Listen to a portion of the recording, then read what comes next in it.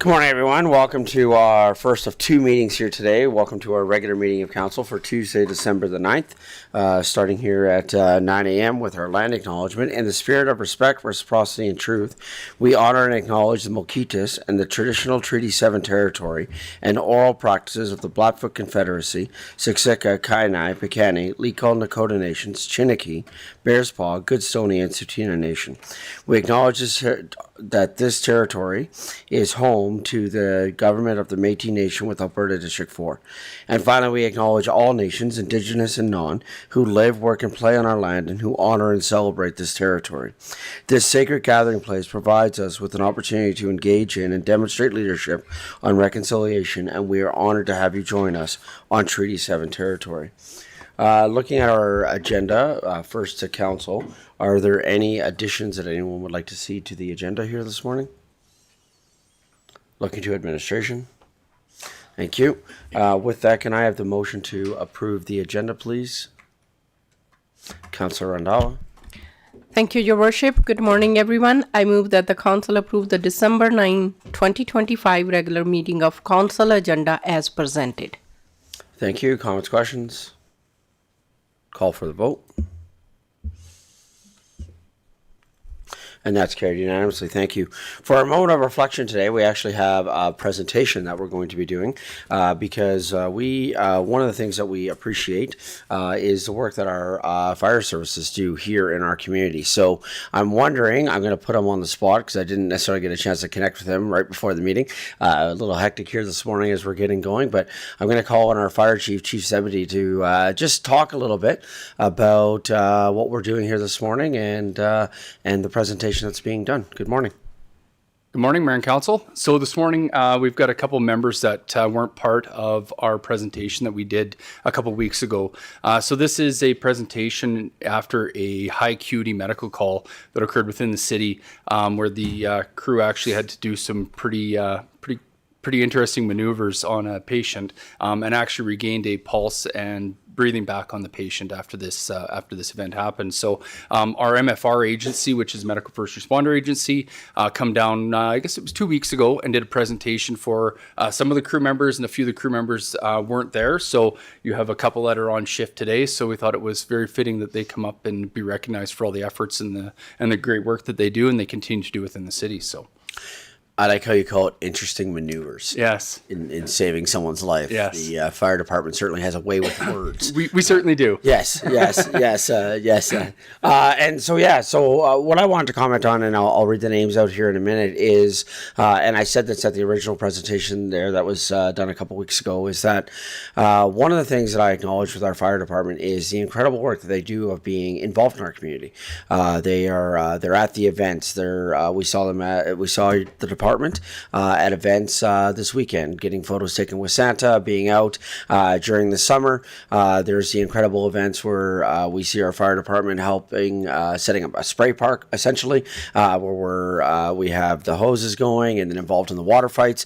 I may or may not myself, as mayor and previous being mayor, have been involved in some shenanigans when it comes to water guns and water fights. I may or may not have ambushed a certain fire chief while he was still sitting in a fire truck this year at Synergy. And so there's all of that happens. And then we also see the responses that happen to medicals and things like that. But I don't think it should ever be underappreciated or under-acknowledged that you often see people on their worst day.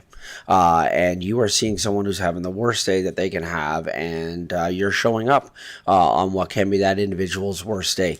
And I can say from experience watching where I've been at a call where you are responding to somebody's worst day, the professionalism that our fire department carries, I'm sorry, is second to none.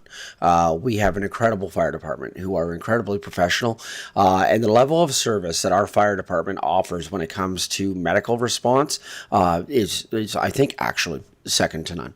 And the way that we've been able to up that level of service, and I think that that's a testament also as well to our fire chief's leadership, to what he's doing, but also really I appreciate the way that our city council continues to support the fire department and what they're doing. So I have names here.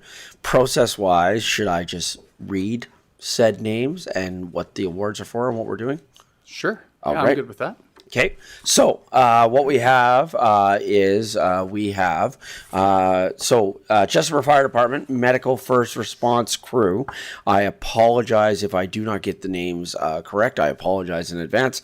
Chestermere Fire presented to the Chestermere Fire Department Medical First Response Crew to Benjamin Bishop, Matthew Ralph, Brett Brandon, Joshua Sather, William Wood, William Smith, and Quinn Terapaki. Yes. In recognition, hey, listen, working with Councillor Warzanowski has been a blessing to my life on last names, right? Like after the fact I spell it right every time now. In recognition of your outstanding teamwork and unwavering commitment to patient care during a high acuity, low occurrence event, thank you for your dedication to saving lives and supporting our community. I also have two other ones that then are specific to Joshua Sather, because I believe that he was not there at the first time we did this, as well as the one to Matthew Ralph for the same incident. So I think what we'll do, Council, is we'll go down here and we'll present, and we have comms here to a photo with our fire department in Council's best festive gear that we have today. This is the greatest photo. This will be the best photo ever for a recognition award. Comms right now is melting in the back because they're like, okay, we're going to do Christmas sweaters and fire department awards. That's the city of Chestermere. But on behalf of the city of Chestermere and city council to our fire department, I just want to again thank you for your outstanding service and for your commitment and for the work that you do in our community every single day.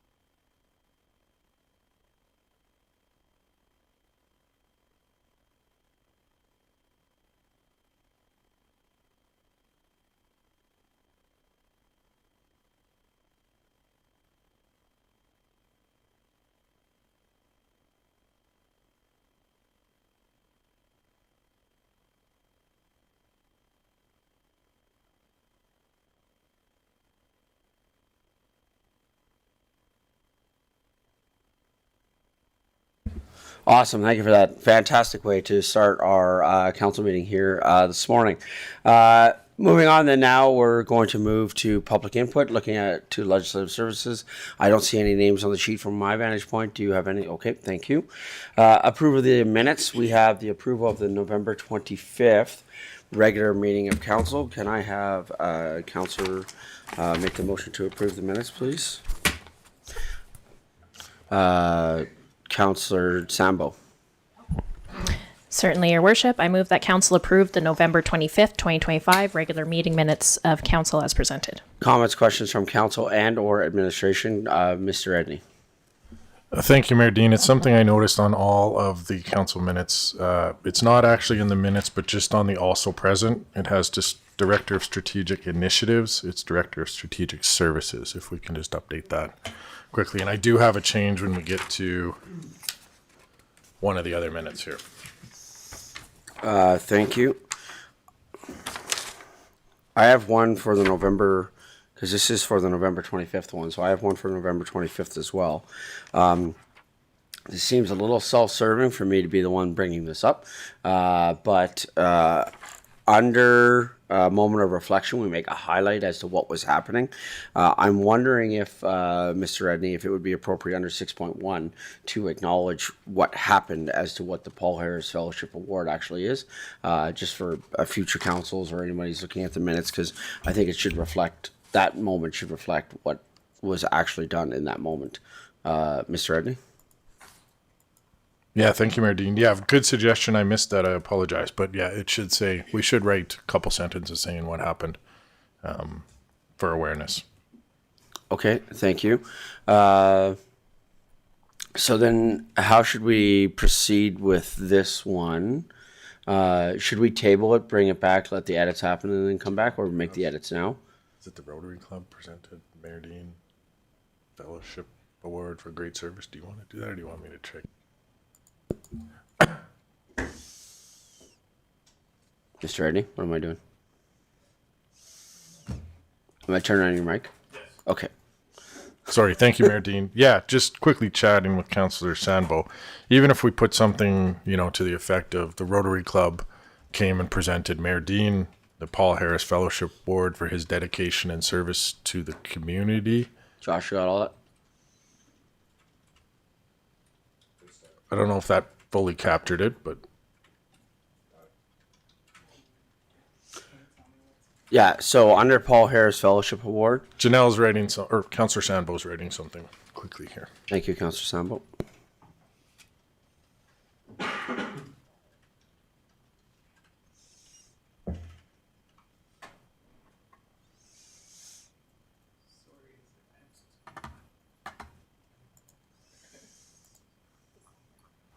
Are you emailing that to him, or are you reading it out loud, Councillor Sambo? Thank you, Your Worship. I put it into Teams if you want to copy and paste that. Okay. A little summary there. I think Ledge Services has it.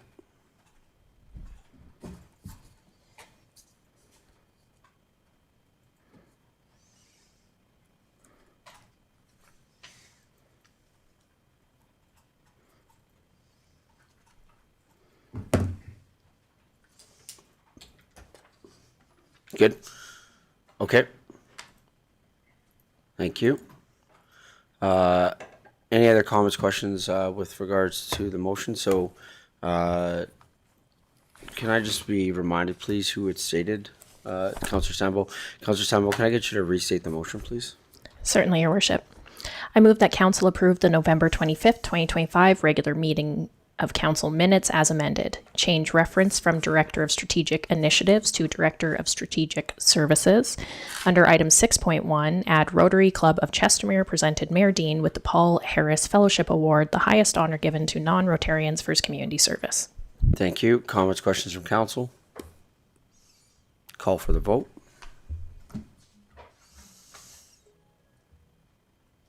That's carried unanimously. Thank you. Moving then to the December 2nd Governance and Priorities Committee meeting minutes. Can I have a councillor make the following motion, please? Councillor Schindler. I move that council approve the December 2nd, 2025 Governance and Priorities Committee meeting minutes as presented. Thank you. Comments, questions from council? Councillor Sambo. Thank you, Your Worship. I believe there's the same change about Director of Strategic Initiatives to Strategic Services.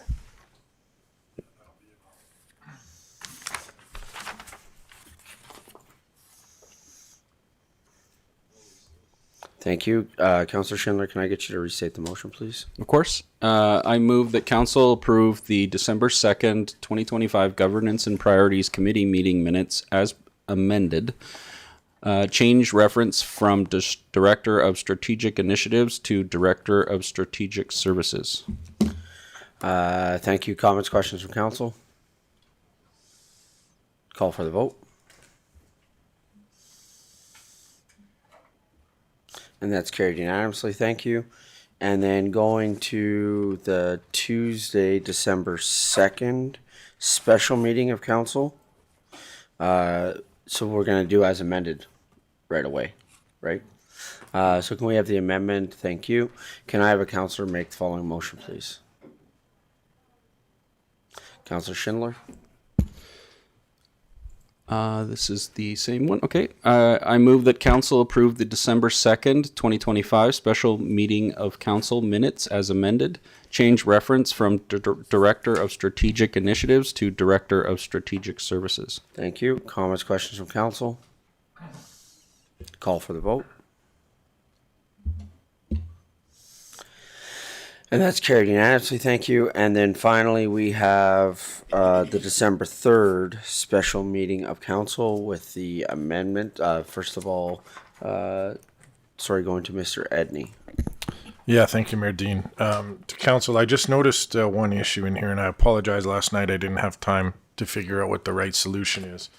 On page 3, under motion 251203-07, we say Councillor Grant left at 4:12 p.m. and did not return. But then when we adjourned the meeting, it was moved by Councillor Grant.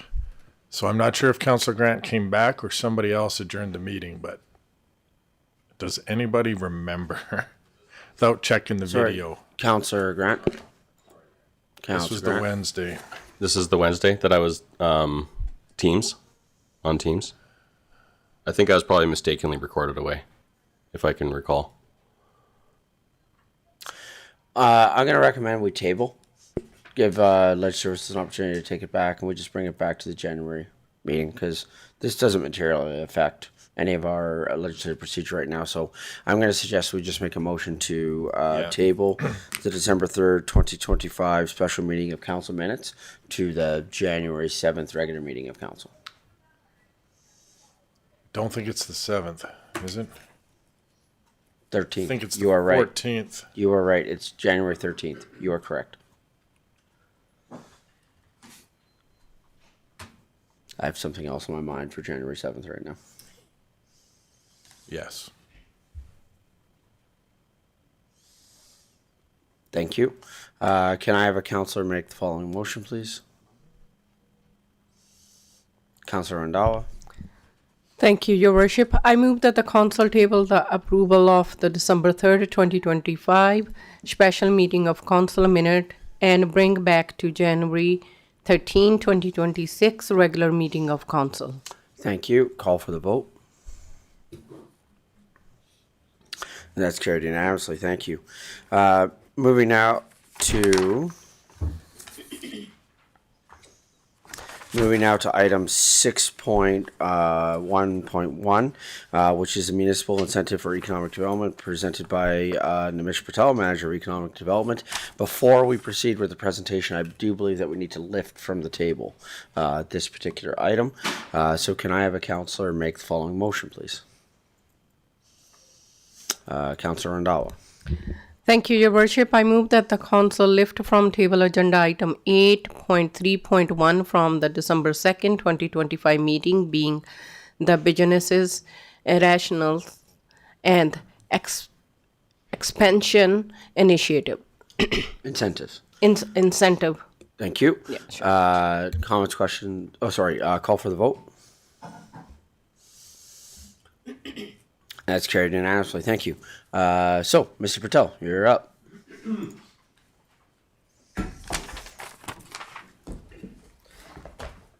Good morning, Your Worship, and through you, good morning to all the council members. You all look very festive, and I look like I'm going to a funeral. So, thanks for sending me the memo. Administration recommends that council accept the report on business retention and expansion incentives for information. In keeping with the positive tone this morning, I'm pretty excited about this initiative, which is commonly referred to as BRE, Business Retention and Expansion, because it's a very important part of economic development. The three pillars of economic development are investment and growth, business retention and expansion, and labor and workforce. And BRE focuses on small to medium-sized enterprises. So, businesses that are in our community, and focuses on really, how do we make them be more successful, or take away some of the risk of failure. So a really important initiative. Today we will be touching on one part of it, which is incentives. So to effectively deploy council's objectives of VRE, council passed motion 250121-17, directing administration to bring a report regarding strategies on how to provide incentives and retain businesses. This report's aim is to provide a broad scope of potential deployable programs. The BRE is a backbone of sustainable municipal economic growth. It focuses on the most vital economic engine, existing local businesses. A robust BRE action plan goes beyond individual business support, which is crucial to tackle systemic issues that affect the entire business community, thereby improving the long-term business climate. Side note, research that I read shows that 80% of the businesses in the community are initiated by people in the community, local residents that want to start a new business or be a franchisee or a dealer for a major brand. So it's really important, again, to focus on the BRE initiatives, which focuses on local folks. To support small and medium-sized businesses, economic development policies relies on a careful, calibrated mix of financial and non-financial BRE programs. So we'll look at the financial programs. Obviously, as it states, financial programs require a financial commitment. Careful consideration by council and administration is required to allocate funding to create grants, financial aid programs. This program would be cash grants or rebates tied to specific measurable activities identified as priorities through the BRE process. So going a little further, what are the considerations that we have to think about? Really, it goes to what are the long-term objectives of council? What are the strategic objectives? And are they in line with the financial incentives that we're considering? We have to give consideration to the financial capabilities of the organization, and again, the time frame, the term that we want to allocate to any one of these programs, and also the eligible criteria, and how to administer those, and how to see if some of these criteria are being met. So just some considerations to think about. So what do these programs look like? So number one, facade streetscape improvement grants. This is one that's widely used in the province. The city can offer matching grants to businesses in commercial areas to upgrade business exteriors or interior renovations, signage, exterior efficient lighting or energy efficient lighting, and accessibility. This is a BRE tool for retail and commercial or combination that enhances their competitive appeal in the local market to attract customers and increase sales. The trick to this one would be really, do the businesses really, is it just beautifying their space or having more efficient lighting that's gonna bring them in, or is it, is a business just not worth having there? So again, the eligible criteria has to be quite stringent, and actually it should fall back on some of the studies that we're undertaking right now to see, is this really an issue? Another program that's out there is expansion-specific tax abatement. They offer targeted temporary tax freezes or reductions specifically for businesses that commit to significant capital investment. Example, building a new factory wing or purchasing a new large-scale equipment. Actually, right across the province between Alberta and Saskatchewan, there's been a lot of really great examples on small to medium-sized, especially medium-sized businesses that have kind of hit a home run and now want to expand. Specific to this program, 2 communities neighboring city of Chestermere have programs in place.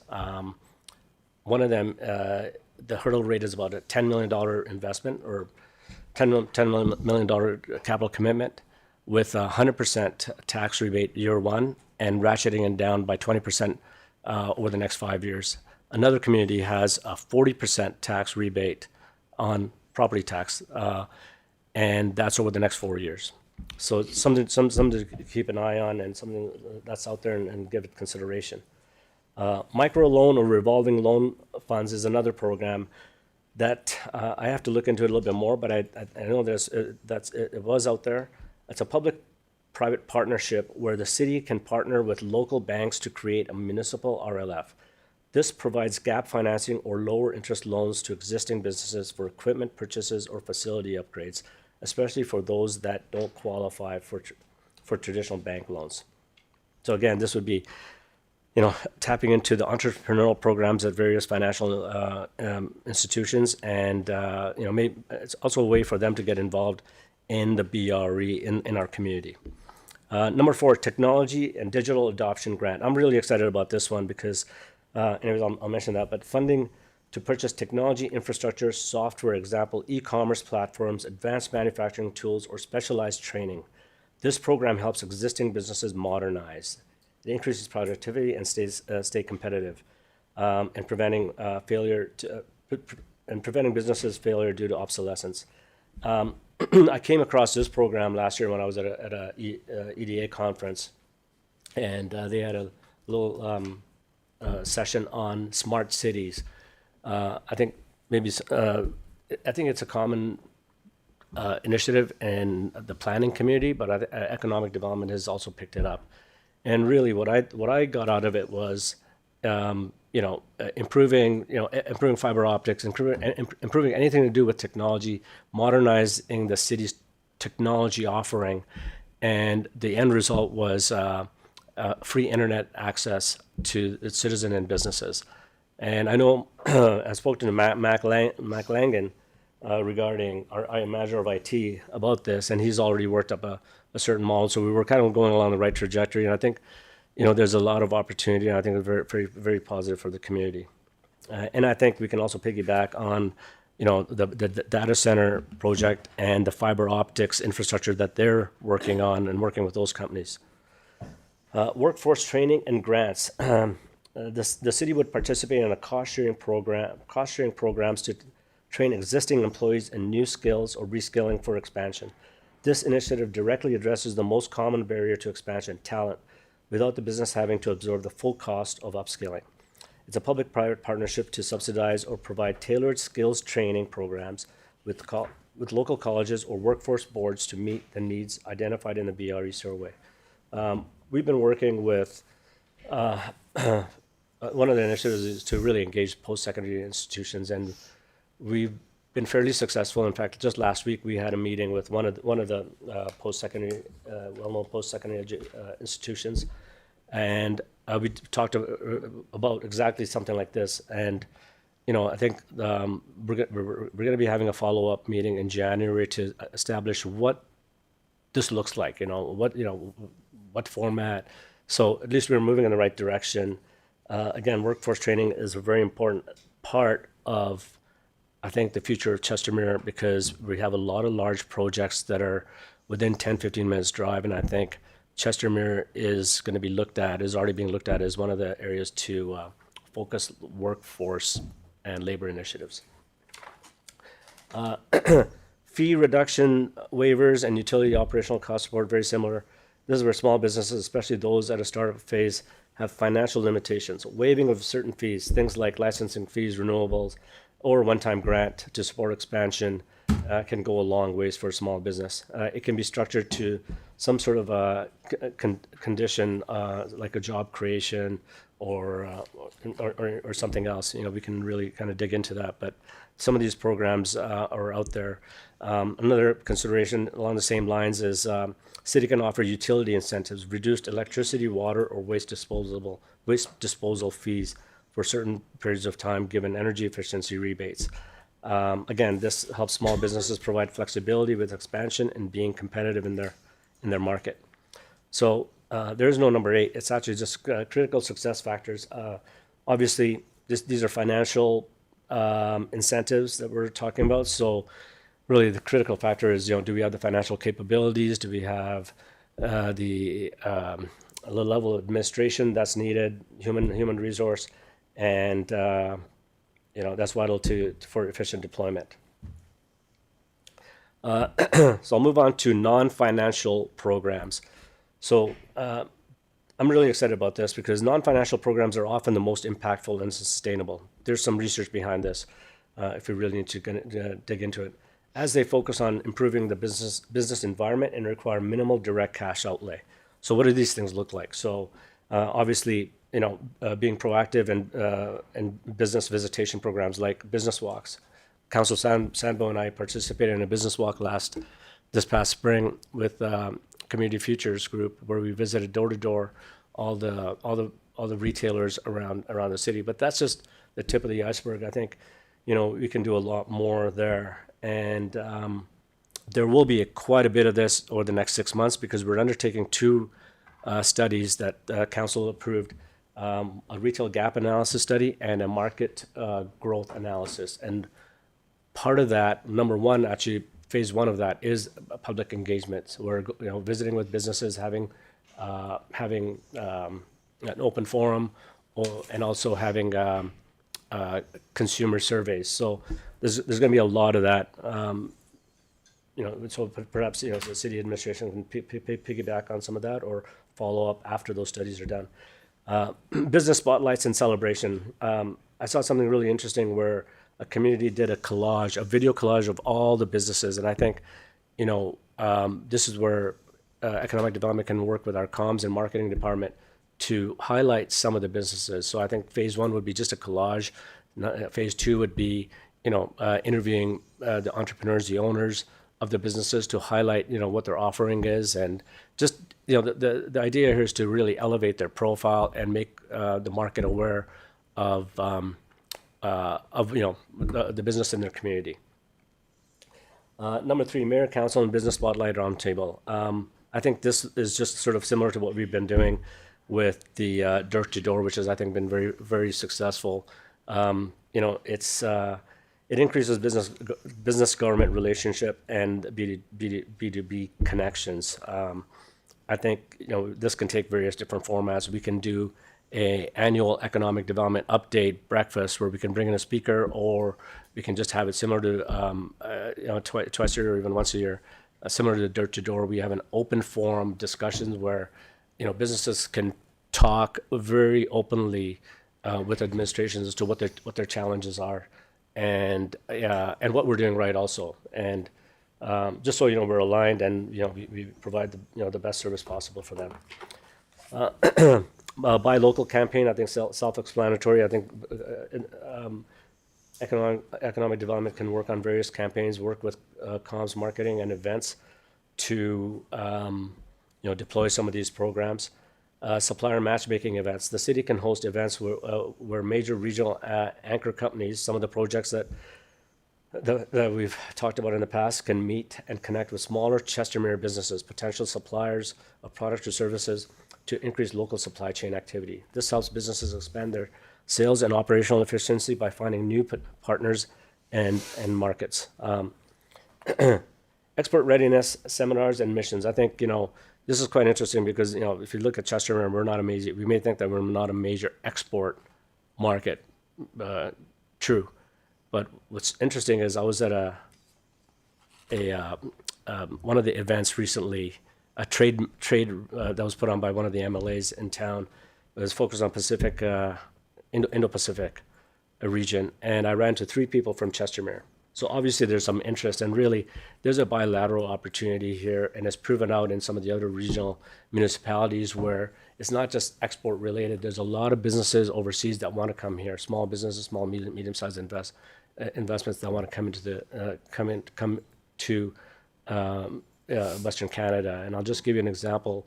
There's a small community east of Red Deer that was not supported by any of the government, province or federal government initiatives. The council took it upon themselves. They saw the strategy, and they went directly to market. So they went to India, China, and so now they have a very robust economic development, community economic development. They have investment into franchises, and a lot of the families have moved here and brought in labor. So that's what I mean by having a bilateral opportunity. Established business incubator. This is really exciting. Imagine or envision walking into a building where, a small business person in a Chestermere walking into a place where they have all the resources and tools that they need to, get informed on what they need to do to have a business, demographics, tools, advice, anything. So I say a physical space because that's a long-term vision, because that's what's happening in some of the other communities in our region. They are deploying this. They are deploying this strategy into a physical space manned by volunteer entrepreneurs and successful business in community successful business people. But I think City of Chestermere can take a phase one rather than jumping to a physical environment. We can do an online offering of programs like Idea to Viable Business. What does that mean? It's somebody has an idea. What is it? How does it become a viable business? We give them support on business planning, how to do research, that type of stuff. But a lot of these programs, small business financial literacy, navigating commercial leasing, having a coaching session with a leasing agent. So because most small businesses don't know how to deal with landlords and leasing agents. So funding options. Funding is the main barrier to entry for potential and small business. Most entrepreneurs are not equipped with potential funding options. This service can identify and educate small business of traditional and alternative programs. Example, Community Wildrose programs, BDC, Futurepreneur, Innovate Alberta, and many more. And I think E is very similar to the funding options. But really, all these services, as a business incubator, what I envision is an online offering of all these programs, and really just tooling our small and medium-sized business community. So really, that hub it's to consolidate all municipal, provincial, and federal resources into a single one-stop online business hub. This simplifies access to all critical growth resources and incentives. Number 8, again, workforce, as I mentioned, is a very important part of economic development and critical to BRE. For growing business, the biggest issue is finding talent and appropriate skills. Presently, this is one of the biggest issues provincially and nationally. City programs can be highly impactful. So things like newcomer immigrant retention programs, talent pipeline connection services. Talked a little bit about connecting with the colleges, but we can also work with high schools and other universities.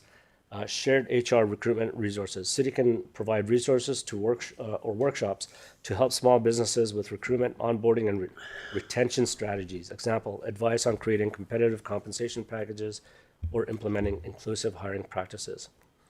Educational workshops or training. Partner with the regional colleges. I think I mentioned this previous, where we're already in conversation with some post-secondary educational, where we can work on some programs and deploy them in community or offer them in other ways. Job fairs. City can work with various groups in the workforce ecosystem to partner and hold job fairs locally. Invite regional industry players to hold job fairs in the city. This is one of the main reasons why we have a seat at the Prairie Gateway project, because they do see, and they've actually offered that they will have job fairs here in the city, since Chestermere being one of the larger communities outside on the East Corridor. And the last one being to collaborate, explore joint themes or events with City Chestermere business institutions like the Chamber of Commerce or any other business groups. So the critical factor here, obviously, the BRE non-financial programs is it's time-consuming and requires regular administrative oversight and updating of programs. Hence, staffing is critical. To be efficient and successful deployment, administration will require operational tools, example, website, software, marketing tools. Again, working with other city administrations, managers, and of course, coordinating with them on their priorities, their budgets, and their capacity. So where do we go from here? Some non-financial programs are well suited to be deployed in the short term, under 12 months. The goal of the short-term strategy is to visibly demonstrate City of Chestermere's commitment to the business community, which builds the necessary trust for long-term collaboration. Beyond 12 months, we envisage deploying some of the more complex programs in the non-financial and the financial space that need a little bit more work. It is also important to note, as I mentioned, that we are undertaking two studies, and even though we can undertake some of the non-financial initiatives, we don't want to disturb their process because they're professionals doing that. So we'll have to coordinate with them. But I think there's certainly we can certainly start working on some of the non-financial incentives, and at least put some work towards it. So, administration is open to any direction from council, and we'll obviously follow up with whatever direction they give us. And outside of that, continuous improvement and reporting. One of the things that I would like to do is, again, tied to that event, mayor and business community report. We can tie it into that event where we give a report to council partners and the public. So that concludes my BRE incentives report for today. Great, thank you. Council questions with regards to the presentation. Councillor Sandbo. Thank you very much, Your Worship, through you to Mr. Edney and to Mr. Patel. Good morning. Thank you for the presentation. Very thorough. I appreciate seeing all of the different options that are available to municipalities. At the end here, action items and recommendations, it says some non-financial programs are well suited to be deployed in the short term. Can you help me out to understand which ones you're thinking of? And I'll take some notes, so if you could be... Yeah, so similar to what we Succinct. did, you and I did last year, it was just a business walk.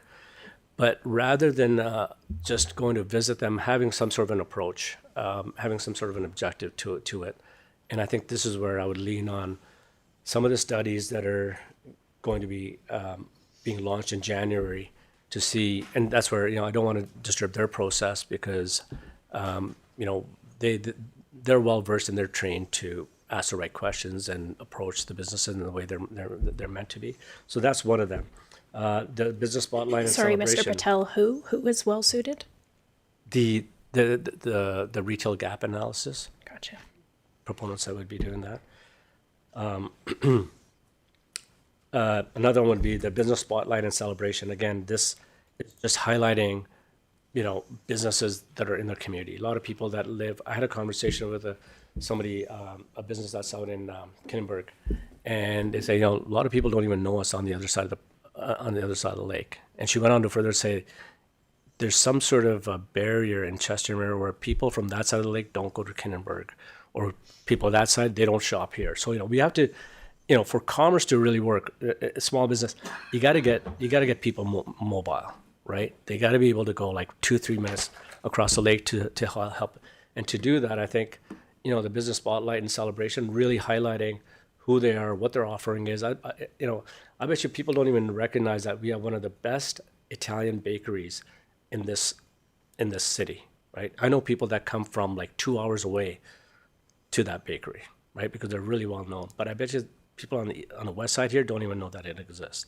So we just need to kind of get some of that stuff going. Again, obviously working with marketing and comms and their capacity to do something like that. I really like the idea of this video collage because I've seen it in action. I'm like, that's great. And then taking it next step further to have highlight individuals that have started that business and then of course number 3, the mayor and council spotlight roundtable. I think we can certainly start working on with the mayor and the council's calendar and putting some structure or ideas as to what that looks like, and getting the Chamber of Commerce involved. So those are 3 that come to mind. The buy local campaign, the matchmaking events, I think an export, the establishment of business incubator, I think those are the business incubator is, I think, a little bit longer term. I think we have to put a lot more work into it. But the buy local campaign, I'd like to wait for what we get from the retail gap analysis, because that's evidence based and data backed. We want to know where the gaps are and what we're missing, and so is it really the buy local campaign, which I think it is, but I think, it's wise to kind of wait till we have some data in front of us. That makes sense. Excuse me, Your Worship, I have some feedback that I've collected through door knocking and that kind of thing about some items that I think are business retention and expansion. Would this be an appropriate time to share those? I think so, yeah, because absolutely. I think so, yep. All right. Then I'll just jot note, add some additional ones to what you've been talking about here. Thank you for that. I've made some notes. I have 6 things, and I'm not giving direction to administration. I'm just sharing feedback of things that people were receiving positively. But one of them is some of your items, I think, are being covered by Community Futures. So looking at how to use Community Futures for these programs because they could get started right away, especially with things like microgrants, microloans. Taxation models that incentivize retention is something council could take a look at. I hear a lot about policy review. Some business owners are interested in buffer zones, signage review, parking, even transit hubs, about exactly what you're talking about, Mr. Patel, about getting people around town. There's the feasibility of living and working in Chestermere, which ties into home business supports, because a lot of residents are feeling that the only way they can work in Chestermere and make a living in Chestermere is to do it from their home. So that's an element that is maybe missing from this description. And then maybe the biggest one is a partnership with the Chamber of Commerce. That's something we could be doing right away. So this is my feedback, not my direction, but some items.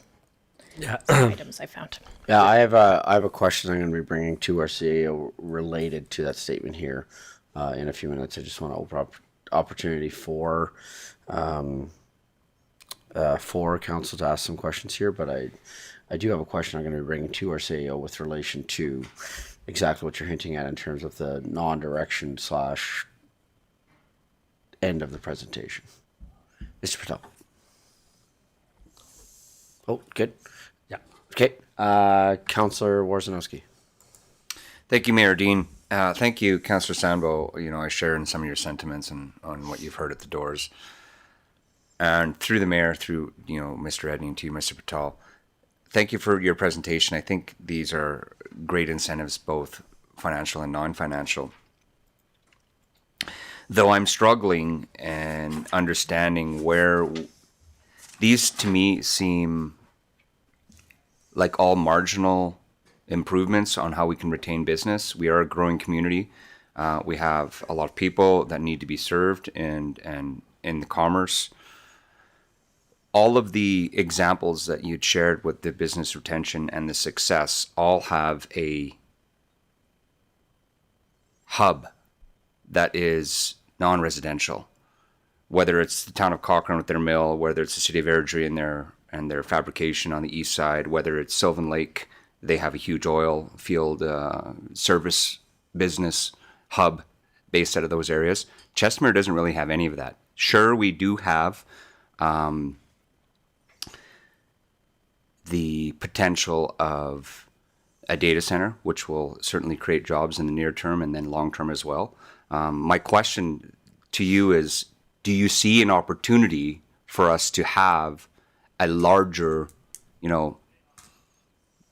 business center of sorts to support local business during the day? The challenge we have, which none of those municipalities have, is they leave.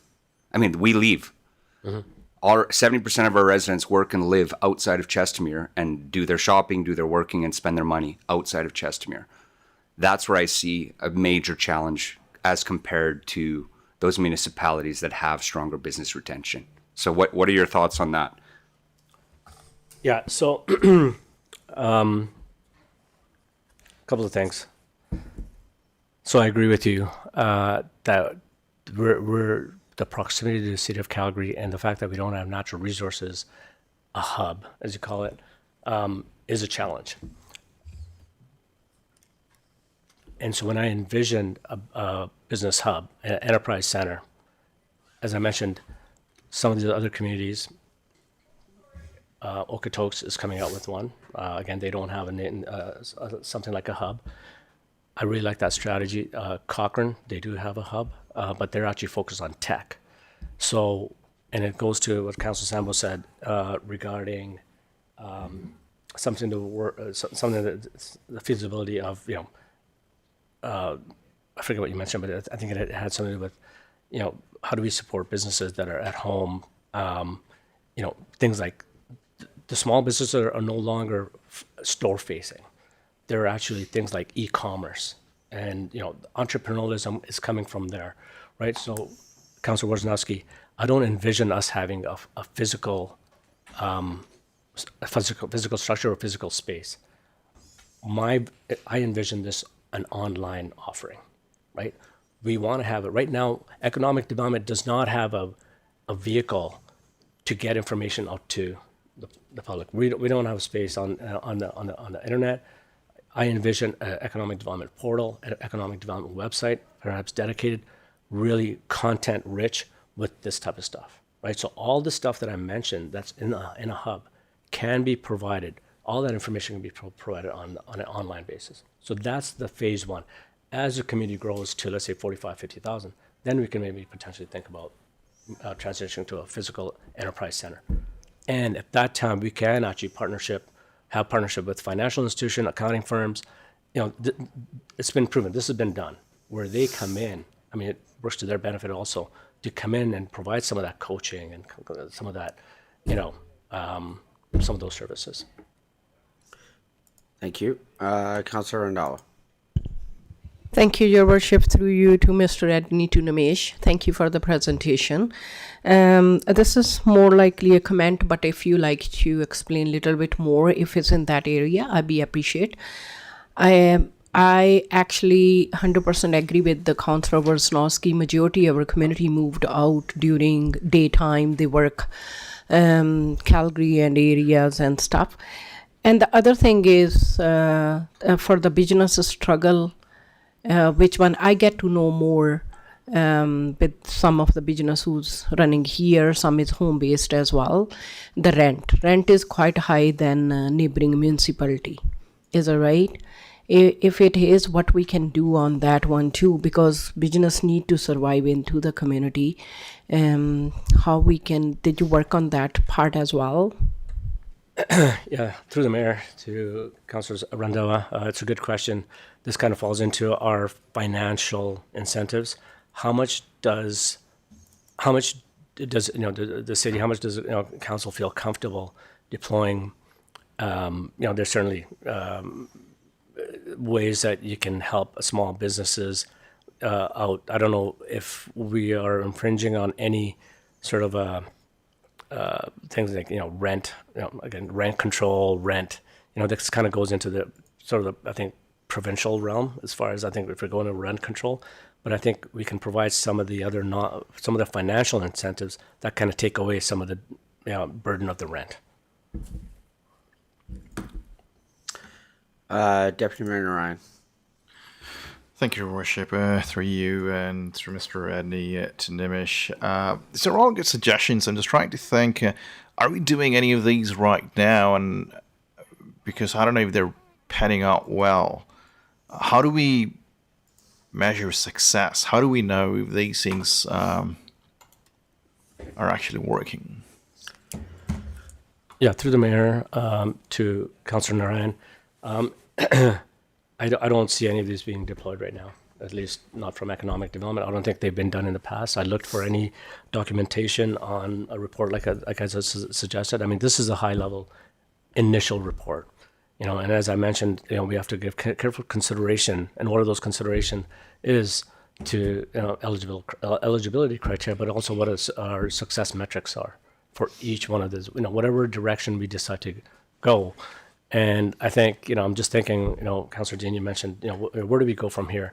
I think this would be a great exercise for CDAC, further deliberation and conversation at the CDAC level to, explore and bring back to council. Thank you. Councillor Grant. Thank you, Mayor Dean. Through the chair to administration and Mr. Patel. I like seeing this. There was quite a few options here. It was quite an extensive list. I think there's a lot of value in some of them. There are many of them designed to reduce the cost of burden on the business owner here. And I don't know if we really understand the hurdles that our business owners face.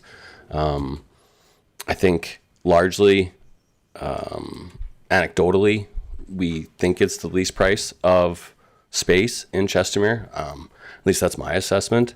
And I don't know how we tackle that. To me, that's probably the biggest thing. I was talking with Councillor Woznowski on the way here this morning, and we talked about if you want to make change, you have to aim big. And to me, we need to tackle kind of the monkey in the room that is the lack of affordable commercial space in Chestermere. And how do we address that? How do we? I have a business. My business is not based in Chestermere because there is no place for me to have a proper business office in Chestermere. Why don't we? So there's these things that we need to figure out. I think. What's the price of a square foot here versus what's the price of a square foot in a comparable business in Calgary? Because I hear it's less.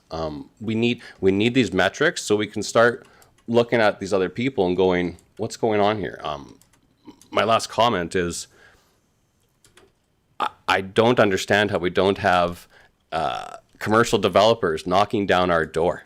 We have the lowest commercial tax rate in the province, I believe, and probably the highest the highest rent in the area. So like if you're in the business of building commercial properties, come to Chestermere because you will sell those businesses. So I don't know how that's not happening. I think we need to think about that. I think we need to bring forward policies that will enable that. We need to develop strategies as a council that will enable this because we need to do it now. Because if we don't do it now, we're not going to be able to do it ever. And Calgary's going to do it. So as with everything, urgency is of the essence for me. So I kind of want to get some tangible things that we can start actioning so we can start, because these are big things. They take time, they take years, right? So I do like these. They're nice for the businesses we have. But let's tackle the big issue that they all face that put them all out of business, and that's the cost of rent in Chestermere. So I would like to see more options in that avenue coming forward. Okay. Through Mayor Dean to Councillor Grant, I fully agree with you, and I think we've talked quite a bit about the lack of commercial. And I mean, I showed Mr. Edney, I have a stack this big of leasing agents, commercial developers, everybody that I've met. I've been knocking down a lot of doors, right? Trying to find some way, some sort of a story to tell, and and these are players. They understand more about the markets than we do. But you're right; they're not knocking down our door. They're not at the border on the west side coming in. So we got to figure out what that is, and that's one of the reasons why we initiated that report. Like it's exactly what you said. What are our deficiencies? What's going on? What are we missing here? Right. So the not the retail gap analysis part of that, but also the market growth analysis. That's focused on industrial and commercial. We want to focus on that, and we're just on a note on the studies. We're going through I have my terminology wrong, but the opportunities phases ended. We're going through review, and we're going to go to adjudication next week. And hopefully the second week, we want to deploy these studies or work towards it. By the end of Q2, we will have these reports. And so that's I've in our RFP I've asked for these things. So so we'll see it. It's coming, right? Because right now we're just guessing, right? Okay. I'm in. Thank you, Council, for the comments. Thank you, Mr. Patel, for the presentation. My question is going to be directed to the CAO. Because I have some very specific and pointed questions that I have with regards to what we are doing right now with economic development. And as I'm looking at this and I'm looking at budget and things like that, I have a couple of process questions, if you will, just from an overall standpoint. This would go back to some comments that Councillor Sambo had. And then I have some further follow-ups with that. So with Council's indulgence, feel free also to jump in if you have any comments. But I guess the first question I have is, when I look at this presentation, this is a great theoretical ideas. There's lots of, but what I don't see is, here's what Chestermere is going to do tomorrow. And for me, I find that frustrating. And so I guess to our CAO, because Our job is to bring concerns to our CAO, not necessarily to your staff. So the concern that I would have is, so Councillor Sambo had 5 things that she had listed. I have a number that I have listed. There are some things in here that have been talked about of, we can do this. Throughout the presentation, we heard a number of times we can do. Awesome. So what are we doing tomorrow? Because it sounds to me like there's a bit of a tension between, well, we're waiting for council to tell us what to do, and council's going, okay, well, if you want us to, we will, but we think that the process is you're supposed to come with suggestions for us, and then we can build off of those suggestions. And I think that there's a tension point in there, because trust me, if you want council right now to tell you what we want economic development wise, there's a lot of ideas that the 7 of us have up here. So anyway, sorry, I will cut off my monologue for a moment and go back to my specific question of how do we address that issue in terms of, when I look at the end of this presentation, I do not see specifics, and I do not see what Chestermere is going to do, and I do not see this highlighted from the Chestermere context. And how do we as council address that, Mr. Edney? Thank you, Mayor Dean. And good morning, council. That's a very pointed question. Yeah, I'll take some responsibility. This isn't, I think, maybe the first report we've seen recently. This falls under my guidance and leadership. I think, as council's pointed out, there's a lot of great information in here. In this report, a number of different things that we can do. Mr. Patel has talked about those different things, but you're accurate, I guess, in that I think administration's role is to come to council and say, here's what we recommend. More importantly, here's what we're already doing. Would you like us to change? I know there's larger discussions in the capital budget about some of the challenges we have around bandwidth and implementing some of these items. So I think the intent of this report was to kind of gauge from council, where do you see, with limited resources, us spending our best, putting our efforts towards? But I do think there is a responsibility of administration, not just on this topic, but every report we bring forward, to say, here's what we recommend the council do, and then council to sort of say yes or no and but. So I'll take some responsibility in this aspect here of maybe not giving the proper leadership and guidance on this particular topic. But that's something that we can revisit and perhaps come back to you either through the budget discussions today or next week with some tangible ideas of which ones we recommend. Thank you, Mr. Edney. I love the idea of revisit, but I want to revisit tomorrow. I want to revisit 5 minutes ago. I want to go to Councillor Grant's comment about urgency. There is a level of urgency that exists here. I also want to go back to Councillor Grant's comment about commercial, and in terms of commercial investment, and you build commercial, you can sell commercial. And we saw that during our term as council. We had a commercial developer who is a commercial developer build a commercial development in the Dawson area and sold those bays darn near immediately, right? Kept 2 for himself that he literally had to keep. Like, he can sell them tomorrow because he has people knocking on his door to buy those bays and will open businesses, and he's keeping them for himself right now for some other ideas. However, he has approached myself and some other members of council going, ready to do another one when you are, and we're going, ready when you are.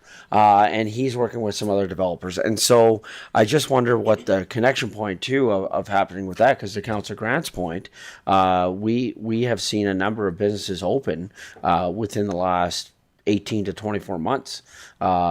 And a lot of them were in that specific location where the developer built it and then sold those bays. So I'm wondering too, what's the touch point that we are doing with regards to the commercial developer? Because like I said, I have provided that information to administration, that person's name, that person's contact, that person wants to do another one. He'll build it tomorrow. And so I'm just wondering where the touch point of that is happening as well, Mr. Edney. Yeah, thank you, Mayor Dean. I can't directly comment to the touch point, but I do want to point out something that you just pointed out here, and I think this is the tension point. If I can describe the tension point, is exactly what you described. I'm not sure the city has a role in. Sure. Right? It's a guy who wants to build a business and he's coming to the city, why is he not going to the developers, right? Like, this is that challenge we're having here. And you and I have met, and I won't use names, but we've met where we've talked to the developer. They've talked to the business that everybody wants here. And the developer says, we couldn't make it work. And not because of there wasn't a tax incentive or we didn't call one of them and say, can you please do this? Because at the end of the day, it wasn't a good business decision for that particular person to engage in. So this is a tension point for, I think, all of us that work on this is, I mean, how do we bridge that gap? At the end of the day, we can do all the buy local campaigns, we can do all the introductions, but it's going to come down to two business people going, can I make my business work here? Or A, do I want to have this business as a tenant? And that's, I think, the challenge we saw in that particular example was, it's a tenant we all think will highly be successful and thrive here. But that particular landlord, while they wanted to make something work, didn't have faith that that business would be successful in their area. So there's a challenge here that I'm not sure, and I think it's a frustration we all share, being council and administration and our residents, of how do we support this, but also recognize at the end of the day, we need competent business people bringing these competent businesses to Chestermere. And there's a gap we can help bridge, but to the point, if somebody, like, I guess I would put the question back. If somebody built a successful commercial and filled it up, why aren't they just out doing it again? Right? Like, why does the city have to be the one who comes and makes them do that, per se? So you've asked two questions in there. I will, haven't met a question I don't like to answer. So I will jump in on that, just speaking for myself, and then I'll go to some other councillors are starting to light up the screen here. So to pass it along. I think there are a couple things. One, I'm a big believer that if you put the right humans in the right room at the right time, you can make things happen. Two, I'm also a believer that follow-up is key, right? And follow-up is more than sending an email once. Follow-up is that phone call. Follow-up is multiple emails. Follow-up is continuing to have those conversations. I think that the city's role in that is follow through and follow up. And making sure that we're putting those people in the role. I also think that the city's role is that when it comes to a policy standpoint, the 7 people behind this desk are ridiculously passionate about not rezoning recreation land. My goodness gracious, look at what we have done in the last 18 months. We bought a golf course to make sure it didn't happen. I would challenge our council and administration that we should be as passionate about commercial land. That if we are committed to commercial development, we should be darn near as passionate about commercial and commercial zoning and what we are doing with commercial as we are with recreation. So I think the city's role has to do with follow up and follow through. I think the city's role is making sure that we are connecting the right people and having the right conversations. And I think the city's role has to do with how we implement policy, following through on our policy, on our bylaws, on our land use, on what we call discretionary use. I think that is the city's role when it comes to economic development. And I also think that the city's role is utilizing our political ability to go after things. And so if there is a barrier that is in front of staff and it is a political barrier, the province is doing something that's in the way, the feds are doing something that's in the way, we are doing something that's in the way, well, that's where you as administration send mayor and council to task. And then we connect with our elected counterparts at the provincial and at the federal level to enact change. So those would be some really quick, without stopping to think about it for a minute, those would be my quick responses to your answer, to your question about what the city's role is. Councillor Warzanowski. Thank you, Mayor Dean. I'm hearing a lot of passion here. Certainly the words being used, urgency, and you mentioning commercial development. I'm passionate about all those things, and I think there's a sense of urgency here. But in this scenario, listening to Mr. Edney, we have to be able to walk before we can run. And Mr. Patel has been up here in front of us a number of times saying that we don't have the same thing to offer as a lot of other municipalities. So we can sit here and discuss commercial when we have competitors surrounding us all around. whether it's Rocky View County, the city of Calgary, Wheatland County, Strathmore, the list goes on. Within a 30-minute drive, you have lower rent, you have massive industrial, you have commercial spaces, you have serviced land. I don't know if commercial is the answer. I'm not saying it is or isn't. What I'm saying is we need to understand as a city how we are different and how we can service not only our residents, but if there is an opportunity for commerce, what is that exactly? If it was easy, the magic of the invisible hand, that what Mr. Edney is suggesting, would automatically happen. And it's not, because it's not a simple solution. So I'm looking forward to administration bringing back some of these studies such that we as council and administration can look at what makes us unique and how we can support business within this community. It's not easy. Urgency and frustration, all said. This isn't, if it was easy, I mean, the businesses would be knocking on our doors, and they're not. Yeah, Councilor Wozniacki, I don't think anyone's suggesting that it's easy. I think what I'm looking for are some, what are we doing between now and the study comes out? And I just, for myself, I don't accept the answer of hurry up and wait. I think that there are steps that we can take right now with regards to things that we can do. We have been presented with things that we can do. So I do believe in the studies, voted for the studies, think that the studies are a great thing to do, and making data-informed decisions is something that we talked about as council yesterday, that we could even look at putting it into our strategic plan. I also want to know what we are doing between now and the production of the study. Councillor Sambo. Yes, thank you, Your Worship. I appreciate a lot of the comments that are coming through. I always say this, it's always good when a lot of people are on the same page, and I think a lot of people are on the same page right now. I had some very specific actions for economic development, especially around retention, that I put even into my campaign materials for this most recent election, so I'm pretty serious about these items. I prefer to give administration a chance to prove that I'm wrong, that my ideas are not the best ideas. But in the absence of that, I start bringing motions forward. So I actually do have one item that I'll be bringing forward when we start talking about the tax rate for discussion with council. And I think that's just something we're going to have to start doing, is bringing things forward by motion. Thank you. Councillor Grant. Thank you, Mayor. I don't want to beat a dead horse here, but I do think there's things that us and administration can do to help solve that bigger issue. I've talked about it at length a few times. I've asked about it this month. So I do think there are things we can do that we need to start investigating, and that's kind of where I want to go. And I don't know if we need a workshop or if we need to. I've been trying to find the mechanism to push this avenue, and it's something that I want to get going sooner rather than later. The second part was as to Mayor Dean's comment about that commercial builder and Mr. Edney's response about why doesn't he just build another one? Well, he's just a commercial builder. He doesn't own the land. He's trying to get the land from the developer who's not opening the phase because of XYZ. And I say that just to point out that, you know, there are business things that don't make sense. Like, just because one person can't make a business work in a location that is not ideal doesn't mean there's not another location a few kilometers away that would be absolutely ideal for a business. So we need to do some things. I would like to start actioning some things.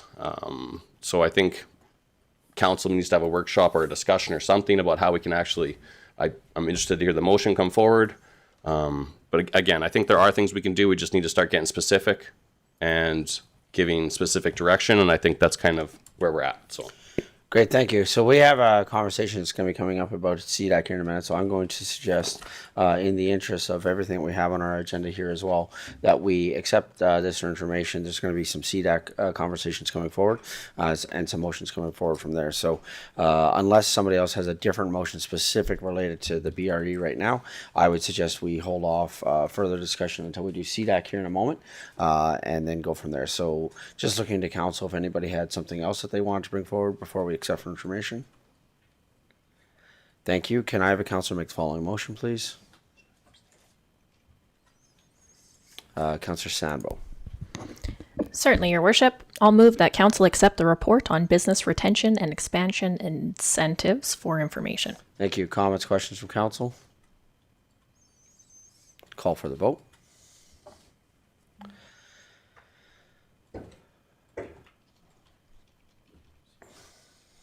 And that's carried unanimously. Thank you very much.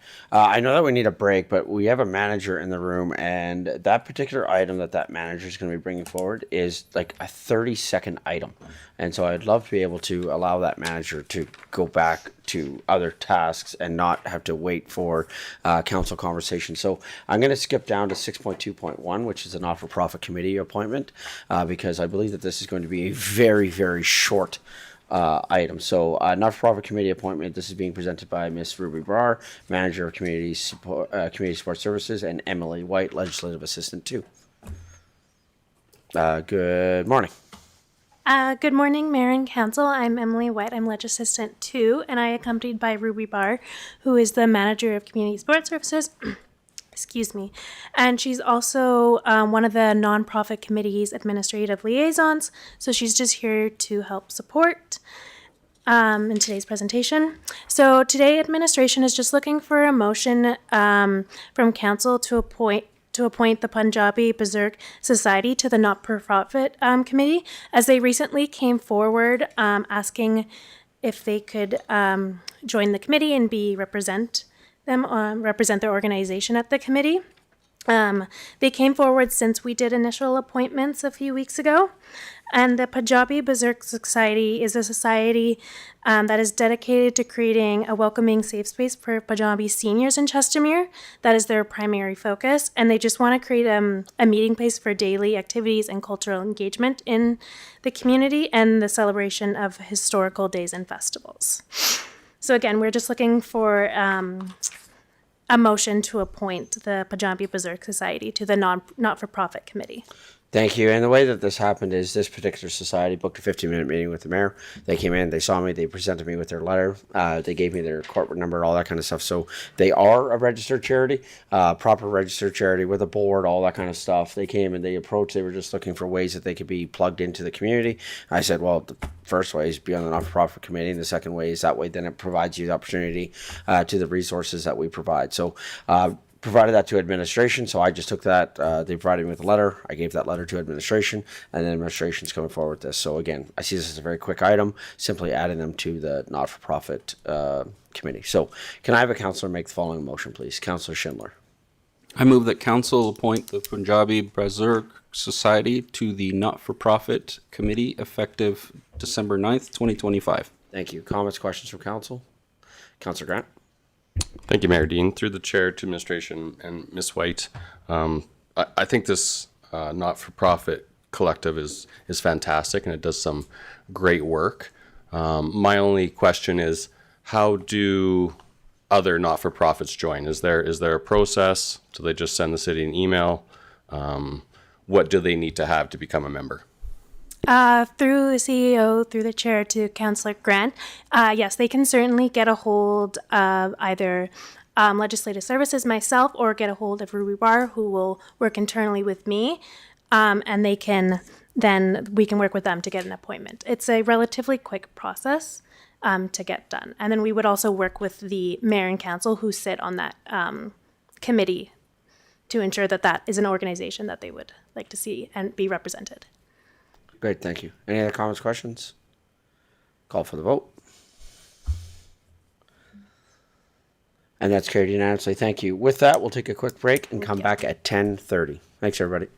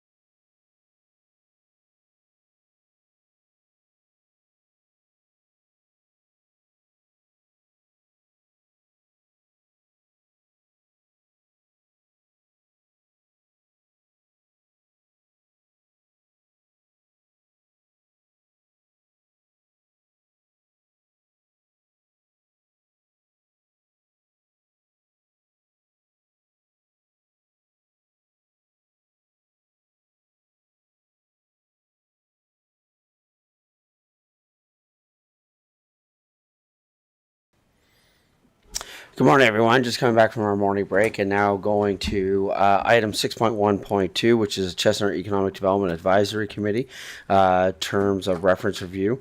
This is also being presented by Mr. Nimish Patel, Manager of Economic Development. Good morning again. Good morning, Mayor Dean, and through you to the council. I'm here to recommend that the Governments and Priorities Committee accept. Sorry. Legislative Services. Through the chair, we need to lift the thing first from the table. I apologize. Thank you for catching that. I appreciate that, Legislative Services. Thank you very much.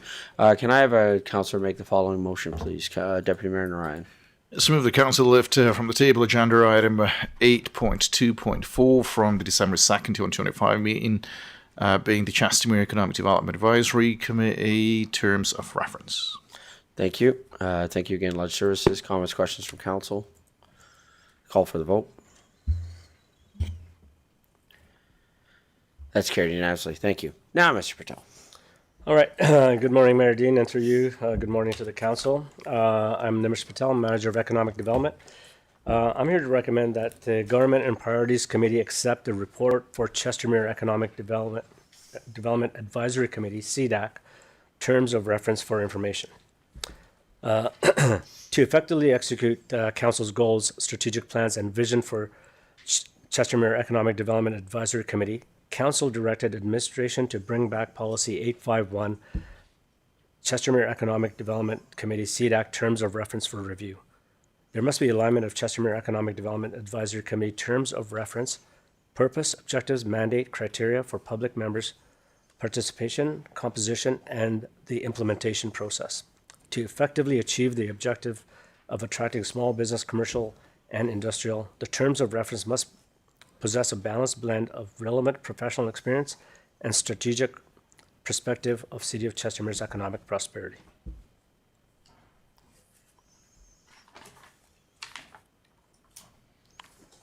That's Great, thank you. So, council, what I would like to do with today's conversation, with your indulgence, is I would like to provide opportunity for this is a conversation that we've been having, and so I think today, to be prudent with our time, looking at the items that we have coming forward and following process, my suggestion is that we essentially bomb out a whole bunch of ideas that. And kind of a first thought, best thought, and allow Ledge Services basically to create a bit of a list of a bit of a wish list, if you will, of what could be created within the TOR for CDAC, and then allow some time for Legislative Services to take that away to develop a TOR. Terms of reference to come back to council with an update based on those ideas. So these are some conversations that we've had a little bit offline, a little bit kind of like ongoing, and I thought a really focused conversation would be fruitful here this morning. Say give ourselves about 10 minutes to have this conversation, allow council members the opportunity to provide some ideas. So as an example, an idea that I would like to provide is for the makeup of the committee, I would like to see it. So again, if Ledge Services, if you can just work on recording ideas, I will as well. The makeup of the group being made up of a cross section of business types from Chestermere, so that there would be, this is a conversation that we've had kind of ongoing, that it would provide then opportunity for different businesses to get to know each other and hear of those struggles. So we just heard the idea that rent is a bit of a barrier, and so with that barrier, that we have home-based businesses that do want to move to brick and mortar but may not be able to do so. So I do wonder if we can have a cross section. And another idea that I had for makeup was that there be a position that's designated to the chamber. So not a person, but somebody from the chamber, so that whoever the chamber wanted to send to that, so similar to what we do with the not-for-profit committee, that there's a seat designated to the chamber. They can be a voting member or non-voting member. I'm not married to that. I don't really care if they're a voting member or not on the committee, but at least that they have a seat at the table. So yeah, cross-section of businesses to be on the committee, as well as designated a spot on the committee for the chamber. So something like that is what I'm looking for from council, just a bombing out of ideas for Ledge Services to take away. So Councilor Warzanowski. Thank you, Mayor Dean. I see that your recommendations here are already in the composition, so it's represented to have a member of chamber and representation from the business community. I sit on this committee, and I think sitting on the committee for about a year, what we understood is what we didn't understand is actually what our role was. Towards the end, when we actually started getting going, we understood that we're really just an advisory committee that's stated in the title of this committee. So when we look at the objectives of the TORs, it says to facilitate, to define, to ensure, to monitor. Those are not advisory objectives. Those are responsibilities, in my opinion, of administration and council as far as to objectify those items. That being said, we should, as a committee, advise on all of those things on behalf. I mean, our role is very simple. We're to represent the residents and the business community of the city of Chestermere, and then provide advisory to council and then through administration on what that community wants. That's it. That's what our job is in this kind of role. To the mayor's point, yes, it could mean commercial. It could mean, getting feedback from the chamber. It could mean all of those things. But really, we need to make it clear that our lane is business advisory. And I think we need to understand what the objectives are clearly and what our purpose is to provide advisory to council and administration. Thank you. Okay, thank you. Councilor Sambo. Thank you, Your Worship. Comments through you. My main comment about the TOR in specific is that I don't think the document itself meets professional standards. I think it could be reviewed just to make sure there's no typos, no exclamation marks, that kind of thing. But that's easy enough. I also think that the first priority for this TOR, it should be listed in here, about getting a 2025 version of the EDP, of the Economic Development Policy, in place. I think that should be the first priority. And my third comment would be under budget and resources. It says allocate sufficient financial resources, and I'm not sure that this committee has that authority. So we should probably review that language and understand the intent of it. Sorry, Councilor Sambo, I didn't quite hear that correctly. That's on me. What was your last point on you want to review the? Sorry, what? It says allocate sufficient financial resources, and I don't believe that our committees can do that. Correct. Thank you.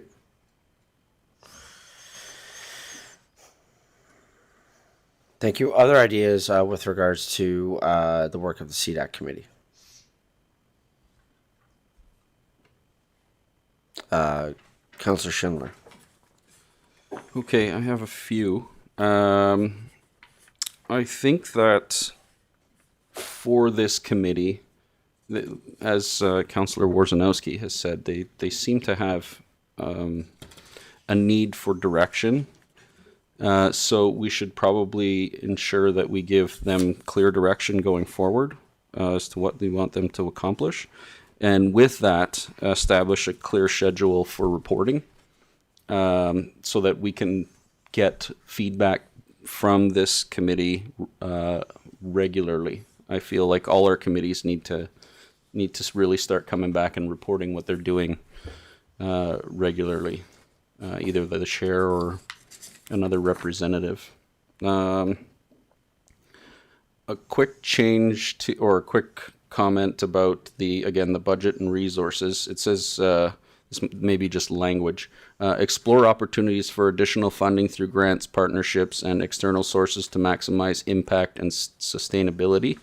We should probably, while they are exploring it, I don't think they can apply for it. So they should explore and then report back to whoever who can apply for those grants.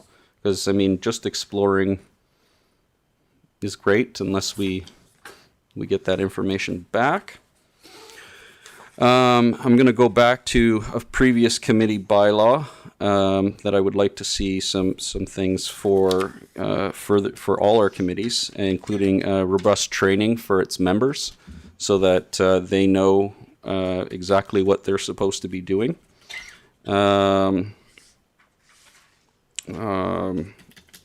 Goodness, I have a clear list of priorities, and yeah, that's it. That's what I have. Thank you, Deputy Mayor. Thank you, Worship. Through you and through Mr. Edney. Just following on Councillor Schindler's point on priorities, just trying to think the KPIs that are mentioned here. Now, are these KPIs set by the committee? Is it set by council? How do we know if there's alignment between council and committees KPIs? Mr. Edney? Yeah, thank you, Mayor Dean. To Councillor Ryan, this is an interesting TOR, and I think we saw some of the challenges when the committee was trying to enact it. It's very administrative. Even the establishment of KPIs and comparing them to outcomes isn't, an interesting exercise, right? How do we set those? Who sets those? Who decides that that's what the committee should be doing? Ultimately, council, I think, at the end of the day. There's a lot of comments up on the board right now, but I do think this almost needs a rewrite, like a total rewrite, including this, but some input from our alleged services team to really address that governance role of the committee, and not the committee. The thing that's missing in this TOR is this committee's doing a lot of stuff, and the committee should be advising council to have council then do stuff. So I think it needs a total rewrite, in my opinion. Sorry, I apologize to CAO and council.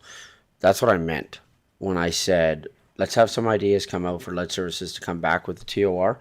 That's exactly what I meant. I don't envision this staying at all. I envision this going away, which is why I started with the comments that I started with, in terms of there might be pieces of this that we would like to keep, but that's why I started with like composition, right?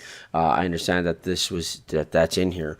I envision a complete rewrite of this document, which is why looking for, so I think this is kind of gone, if you will, and then something new. So as Ledge Services goes away to do something new, because they've also been a part of all of these conversations that we've had. So I think they're kind of well versed in what we're looking for, and I just want to get some things on the public record as to what we would be looking for. So thank you for that clarity, and I apologize to CAO and council for not being explicit in my comments.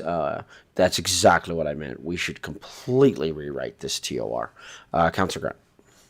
Thank you, Mayor. I understood what you were saying for sure. I agree. Mr. Edney's assessment is bang on. As the councillor that lived this committee, it was hard to get our footing, and I think we kind of really came into our rhythm at the end and started kind of really defining what we should be doing, which is providing feedback on governance and policy. And to me, that's what should go in here is feedback on policy. One of the things that we did try to talk about at committee was feedback into the MDP. That's a 10-year document, so I'd hate to say that the opportunity is kind of missed. I think we, as council, did provide some feedback into the MDP before we finalized it, but I think there's some improvement that could be made there when it comes to ECDEV, and then possibly when it comes to planning and land use.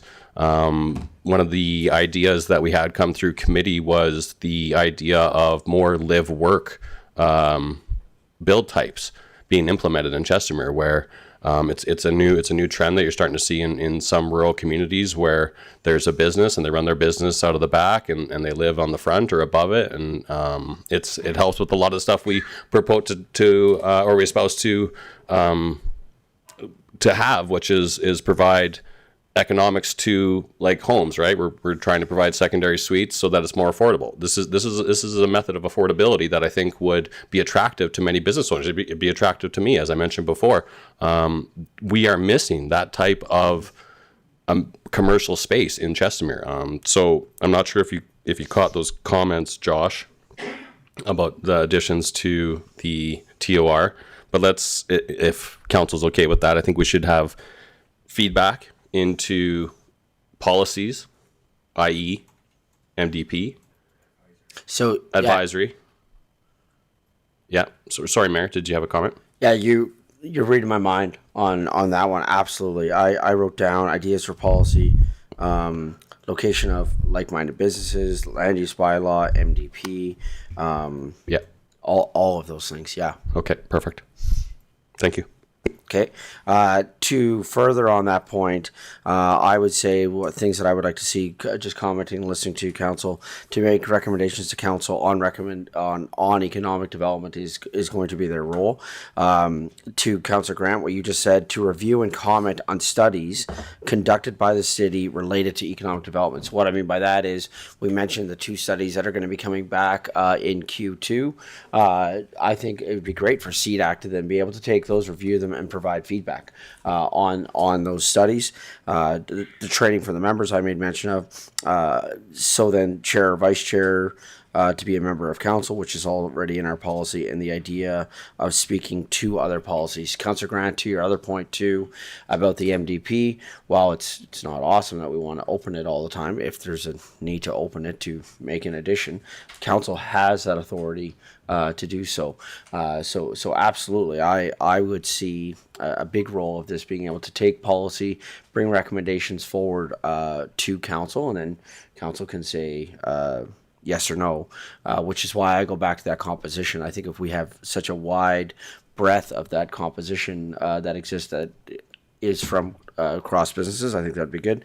The other one that I have is on policy, is looking at policy. This is something that we've kind of kicked around a couple of times, of location of like businesses, right? So that we don't have a like business within X number of kilometers of a like business, right? And to just kind of further that opportunity, which is an opportunity and a role that council can serve. Councillor Schindler. If I may comment on that, so that would be looking into restricted covenants for businesses so that there's a space between them. That's how grocery stores do it right now. So I don't think it's a restrictive covenant. I don't know what the actual mechanism.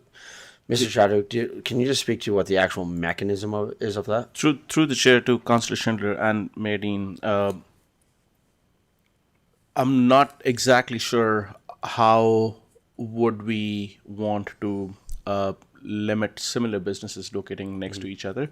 If there is a restaurant, I'm not sure what council's take would be to have a restaurant right next to it.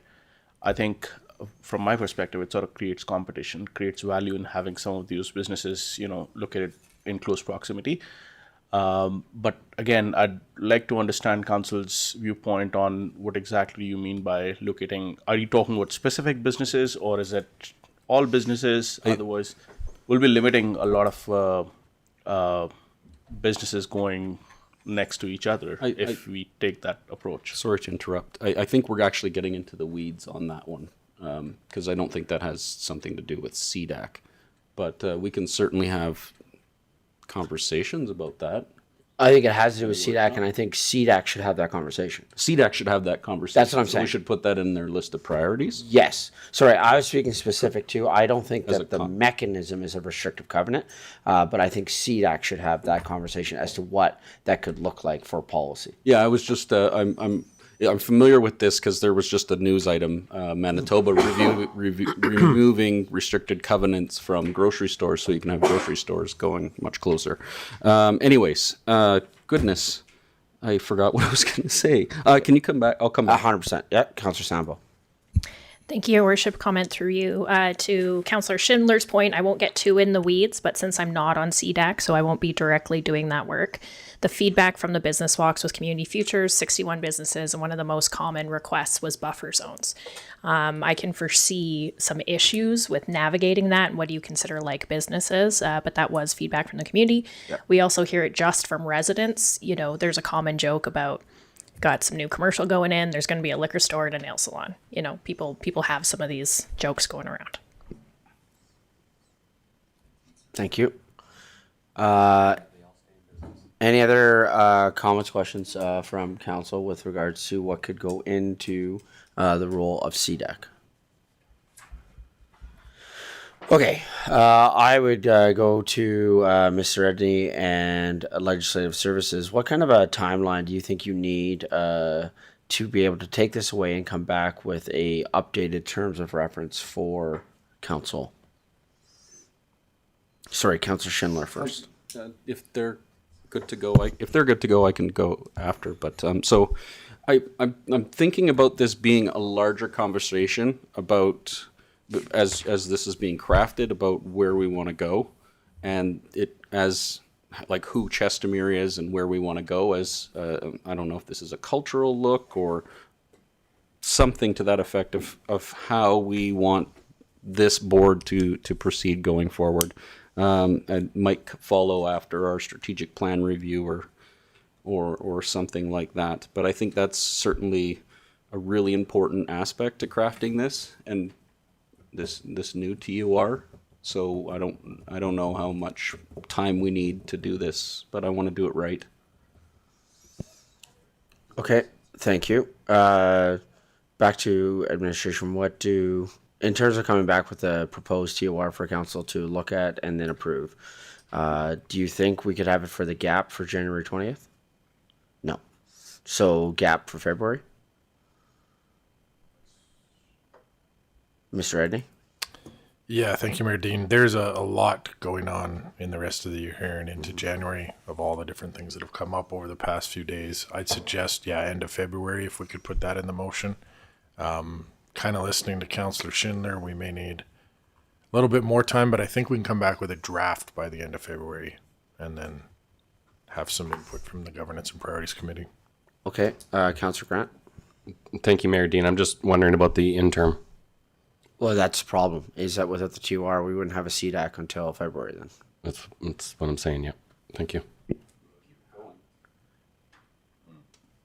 Sorry, so, Mr. Edney? Yeah, thank you, Mayor Dean. You have a terms of reference in place. True. The councillors that are on that are aware of this discussion, so I think you could still meet and still attempt to accomplish what the future TOR will likely say, if they wanted to. Councillor Wojciechowski? Thank you, Mayor Dean. Good points. Councillor Grant, there's some vacancies I think that need to be filled before we can even before we even need to have this next meeting. So while we have a TOR in place and can schedule a meeting, I think council needs to put some more people on this committee, and then maybe by then we'll have the TORs in place. And if we don't, then we can decide to have a meeting. Thank you. I think the tension we were feeling in that is the skill sets that we were putting on there, but we could add committee appointments to January 13th for this, because we can always change the composition of a committee at any time. So we could have Lead Services look at the quorum for CDAC, which they've already done, and then bring back committee appointments to the January 13th council meeting. Councillor Schindler. I'm talking a lot on this subject. Is it appropriate to ask right now what CDAC is currently working on to my fellow councillors? I don't think we have the time to go through all of that today. All of that's been provided, right? We had a whole report in October that was provided. Right. We've done that, so I don't think we have the time today to go through all of that information. Sorry, and then I would like to just add one more thing about. My brain did it again. Can we put into future TORs perhaps the need to have a skills assessment or something to the composition of, or we can establish a composition for what we would like to see and what skills we would like to see in our committees. Because I would like to see people that have, I know we have an idea of what we would like to have in terms of members, but I would like to know if we can also include the skills that we're looking for. So then when people who are applying can see whether or not they fit on this committee. They have some business skill, or they have some management skill, or something that they can offer to that committee. Does that make sense? It does. I struggle with it because then we're really like, I think we're being too specific. I think we have a robust process for that now where people are applying. There's an application process. They're putting in things. We're saying what we want for the composition. I don't think we want to get more specific than that. I don't think you should make committees too cumbersome for people to be a part of. We want people to be involved in the work that we're doing. Okay. Yeah, just a thought. Okay. So then, okay, so okay, so through the agenda prep process, we could add committee appointments to the January 13th. So we don't need a motion for that because we can just do that through through agenda prep process. So I would recommend that we have a motion coming out of this to council to direct administration to come back to the February GAP meeting with a proposed updated terms of reference for the Chestermere Economic Development Advisory Committee. Josh, can you bring that up, please? Council Director Administration to come back to the February Governance and Priorities Committee meeting with an updated, and we should spell out CDAC. Thank you. And I would also say, as a comment on this, that should CDAC meet between now and then, they could also provide feedback for that, right? And that could also be given to Ledge Services because we do offer the opportunity for any of our committees to provide feedback on the terms of reference. So, do I have a councillor that can make the following motion, please? Councillor Grant.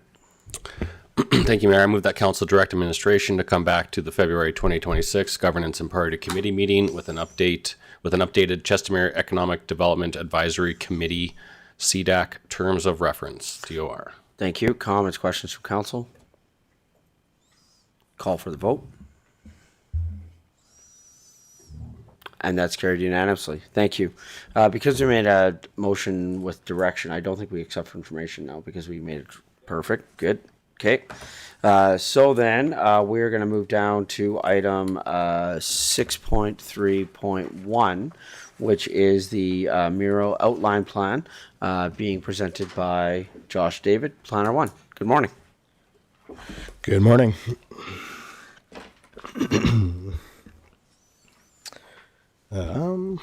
Perfect.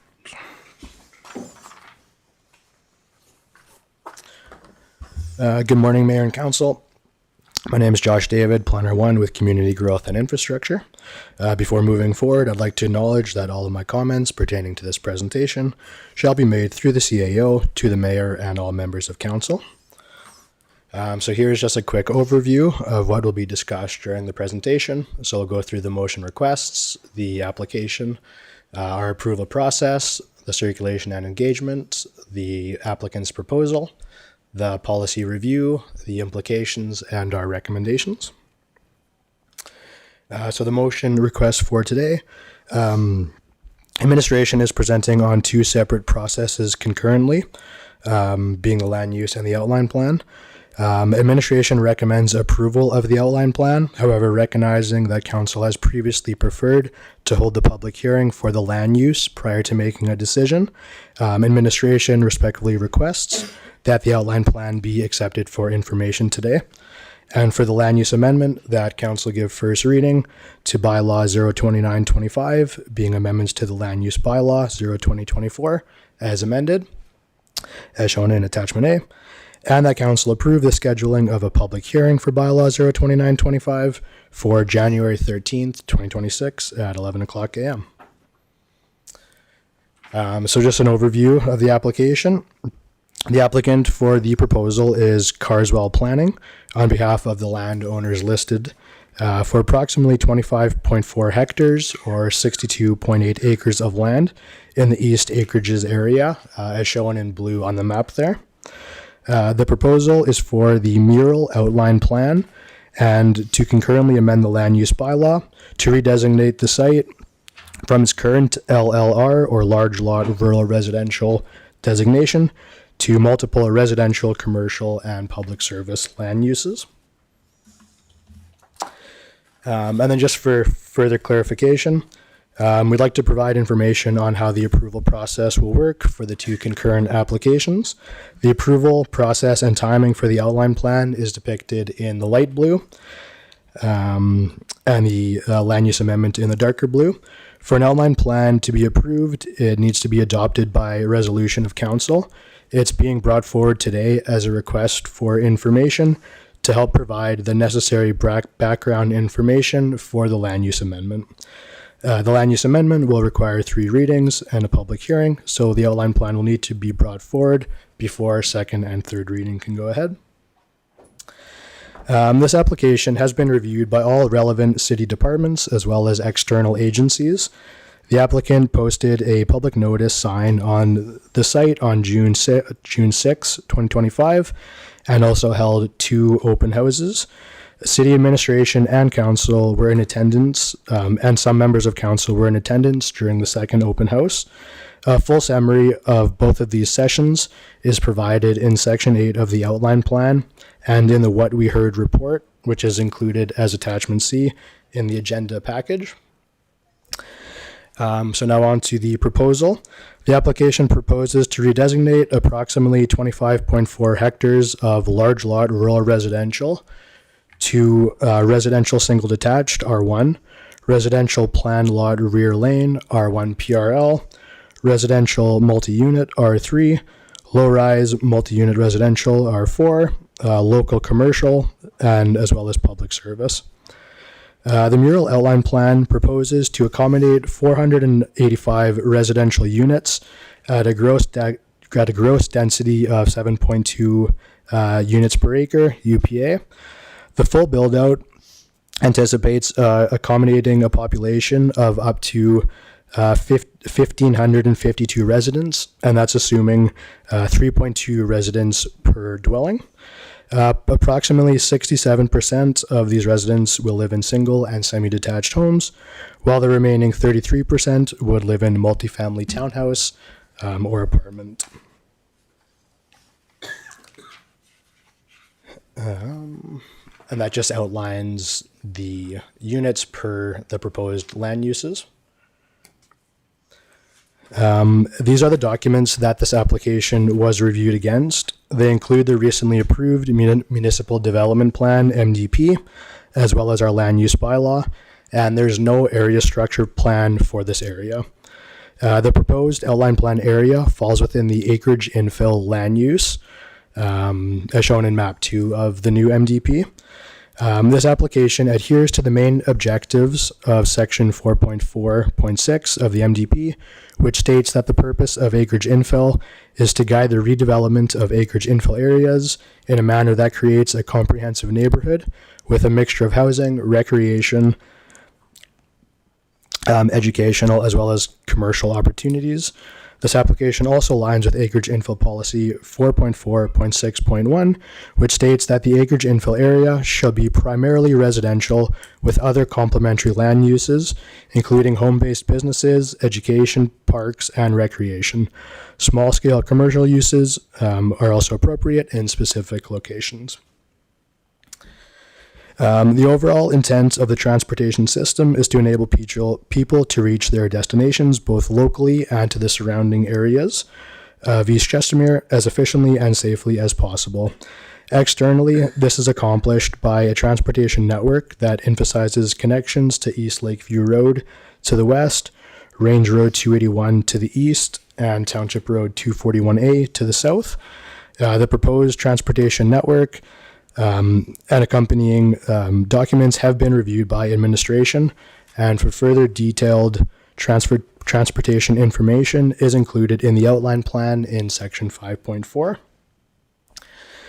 The following image depicts the preliminary design on how the water, sanitary, and stormwater servicing will occur within the development. More detailed engineering will occur through the subdivision processes for servicing and shallow utilities, which will be reviewed by administration at that time. In addition, technical reports and studies have been provided and reviewed as a part of the application. For parks and open spaces in the outline plan, pedestrian networks and green spaces are proposed throughout the outline plan area and are planned to connect to adjacent pathway systems as the broader area is built out. The proposed mural outline plan is dedicating 9.7% municipal reserve, which is slightly lower than the 10% target identified in the municipal development plan. The rationale for this is to accommodate a pathway within the road right-of-way rather than within MR, as per the transportation master plan. If the pathway were to be considered MR, then the dedication would be over the 10% target at 10.5. So because of this, the developer will be required to construct a pathway within the road right-of-way. The outline plan area was also investigated for feasibility of development, as there is a significant wetland in the central eastern portion. This wetland will be integrated into a future central storm pond, which you can see on the image there.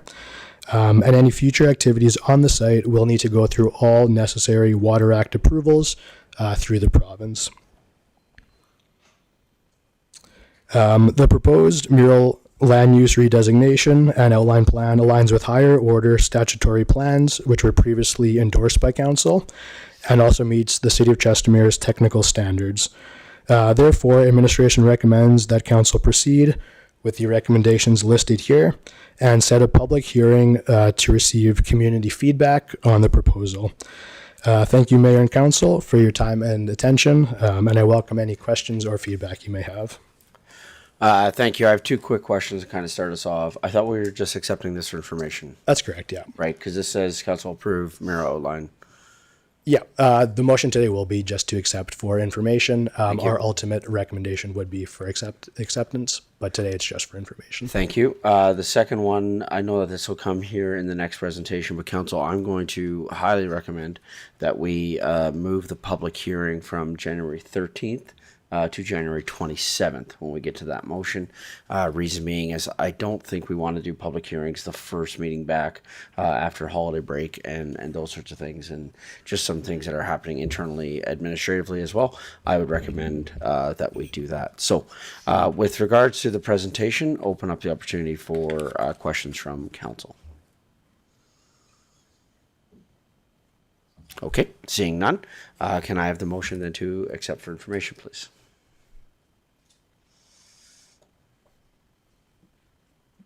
Can I have a councillor make the following motion, please? Councillor Warzanowski. Thank you, Mayor Dean. I motion council accept the mural outline plan dated November 2025 as shown in attachment A for information. Comments, questions from council? Call for the vote. And that's carried unanimously. Thank you. Thank you. Are we going straight to the next motion then, or next presentation? Next motion. So that presentation covered the land use and the outline plan. Okay. So we can get right into the next motion. Yeah, so I just want to talk about this motion here for a second, just for point of clarity. Mr. Edney, may look to you for a little bit of support on this one. First reading just gets an idea on the table. First reading doesn't approve anything, except for the fact that it provides council the opportunity to talk about it later. And so the idea is that by approving first reading, then it gives us the opportunity to provide public input, because otherwise what happens with public input is collected by the developer at their open houses. They create the what we've heard reports, those sorts of things. All those are in there, but that is not necessarily how council officially collects information. So from an official legislative standpoint, if you will, first reading gets it on the table, gives us the opportunity to then provide opportunity for public to provide their input officially to council.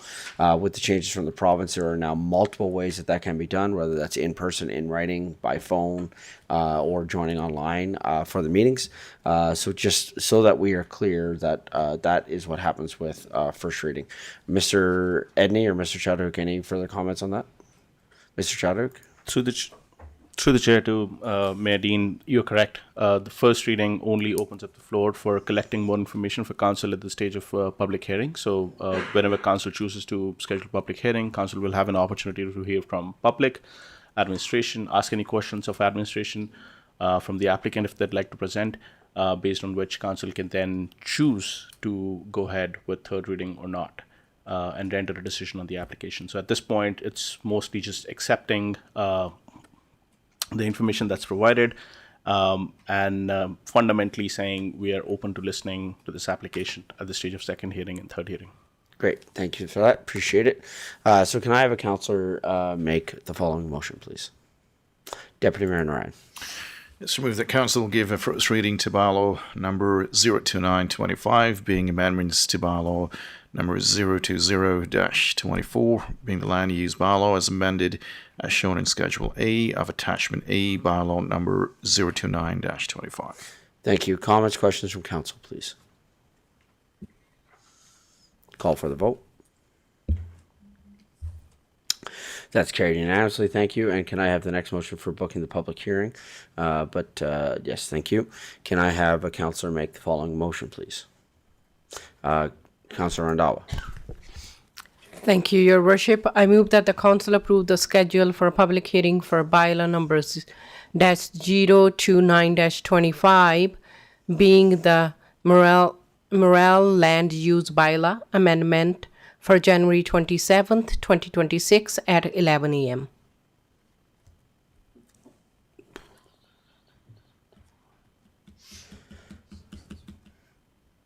Thank you. Can we change that to 1 p.m., please, as opposed to 11 a.m.?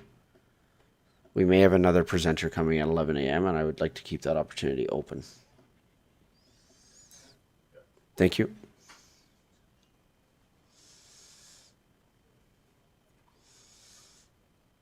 Thank you. Can I have a, sorry, Councillor Randhawa, can I get you to restate the motion, please? Sure. I move that the council approve the schedule for public hearing for bylaw number 02925-25, being the Morel Land Use Bylaw Amendment for January 27, 2026 at 1 p.m. Thank you. Comments, questions from council? Call for the vote. And that's carried unanimously. Thank you. Thank you. Thank you. Okay, now we're up to bylaw 040-25, secondary suites land use bylaw amendment, first reading. This is being presented also by Josh David, Planner 1. Good morning again. Good morning again.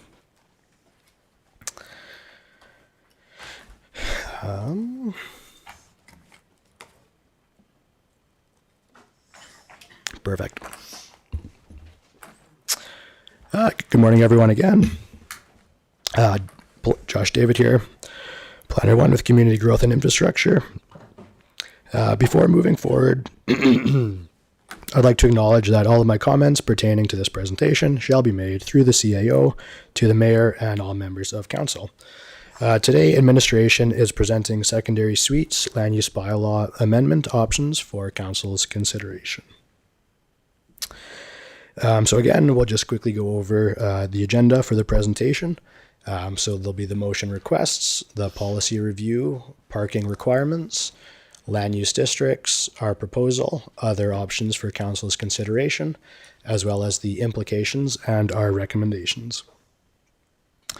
So the two recommendations for motion request today is that council give first reading to bylaw 04-25, being options 1, 5, and 6 of this report, being amendments to bylaw 020-24, being the land use bylaw as amended, and that council approve the scheduling of a public hearing for bylaw 040-25 for January 13th, 2026 at 10:30 a.m.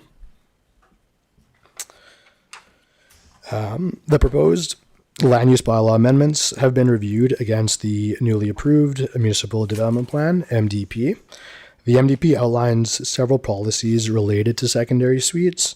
As shown on the slide, the MDP actively supports secondary suites in both growing and established neighborhoods. These suites are recognized as flexible housing option that helps to accommodate Chestermere's diverse and evolving population. Any future amendments to the land use bylaw must be aligned with these policies, ensuring consistency with our long-term planning vision.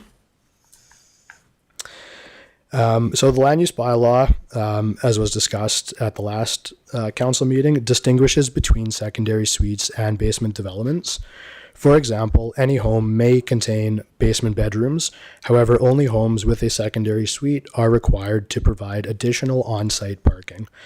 This slide illustrates a parking comparison between a house with a basement development and a house with a secondary suite. So assuming that both homes have 3 bedrooms in the principal unit and 2 bedrooms in either the basement or the suite, each house could accommodate up to 10 people based on 2 people per bedroom.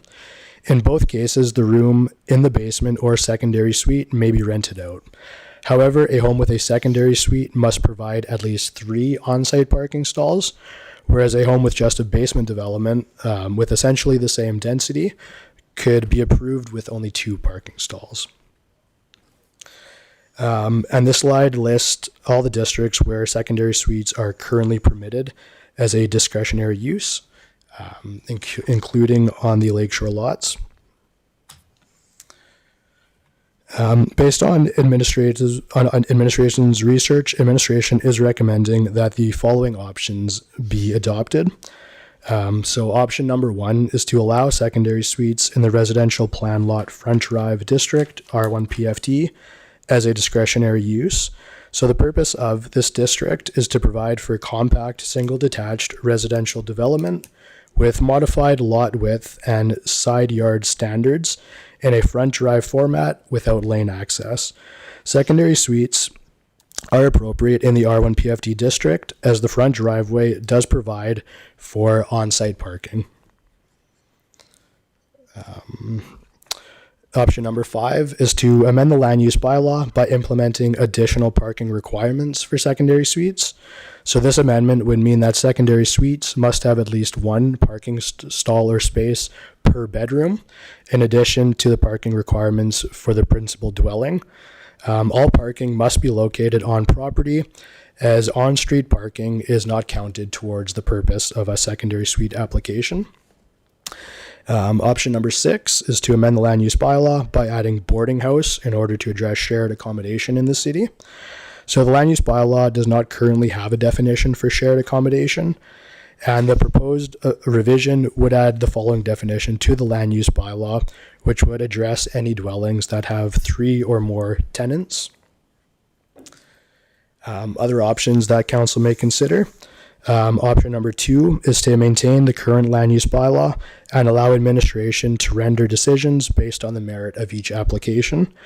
Maintaining secondary suites as a discretionary use in all current land use districts allows each application to be reviewed based on its own individual merits and subject to appeal by any affected neighbors.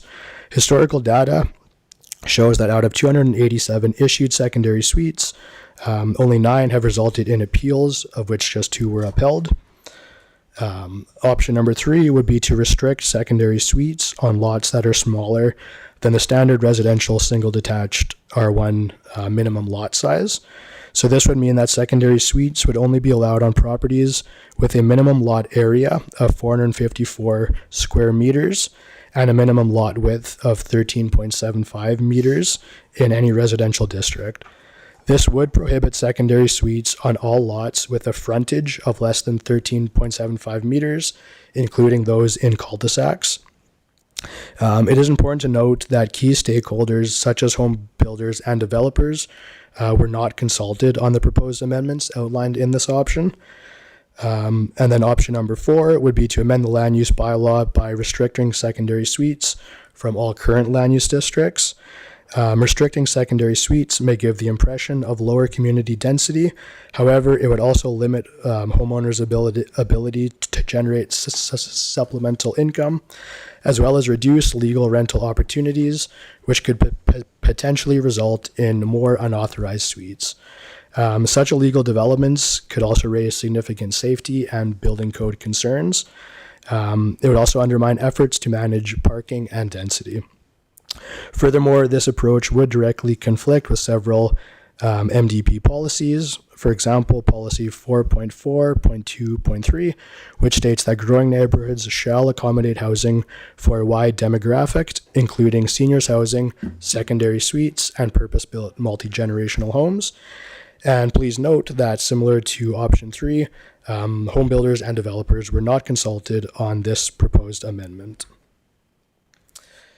So this slide just outlines the broader implications of the proposed amendments. So eliminating or restricting secondary suites could unintentionally encourage the rise of illegal suites and basement units, leaving the city with little oversight. Not accommodating secondary suites may also restrict a homeowner's ability to generate income, which could impact affordability. Key stakeholders, as mentioned, have not been consulted during the development of these proposed amendments. Implementing one or more of these amendments would not affect existing secondary suites that have been approved by the municipality through a development permit. And restricting secondary suites entirely would contradict several MDP policies. So administration is recommending that council adopt a land use bylaw addressing options 1, 5, and 6, which were outlined, which would be allowing secondary suites in the residential plan lot front drive, R1 PFT district as a discretionary use, amend the land use bylaw by implementing additional parking requirements for secondary suites, and amending the land use bylaw by adding boarding house in order to address shared accommodation throughout the city. The 3 recommended options may not directly address public perception of concerns surrounding secondary suites. For example, street parking behaviors, cul-de-sacs, density, and number of residents per unit. However, the proposed amendments will help to address council's concerns that the land use bylaw can address. The additional perception concerns that council discussed during the September 23rd meeting must be addressed through a multifaceted approach, including enforcement, working with developers and builders at the area structure plan and outline plan stages of development, as well as public education. Thank you very much, Mayor and Council, for your attention. We're happy to answer any questions. Thank you, Council. Any questions with regards to the presentation? Councillor Grant. Thank you, Mayor Dean. Through the chair, I guess I'll get some of the comments started here, as this is largely here because of me. So I'm not that I'm taking credit for it, more that it's probably a negative in it than anything, but I do want to bring this forward. I have thought about it quite a bit. Personally, I like recommendation 3. I think it addresses some of the concerns that the Development Appeal Board has. One of the other things that I would like to take into account that may help address secondary suites is I think that we should really be looking at our road standards, and that where we are allowing secondary suites, that the roads are wider to accommodate more street parking. That's probably a very pragmatic idea. And then there's another idea that was actually mentioned to me last night as a possible solution to help with some of the burden of the secondary suites, and is that should we make a separate tax rate for secondary suites, with the idea that these secondary suites are adding intensification in the area. There are extra vehicles on the road that's not being paid for. There are extra kids in the schools that aren't being covered. There's lots of implications to the densification of an area that wasn't originally planned necessarily to be that way. So I think some of those solutions would go a long way to providing some relief to at least the feel of density in our community. Great, thank you. Councillor Worzanowski. Thank you, Mayor Dean.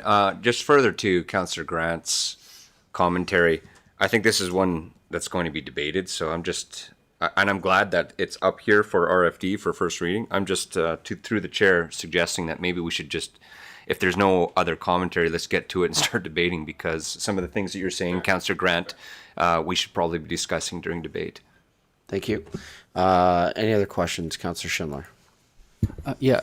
A quick question. So I'm thinking a little bit ahead, and I'm not seeing it reflected here, but noticing in the community as we get into crescents and the inside corners of crescents, increasing of density in those areas could result in more on-street parking everywhere else on that street. I'm wondering if there's some way to label those in conjunction with cul-de-sacs as a similar density issue. Through the chair to administration and to Josh, if you feel you can answer that. Thank you for the question.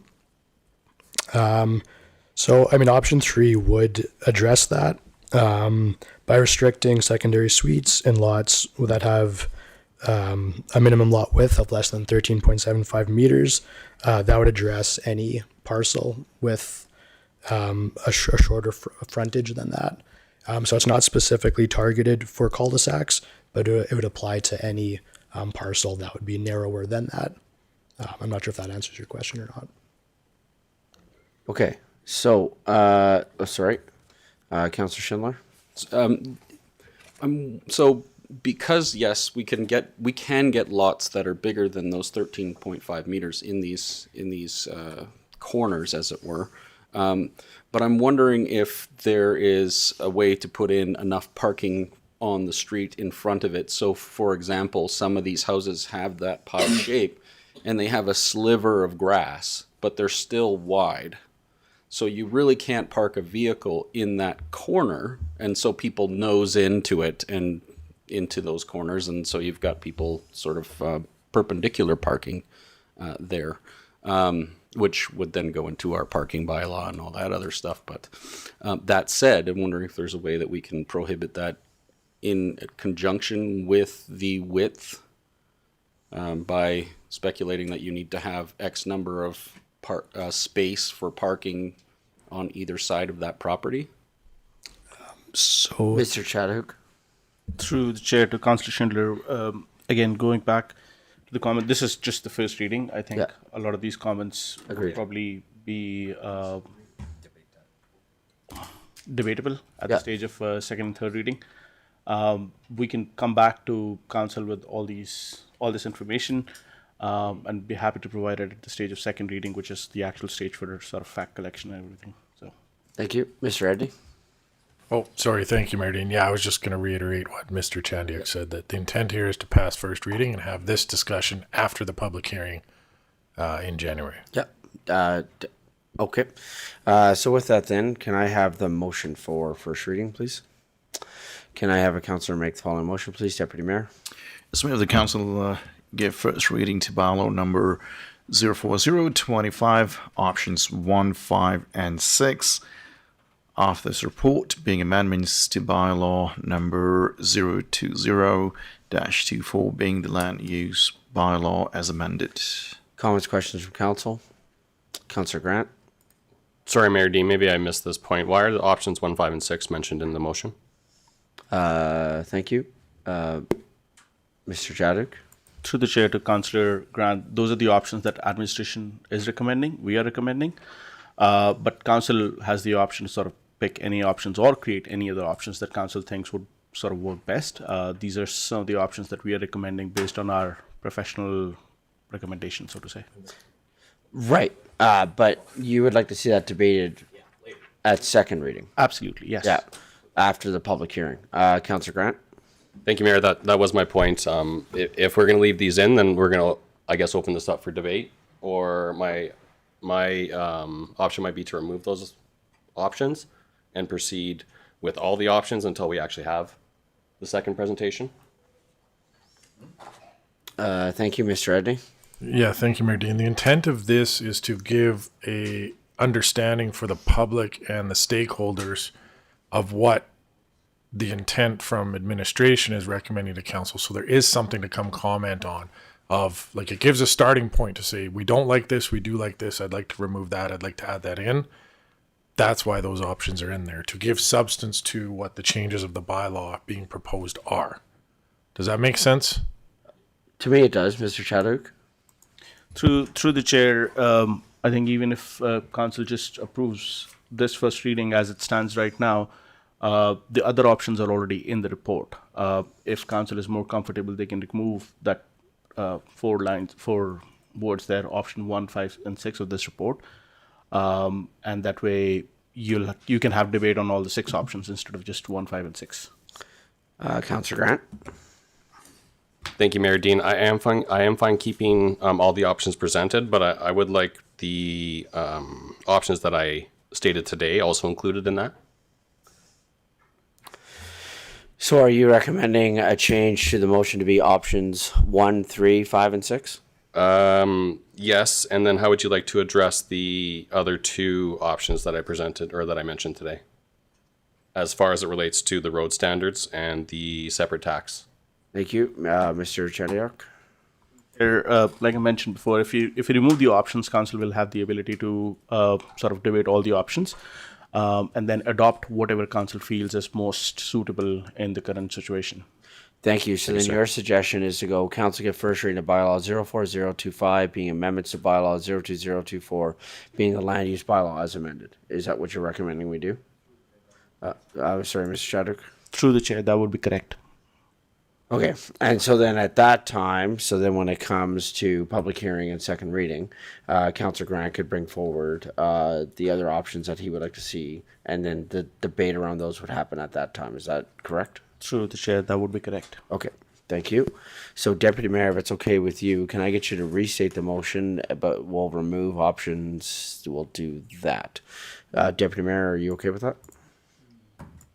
Yes, most certainly. Okay, can I get you to restate the motion, please? Yeah, council will give first reading to bylaw number 040-215 being amendments to bylaw number 020-24 being the land use bylaw as amended. Thank you. Comments, questions from council? Call for the vote. That's carried unanimously. Thank you. Can I have the next motion, please? I'd like to, so January 27th, but I would like to change the time to 9:30 if we can, please.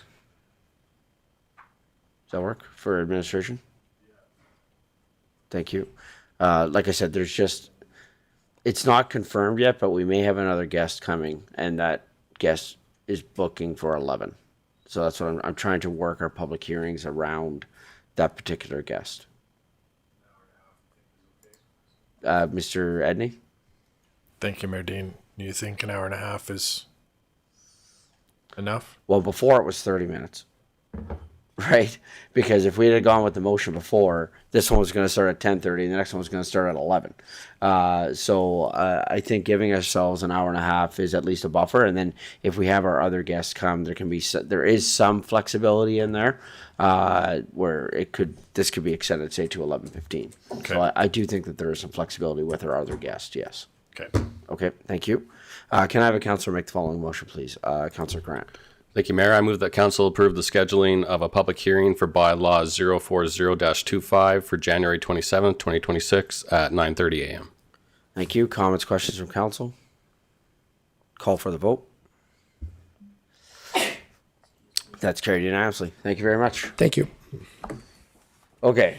Going now to bylaw 006-25, business license amendment bylaw. And this is being presented by Mr. Such Chandiak, who is our Director of Community Growth and Infrastructure. Good morning again. So, if council would like to hear 6.3.5 prior to this one, this is just a following supplemental bylaw to short-term rental land use bylaw amendment. Sure. So if council is okay, we can present 6.3.5 prior to 6.3.4. Yep. Sorry, so that one's being presented by Josh David. I see what you did there. So, Mr. David, welcome back after your extensive break from presenting. Thank you.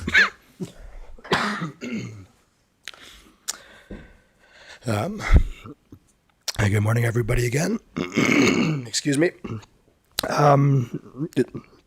Before moving forward, I'd like to acknowledge that all of my comments pertaining to this presentation shall be made through the CAO to the mayor and all members of council.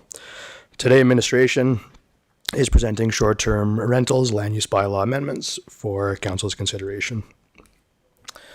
Again, this slide is just a brief overview of the motion request, summary, proposal, and recommendations. Our motion request today is that council give first reading to bylaw 015-25, being amendments to bylaw 020-24, being the land use bylaw as amended, and that council schedule a public hearing for bylaw 015-25, being amendments to bylaw 020-24, being amendments to the land use bylaw as amended for January 13th, 2026, at 10 o'clock a.m. So what is a short-term rental? A short-term rental means the business of providing temporary accommodation for compensation in a dwelling unit or portion of a dwelling unit for periods of up to 180 consecutive days. Currently, short-term rentals are not identified as a use within the City of Chestermere's land use bylaw. So as a result, short-term rentals are not allowed anywhere within the city. So our proposal is that short-term rentals be listed as a discretionary use in the following residential land use districts.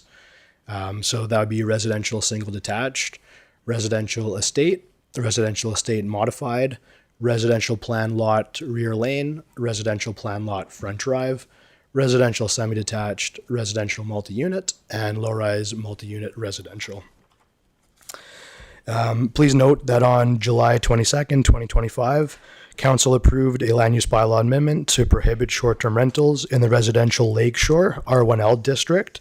So this will remain unchanged, and short-term rentals will still be prohibited in this district.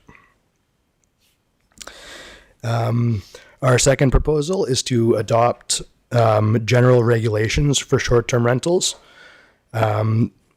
That would prohibit short-term rental operations without approvals, including development permits and business licenses, ensure that there is one parking space per bedroom in addition to the principal unit parking requirements, ensure there is only one short-term rental license per parcel, ensure compliance with the Alberta Safety Codes Act and any other applicable municipal, provincial, or federal legislation, ensure a dwelling unit containing a short-term rental cannot also operate as a bed and breakfast accommodation, boarding house, minor or major home business, or any other form of rental accommodation. So the full list of amendments that we are proposing are listed on the slide there. Administration has prepared amendments to bylaw 027-16, being the business license bylaw, in order to accommodate short-term rental businesses. Administration has also created a short-term rental license application and checklist, which includes considerations to address safety and parking concerns, as well as established mandatory 24-hour operator contact. Administration is recommending that council pass first reading today and proceed with the scheduling of a public hearing to gain further community input. Thank you very much for your time and attention. We welcome any questions or feedback you might have.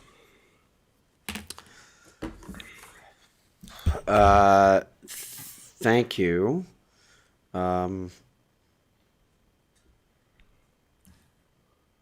Okay. Council, any questions with regards to the presentation? Seeing none, can I have the first motion, please?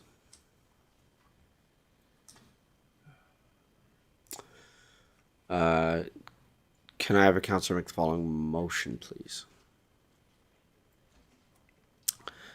Councillor Schindler.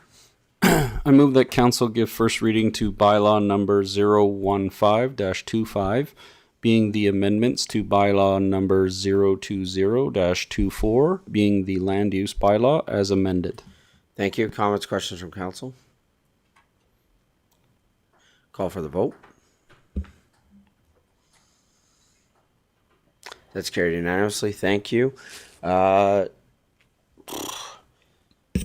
Looking at this, I don't know if we want to do 3 presentations on January 27th, because we'll have 2 public hearings plus possibly, because our other guest might come January 13th, but I don't know yet. So should we look at the first meeting in February, or should we leave it as January 13th? I guess I will open that up to council. So one of the things is one of the concerns that I have about the January 13th is just coming back after holidays, staff coming back, us coming back, and also I think some of these are hot button topics, and I'm not sure how much public is going to be engaged on things like this, and I'm just trying to highlight the ability for the public to have a really good look and not have it appear as though it's being woven into the holiday season where it just might get missed. So I'm wondering how people feel. I guess I don't think we should do January 27th. I think that meeting is already now full. So would you rather to Ledge Services? I don't have it in front of me, so I just need an updated one here at my desk. But what is the first regular meeting of council in February? Ledge Services, Josh. Through the chair, the first regular one would be the 10th, and then the other one would be the 24th. Okay. So I guess the debate I want to throw at council is, would you rather January 13th or February 10th? I guess to make that even easier, I am proposing we do February 10th. Does anyone have any objections to the public hearing going to February 10th? Seeing none. Okay, so we'll go February 10th at 10 a.m. Perfect. Can I have a councillor make the following motion, please? Councillor Sambo. Certainly, Your Worship. I will move that council schedule a public hearing for Bylaw 015-25, being amendments to Bylaw 020-24, being the land use bylaw as amended, for February 10th, 2026 at 10 a.m. Thank you. Comments, questions from council? Call for the vote. And that's carried unanimously. Thank you. Thank you. So now I'm going back to Mr. Chandiok, who is presenting on business license amendment bylaw, bylaw 006-25. Good morning. Good morning, Mayor and Council. For the record, my name is Sach Chandiok, Director of Community Growth and Infrastructure. I'm here to present a bylaw in front of you that's supplemental to the bylaw that you just considered for first reading. This is an amendment to the business licensing bylaw by way of which administration is introducing a use short-term rental in the business licensing bylaw and adding fees for business licensing short-term rental uses in the business licensing bylaw. This is going to give us more ability to enforce on short-term illegal, unauthorized short-term rental uses in the community. The intention is that we introduce it as a use and land use bylaw by which we start issuing development permits for it, and if there are short-term rentals that are operating without a business license, we are able to sort of bring them down by way of penalizing them through the business license bylaw as well. So our ask of council is that council give a first reading to the amended business licensing bylaw, which includes adding a definition of short-term rentals in the businesses section, and amend Schedule A to add fees for short-term rentals business licenses in the business licensing bylaw. I'm here and happy to have any questions on this. Thank you. Questions from council with regards to the presentation. Councillor Sambo. Thank you, Your Worship. Through you to Mr. Edney and Mr. Chandiok. My question with this is it premature to do first reading on this? Because one possible outcome of the debate that will come around short-term rentals could be that we don't allow short-term rentals. So if we don't allow short-term rentals at all, would this do anything for administration? Through the chair to Councillor Sandberg, you're correct. This, if council chooses to absolutely turn down that amendment, then this wouldn't be of any use, at which point council can also choose to turn this down. But should that go forward, this would give us ability immediately to be able to sort of start issuing development permits and business licenses for short-term rentals. Thank you. Mr. Edney? Yeah, thank you, Mayor Dean. Just for further clarification, the intent of bringing this now is to bring it at the same time as the short-term rental. Whatever you decide on that bylaw, then this can be approved right away to give us the tools and mechanisms to actually implement what you may or may not choose. Except the recommendation of the presentation is that council gives first, second, and third and final reading to the amending bylaw. Is the recommendation. To the chair, we can change the recommendation. It was a last minute add to I got you. the agenda. So my Okay. apologies on that front. No, all good. I have an opinion on this, but try to give council the opportunity to go first. Councilor Warzanowski. Thank you, Mayor Dean. Yeah, hearing the commentary, I think it'd be a good idea to maybe just look at the first reading. But through the chair to Mr. Edney, if your intention is to bring this forward after short-term rental bylaw is passed, I'd also suggest and ask that I hope the intention is also to have a compliance officer, which we know is not yet approved in the budget, to be aligned with this bylaw, the short-term rental bylaw, and having the ability to police the paper that we print. Is that the case? Through the chair, if I may, to Councillor Warzanowski, the intention of embedding it in the business licensing bylaw is that even in the absence of our development compliance officer, which is going to be primarily dealing with land use issues, peace officers can deal with the business licensing component of it. So that's the intention of embedding it into the business licensing bylaw. Thank you. Councilor Grant.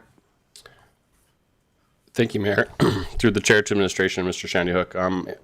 When we're looking at this, can we review the licensing fees, specifically around the non-Chestermere businesses? So if a short-term rental is a non-Chestermere resident, would they just pay the $300 annual fee for their business license? Or what was the intent there? Through the chair, we've kept the fees consistent. I'll have to take that question back. Yeah, so basically I'm just wondering I would assume many short-term rental owners are not going to necessarily be Chestermere residents. And within that, should they pay the non-Chestermere business fee, or should they pay a non-Chestermere short-term rental fee, which may be more? And then the second part that I'd like you to look at that is, if these are non-Chestermere businesses and they're paying $300 for a business license and the penalty is $300, they might not be getting a business license and just going to get it when they get fined. So I would think that we should make sure that the metrics or it's not advantageous to not get your business permits. I would think that we'd want to make it so that they are inclined to get that business license ahead of time and not just take it on the chin and go get it after. Through the chair, if I may provide some clarification to Councillor Grant. Typically what I've seen is if the license owner has a Chestermere address on their license, like driver's license or address proof, then they're considered a Chestermere resident. If they do not have a Chestermere address on their license, then they would be considered non-resident. But I can take these questions back and I can provide you with more clarification at the stage of second reading. Sorry, Councilor Grant. So within that, would we be making sure that the address on their license is not in fact the short-term rental that they're renting out? Through the chair, that process will be carved out. I think it'll be premature for me to say something on it. Short-term rentals could also mean a portion of your residence. It's not necessarily the entire house. Like if I have a house with a basement suite, then just the basement suite could be the short-term rental. Okay. And so there are multiple ways to be through which this can be sort of approved. Like I said, we can take the question back and I can get you more clarification. Sure. I just want to make sure we're looking at all the angles, so to say. Thank you. Okay, so I have some recommendations for council based on this.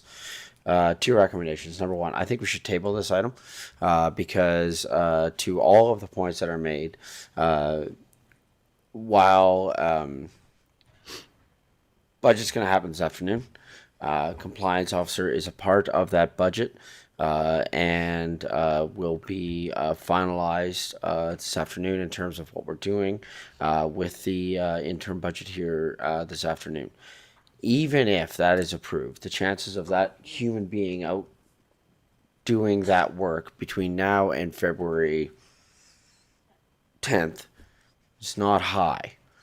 because we got to hire them, we got to get them in, we got to get them trained, we got to right. So there's that. I also recommend that we table based on Councillor Sambo's comment of that it goes. However, I don't want to let Councillor Grant's comment go to waste, so to speak. And so I have two recommendations. Recommendation number one is that we table item 6.3.4, being the amendment bylaw to the February 10th regular meeting of council is recommendation number one. But my recommendation has a subsequent recommendation, which will be a separate motion, being that the business bylaw on its own, the business license bylaw, be brought back to the January 20th GAP meeting for further conversation and discussion, at which point then, Councillor Grant, we could provide feedback to administration on the entirety of the business license bylaw, including fee structure. So I think my recommendation accomplishes both, all of the comments that have been made by council throughout the questions. So if that's acceptable to council, I would ask a councillor to make the following motion to table agenda 6.3.4. Councillor Sambo. Thank you, Your Worship. I can make that motion. I move that council table agenda item 6.3.4, bylaw 006-25, business license amendment bylaw to the February 10th, 2026 regular meeting of council. Thank you. Call for the vote.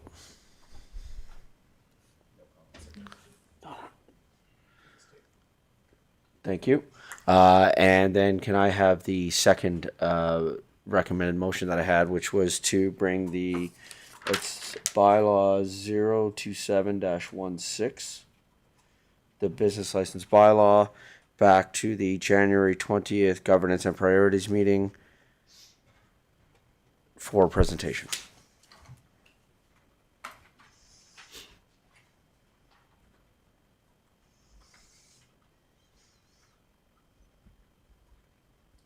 For review. That's much better. Thank you. Can I have a Councillor Grant? I move that council direct administration to bring back bylaw 027-16, being the business bylaw, to the January 20th, 2026 governance and priority committee meeting for review. Thank you. Councillor Schindler. I'm just curious, is this enough time, or do we want to tack on some sort of review of this bylaw so that we can see where there's some deficiencies? That's what we will do on We'll January do that 20th. on the GAP? So we do that on January 20th, so that way, if there's any more amendments that we might be recommending, they could then also bring that back to February 10th. Okay. So we would talk about, right, because it gives us opportunity to do a whole bunch of things on January 20th. And so that, my question is that enough time for administration to come back with those? They're literally doing nothing between now and January 20th except bringing the bylaw for us to talk about. Okay. Any other comments, questions from council? Call for the vote. That's carried unanimously. Thank you. Looking at the time and looking at our agenda, we know that 6.4 is going to take about 25 minutes this afternoon. But looking at our closed session matter, and we have about 10 minutes before our lunch break, I don't see this as being a very long matter for us to deal with.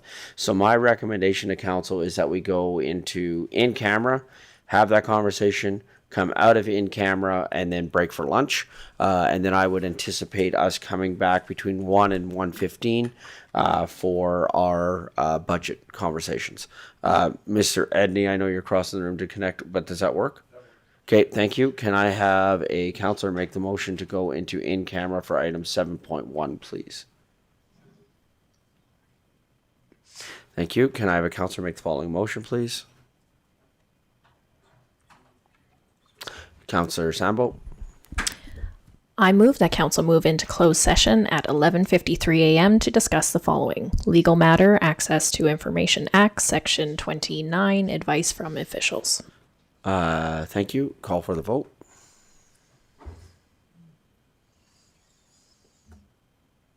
And that's carried unanimously. Thank you.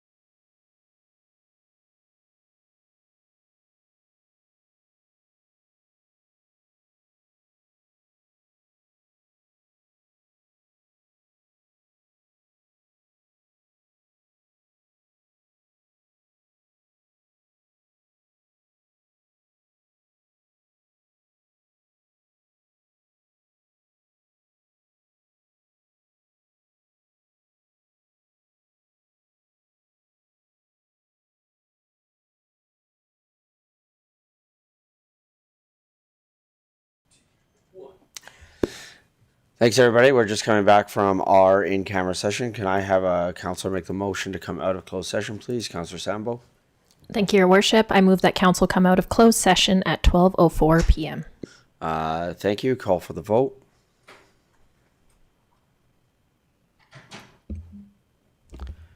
That's carried unanimously. Thank you. Can I have the motion to accept the in-camera conversation for information, please?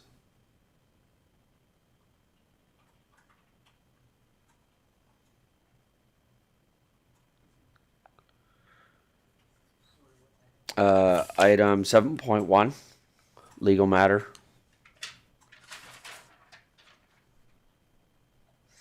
Thank you. Can I have a counselor make the following motion, please? Deputy Mayor. Move that council accept the discussion from item 7.1 legal for information. Thank you. Comments, questions from council? Call for the vote.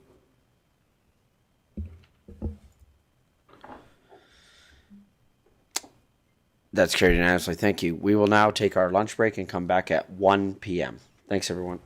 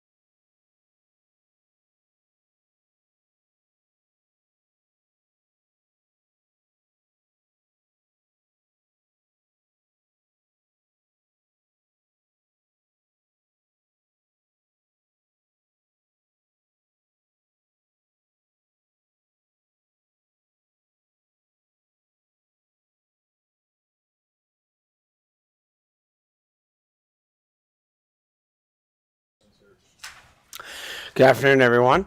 Just coming back from our lunch break here and getting ready to start our budget conversations. And so we're going to be starting off with a presentation here from our CAO, after which you are going to be able to see council debating various items, both from our capital budget as well as our operating budget for 2026. So before we get into all of the details with regards to that, I'll turn it over to our CAO to get us kicked off here. So, Mr. Edney. All right. Thank you, Mayor Dean. Good afternoon, Council. As Mayor Dean mentioned, shortly here we'll get into some debate. I think our intent is going to be to follow that Word document the Council created yesterday, go through capital, go through operating budget.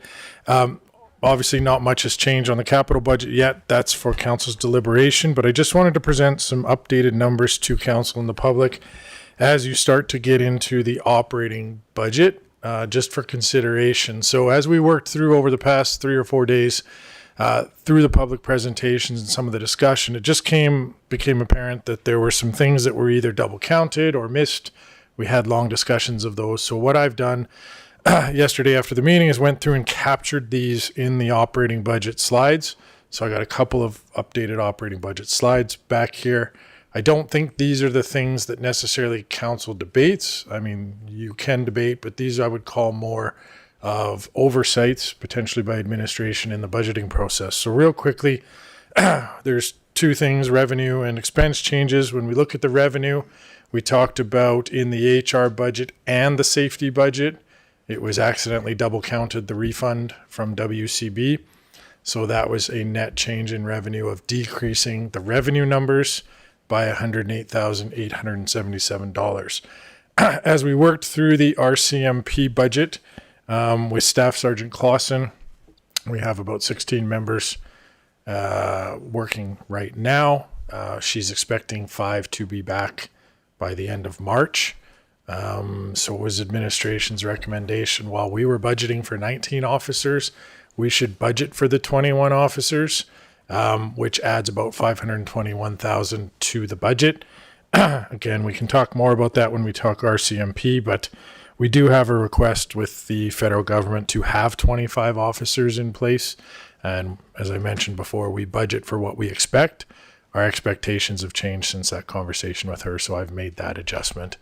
As well, I looked into the fourth quarter adjustment we expect to see from the RCMP. So they call it their fourth quarter, which is really our first quarter. They follow the federal government budgeting cycle of April 1st to March 31st. So we tend to see an adjustment for the prior year in our second quarter. I expect that to be about $100,000 higher than I originally budgeted. I had budgeted $300,000. I expect that to be more like $400,000 or maybe even a little bit more. So I added that back in as an offset, so a net change in the RCMP budget of about $421,000. We did talk about some of the safety salaries not being properly accounted for in the formulas, so I added that into the HR budget. That was just under $130,000 addition.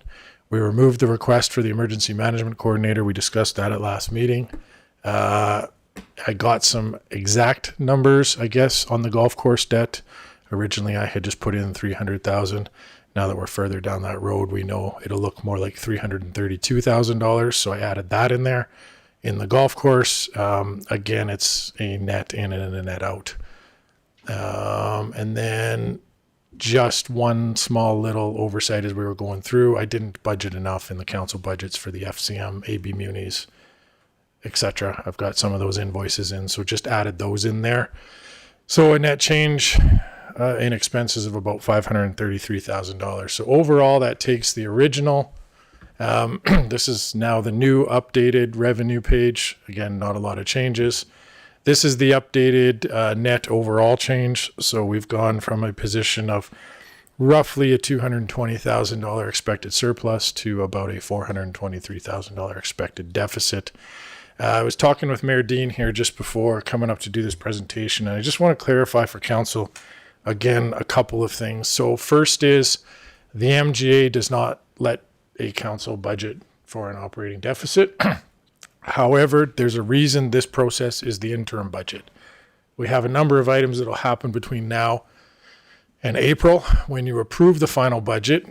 For example, if our growth was 8.5% instead of 7%, that deficit is eliminated. So typically what's done at this point, I still encourage council, go through, have your deliberations, discuss what you don't want to spend money on, but don't feel that you have to find $423,138 to balance the budget.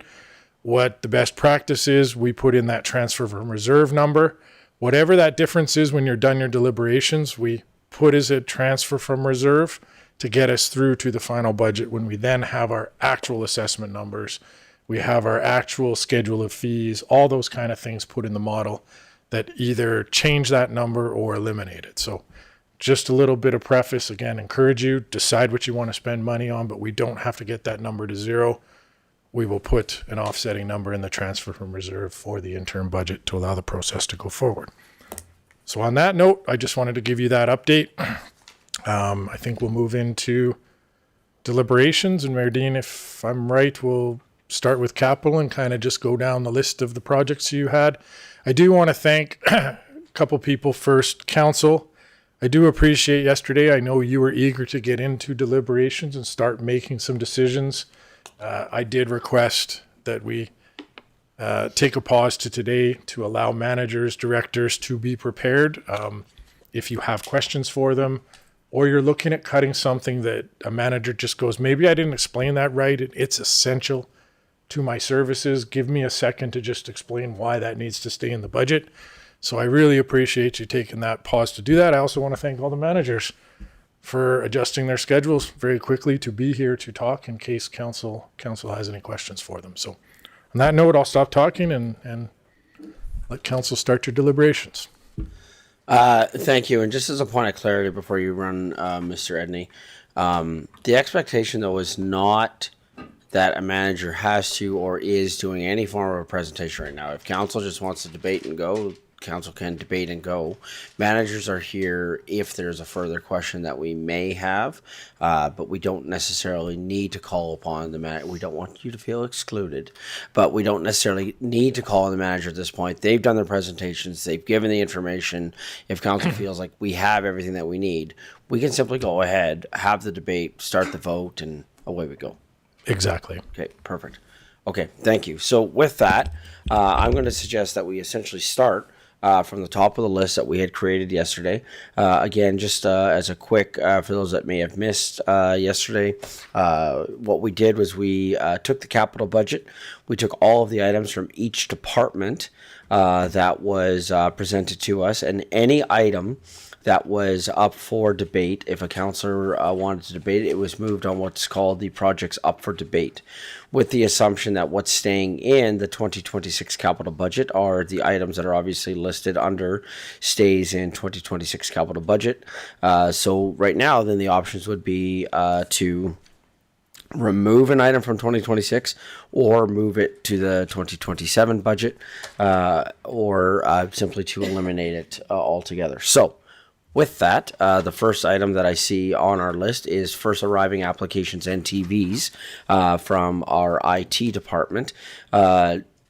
Looking to Mr. Edney just from a legislative process, my thought would be that we have a councillor make the motion to remove first arriving applications and TVs as the motion, and then we debate it. Then the motion could be amended, but the voting would be whether or not to remove that item. Would that be the best way for us to proceed from a legislative perspective, Mr. Edney? Thank you, Mayor Dean. Yeah, that process works well, and I'll be working in real time as you make these motions to update the budget, so it's something we can look at either at the end of the day today or into next Tuesday if you need extra time. Okay, thank you. So with that, can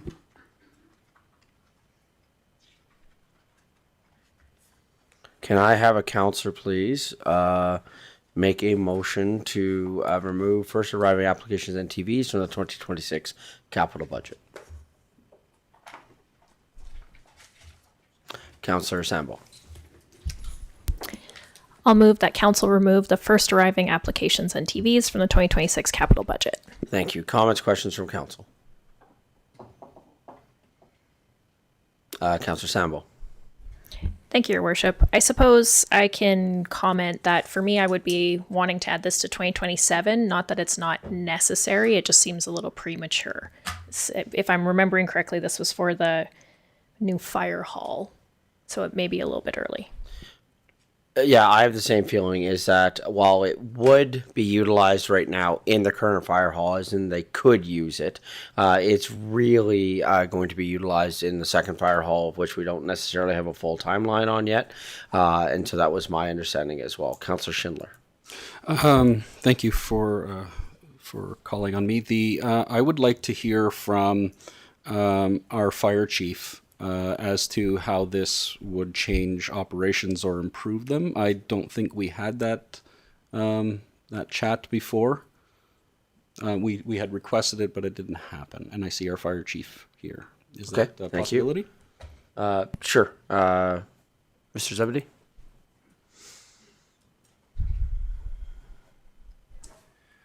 Afternoon, Mayor Council. So just a bit of an update on that, or a highlight into it. So the software basically allows us it's basically an electronic communication board. So again, whether we have 2 stations, 3 stations, or 1 station, it would work for that purpose. So again, city events, things like that are happening, we could post on the electronic message board. Kind of saves a multitude of emails. Again, it also ties into our alerting software. So when there's a call that comes in, it will pop up on the TV screen as well as the overhead. So again, just more visual, I guess, around the station. So we're talking about putting a couple TVs in the station. So kind of in the lunchroom, and then one in the apparatus space. So depending on where the crews are at, they're always seeing that information. So that's kind of the overarching of the whole thing. Scheduling is put on there. Training is on there. Events, things that are happening throughout the day can be put on their station duties. So it's kind of like that whole encompassing kind of communication platform for the guys during their day-to-day activities that they do. Thank you. Councillor Schindler? So how does this change what currently happens? So right now, everything is done either email or paper Post-it notes that are put onto a whiteboard, or a bulletin board. So it kind of removes some of that bulletin board activity that happens. One of the key things that we wanted to look at putting on there was some of our health and safety stuff, so monthly safety meetings and some of that safety messaging be put onto that as well. And so right now, we don't have any TVs that alert us when there's a call. We have our TV in the bay that the guys can go to find the call details out, but they would be able to see that in real time while they're in the kitchen and see what the type of call is kind of immediately, even before the overheads go off.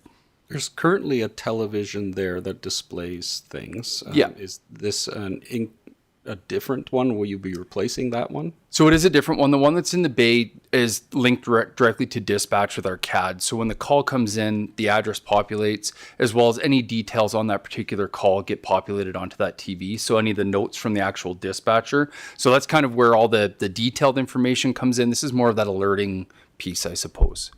Okay. And then just one more, if I may, Mr. Mayor. Sure. Is this who's to update or populate this device? Sure.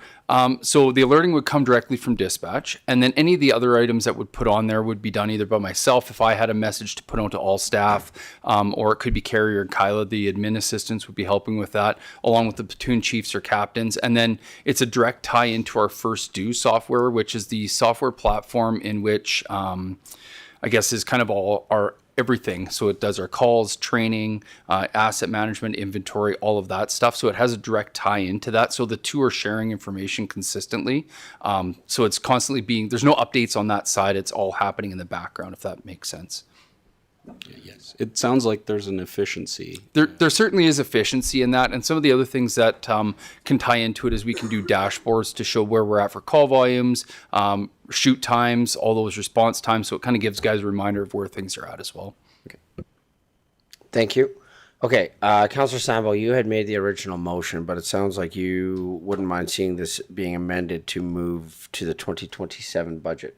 So I'm wondering if you're open to amending your motion to not remove from the 2026 budget, but to move the first arriving application to the 2027 capital budget. So Councillor Sambo, can I get you to restate the motion as amended? Oh, sorry, Mr. Edney. Thank you, Mayor Dean. I just want to ask for some clarification, I guess, from council's expectations. So my expectation would be anything that gets removed from 2026, the manager will probably bring it back for 27, or we'll reevaluate in the next budget cycle whether it comes for 2027 or 2028. Unless you want to never discuss this again, I would suggest we can just keep with this motion. Okay. Knowing that the respective manager will bring it back for either Perfect. 27, or we heard through some of the discussions, we might be able to move it even into 28. So No, thank you. I think that was my concern. Is I didn't necessarily want it to get lost. So if it's not going to get lost and it's going to remain as part of that, then I would certainly agree with that. So any final comments or questions with regards to the motion to remove first arriving applications and TVs? Thank you. With that, call for the vote. Just a reminder, of voting yes, it comes out of the 2026 capital budget. No keeps it in the 2026 capital budget. So with that, call for the vote.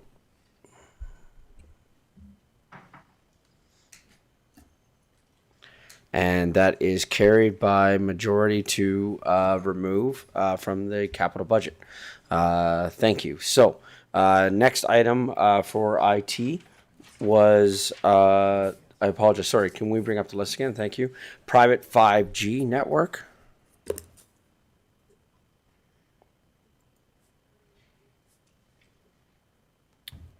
So can I have a motion to remove private 5G network from the 2026 capital budget? Councillor Grant. You got the motion? Can I have the motion, please, Ledge Services?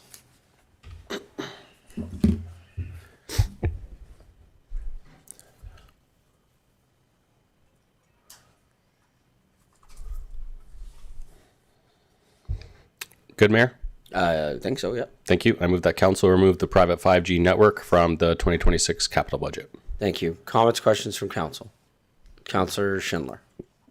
I was inspired by the presentation on this. However, I'm also looking for more information going forward. Well, I really want to see us innovate, and I really applaud our staff members innovating and bringing us some really cool ideas.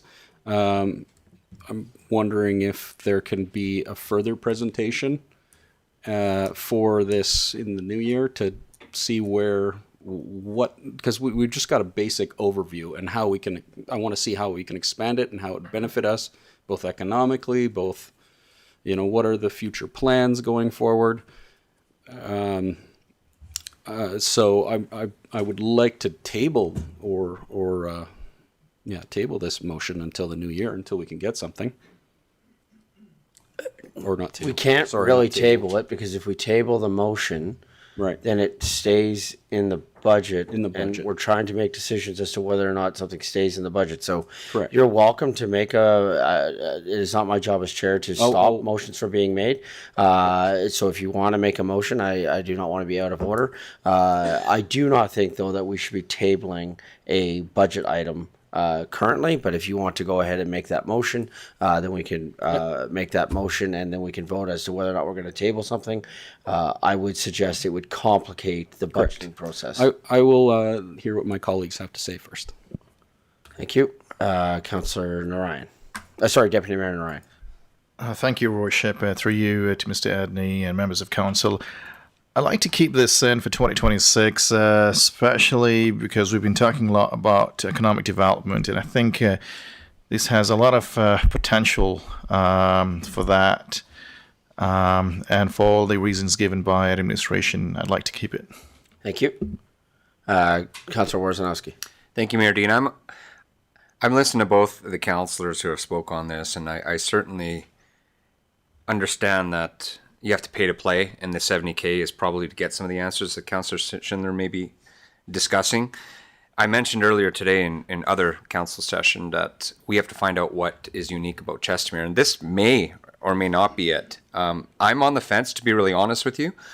If 70K gave us an answer whether we move forward or not, I could be convinced to move forward with this. So I'd also like to hear what the rest of council has to say, because this may be the uniqueness that Chestermere is looking for. I also applaud the presenter for being innovative in trying to find what that secret sauce is for our little city. Thank you. Thank you.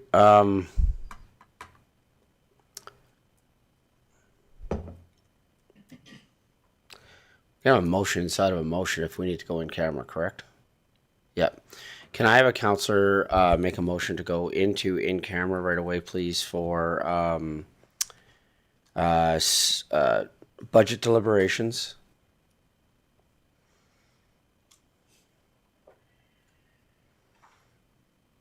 The topic will be budget deliberations, section 29, advice from officials. Thank you. Can I have a counselor make the following motion, please? Counselor Sambo. Thank you, Your Worship. I'll move that council move into closed session at 1:25 p.m. to discuss the following: budget deliberations, Access to Information Act, Section 29, advice from officials. Great, thank you. Call for the vote. Thank you, that's carried unanimously. Thank you. Just need like 2 minutes.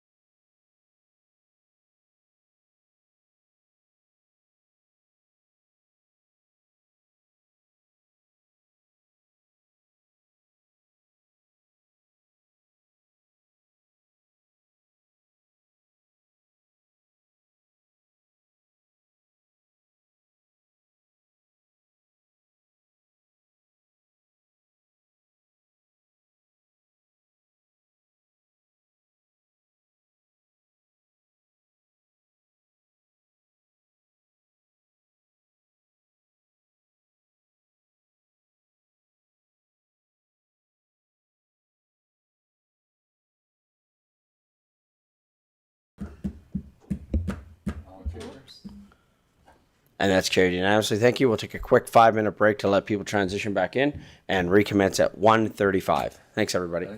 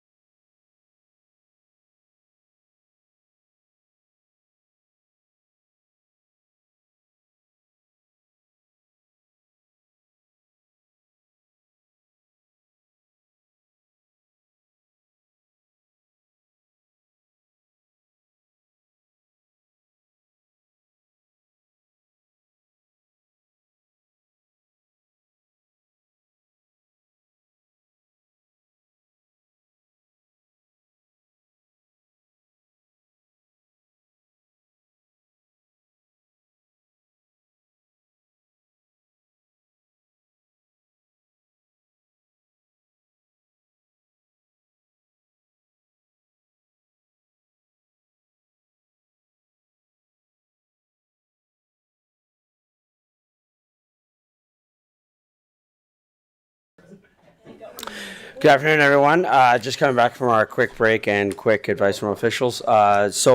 Continuing on now with the debate with regards to the private 5G network.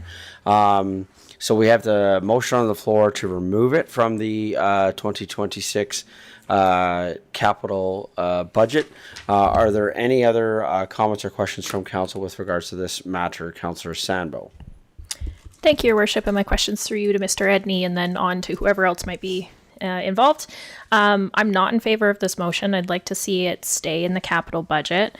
I like the innovation. I like the potential for creating a future utility that we could allow our residents and our nonprofits and our businesses to use. I like the economic development potential. I did want to clarify with one question. I wrote down a note that said in the short term, it could save us $1,500 a month. Was that an accurate thing that I wrote down? Thank you. Mac, you're up. Oh, I don't push buttons. I know you're an IT guy and that's all you want to do, but I got you. It's ready to go. Yeah. He wanted to restart it to make sure it would work. Afternoon, Mayor and Council. Just to address your question there. So currently, it's $500 per connection for between the three sites. So it's a $1,500 total. So one between here and Fire Hall, one between Fire Hall and Public Works, one between Public Works and the other two buildings as well. So if we were to connect two, it would save $500 a month. 500.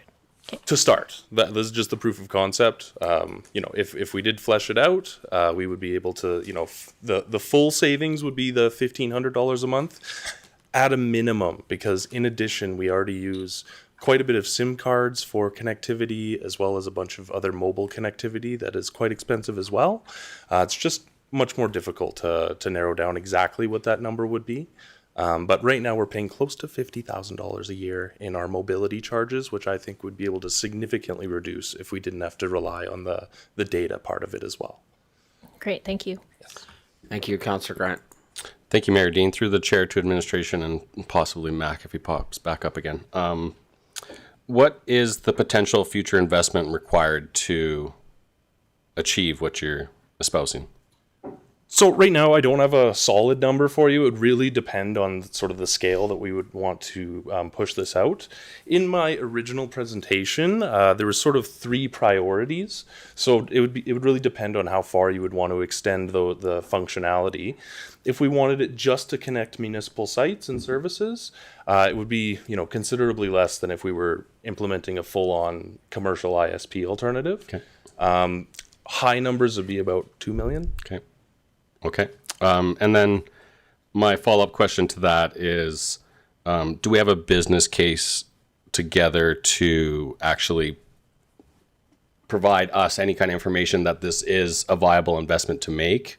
Or is that future work that's going to come? So it is future work that was going to come that would be very much contingent on the success of this proof of concept. Okay. Yes. Okay. But there are some other municipalities in the world that have done this. There's actually only 5 in the world that have done something like this.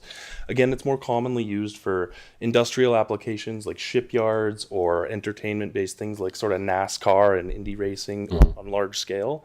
But it's gonna be the standard. I would say in about 10 years, like this is going to be the standard. And Yeah, getting ahead of it is my goal. I really like the idea. I think it's very innovative. So kudos to you for bringing that forward to us. We appreciate stuff like that. My concern is, are we spending $70,000 to save $500 a month? And what's the payoff in the end? So that's kind of what I'm struggling with right now. But again, I love the innovation. I love forward-thinking ideas, and I'm just trying to decide if $70,000 is worth to see if this is something better. So the bulk of that cost is taken up by the CRTC frequency reservation. So it's quite the process to apply and get a piece of the spectrum designated for you, and that's what most of the cost is for establishing that spectrum. Really, we just need 2 antennas, which are the costs aren't $70,000 for that. Yeah. Councillor Schindler. Speaking on that, we reserve a section of that 5G bandwidth. Is there an opportunity to recoup costs if it doesn't work, to sell that 5G Yeah, bandwidth absolutely. back? Yes, 100%. Or we could even lease that space as well, that space with as just well. like other ISPs do. Keep it as a revenue stream. 100%. Interesting. Yes. It's a very good, it's a great idea for us to establish ownership over some of that spectrum space. Again, because of how high value that space is going to become in the next 10 years, as well as it's a good idea to have. Like, so back in the early 2000s, I'm sure you heard of people like Coca-Cola having their domain name bought by some random person, and then they had to pay essentially ransom money to get their name to use as their URL. That's kind of the situation we're going to find ourselves in if we don't own our own spectrum. Okay, thank you. Something we've heard a lot even today is just about capacity and bandwidth. And so I'm not at all questioning your professionalism or ability to get things done. Or I also see that we have some $2 sign asks that are within your budget. And I am not a cybersecurity expert, nor do I play one on TV. And you would be shocked at the passwords of Miradine. But cybersecurity refresh seems like a remarkably large project that we're going to need to work on. Asset digitalization seems like a remarkably large project that we're going to need to work on. So I'm wondering just about timelines in terms of taking on too much too soon, given the amount of work that we're looking at IT, given the amount of asset we've had from a capital standpoint, and looking at other needs that we have within our community right now that we're trying to address from a capital standpoint. So whatever the dollar figure is, even though this one happens to be a $1 sign item, every item matters. Every item influences another item, as well as, again, I go back to the capacity comment. I think we've heard that word capacity and bandwidth used 4 times today by our CAO, let alone how many times we've heard it throughout the budget presentation. So I'm just wondering if you could just speak quickly to the idea of capacity and bandwidth in terms of execution on this project in 2026, as opposed to moving it to a 2027 start, given the cybersecurity refresh that needs to be done. Absolutely. This is definitely a concern that I also had. We would not be able to start the private 5G network until the cybersecurity refresh was completed. It would be contingent on that new hardware, as well as, like you said, we would just don't have that many people involved. I'm confident we could get it started and definitely get the spectrum part of it figured out, which is, I think, the most important part. In 2026, but again, the priority would be the hardware and cybersecurity refresh. As soon as that's done, we would transition to the private 5G network, but we do not have the capacity to do both at the same time. Yeah, thank you. And so that's my concern. I support the idea. I think the idea of being innovative, coming up with some things that are unique to Chestermere, I think would be really, really great. I have a concern with regards to, no pun intended, bandwidth at the moment. And so that's why for myself, for 2026, I'm not in support of this project. I would be fully supportive of this as a 2027 project. But given the amount of things that we're trying to accomplish and the amount of projects, even within there's only so much to go around. That is why for myself, I would want to see us bump it because I'd want to see what happens after all the hardware and the cybersecurity, after all that's updated, then certainly to come back and look at that project at that time. So for that reason, that is why I would not currently be in support of this being in the 2026 budget. Any other comments? Oh, sorry. And yes, you can argue with me. No. Not to argue. I just wanted to add, if we are bringing it back in 2027, just based on the conversations I've had with council, I might sort of scope this out to include all of our sites so that we are achieving that savings of the all $1,500 a month. Great. If that makes sense. Yeah. Yeah. Okay. No problem. Great. Thank you. Any other comments, questions from council? Okay. With that, we'll call for the vote to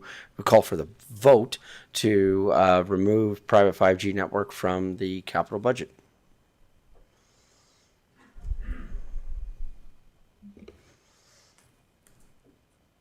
and that carries with to remove from the 2026 capital budget. Okay, we are on to rec center land prep. So can I have a motion from council for rec center land prep? This is under facilities.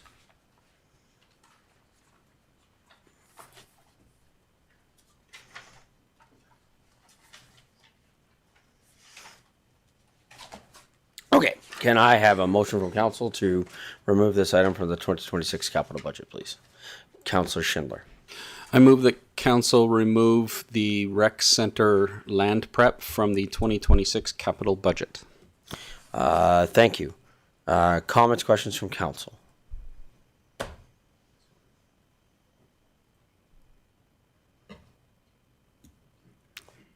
Councillor Schindler. I'm wondering how council feels about this project. I feel like perhaps this land prep can be rolled into the actual contract for the rec center development, and it may be us spending money that will needlessly need to be spent in the next couple years as that project gets started, because the contractor will still have to do their own land prep as that project starts. So we might get to 1 or 2 years of maybe grass, because it takes a while for that to grow so that people can use it, and then it'll get taken out, in my opinion. Mr. Edney, I think that sounds like an administration question. How would you like to handle that? Thank you, Mayor Dean. I'll just pass it over to Director Chandiak to talk about it. Thank you. Mr. Chandiak? To the chair, to Councillor Schindler, I have the estimates in front of me, which primarily includes site preparation. So cutting, filling, taking out loads, bringing in earth, and then hydroseeding the site. If council wants to push it off to a few years down the line, when the rec center actually gets constructed, we will have a raw site in the meantime, with no dust control measures, nothing at all. So this is primarily contingent on council's idea surrounding how they want to sort of proceed with this in the interim until a decision on rec center is made and until when we start construction. Thank you. Can I ask a clarifying question there with that then? So what are you saying then, that this land prep would make the land usable in some fashion and start, how soon would it be usable based on this project timeline then? Through the chair to Councillor, to Mayor Dean again, I don't necessarily have timelines in front of me. I know the estimates do include hydroseeding as well, so the land will become usable. When I say rough grading, obviously it will not be graded to the idea surrounding where the rec center would be constructed. Once the design is finished and contemplated, we might have to do regrading based on how the site is designed and where the building is placed and whatnot. For the most part, this primarily includes rough grading the site, putting some hydroseeding on it so the grass sort of starts growing, and making the site usable in the interim. Okay, thank you. Councillor Warzanowski. Thank you, Mayor Dean. Through yourself to Mr. Edney, through Mr. Edney to Mr. Chandiak, just as a follow-up to what my peers are asking here, from a financial standpoint, is it cheaper to put this further in time and do it before we build the rec center, or do it now, seed it, make it somewhat functional, only to carve it up to put a building on it later? All right, there you go. Through the chair to Councillor Warzanowski, this is an interim project. So at the stage of when the final design is contemplated and approved, you will have to do improvements to the site depending on where, again, the building footprint is, and you'll have to excavate the basement. And so that is going to damage the grading that would be on site right now, or if this project was to go forward. So the work will have to be redone. If we choose to go ahead with this is an interim measure to take you to that point when you actually start construction, which may happen 2 years down the line, 3 years down the line. If council chooses not to approve this project, then we, like I said, we have a raw site until when we start construction. That can be 2 years, 3 years, 5 years, depending on, the budgetary numbers. Okay. You will have to redo the work. Thank you. And just as a follow-up to that, would there be any advantage to use the same contractor that is preparing the high school site? Through the chair to Councillor Wojciechowski, our intention is to merge both the projects together. There'll be cost savings in doing so. And so we're exploring the possibility of using sort of the same contractor if we have the budget for both sides together. Okay, and then, sorry to be getting into the details, and would that align with the budget if it was approved now? Through the chair, yes. Okay, thank you. Thank you. Councillor Grant. Thank you, Mayor Dean. Through the chair to administration, as I understand it, there's another site adjacent to this site as part of the high school development. We have a field there. Is that field already being flattened as part of the site readiness for the high school project?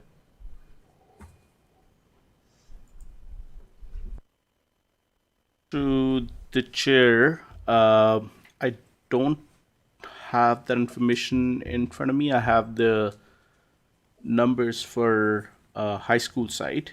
I just don't know exactly the site is. Sorry, just really quickly, Councillor Grant. I know the public won't be able to see it, but there's a map right behind Ledge Services head. Which land? I know. Sorry, public, you won't be able to see what Councillor Grant's pointing at, but this will help us in house. So which? Yes, thank you, Vanna. Which site are you saying is graded right now? I'm not saying anything's graded right now. I'm saying that the high school site is in preparation to be graded soon. Second phase of it, right? Through the chair, that is correct. Yeah, there is a budget item in Within there. that, providing that we have a field adjacent to that high school site, is that part of the readiness for the high school? Is that going to be part of the readiness that we're doing now? Through the chair, if you give me one moment, this is the information that I have is lot specific, so I can take a look at it. Because there's that field that we share. So can I? So are you asking if the two that will be then completed will be adjacent to each other? What I'm asking is, has the money already been approved that will flatten that soccer field adjacent to the high school site? Is it included in the high school site readiness, or is that field's readiness included in the rec center? Oh, we're bringing everybody to the Look table at this. on this one. I love Answers coming up. Yeah. it. Okay.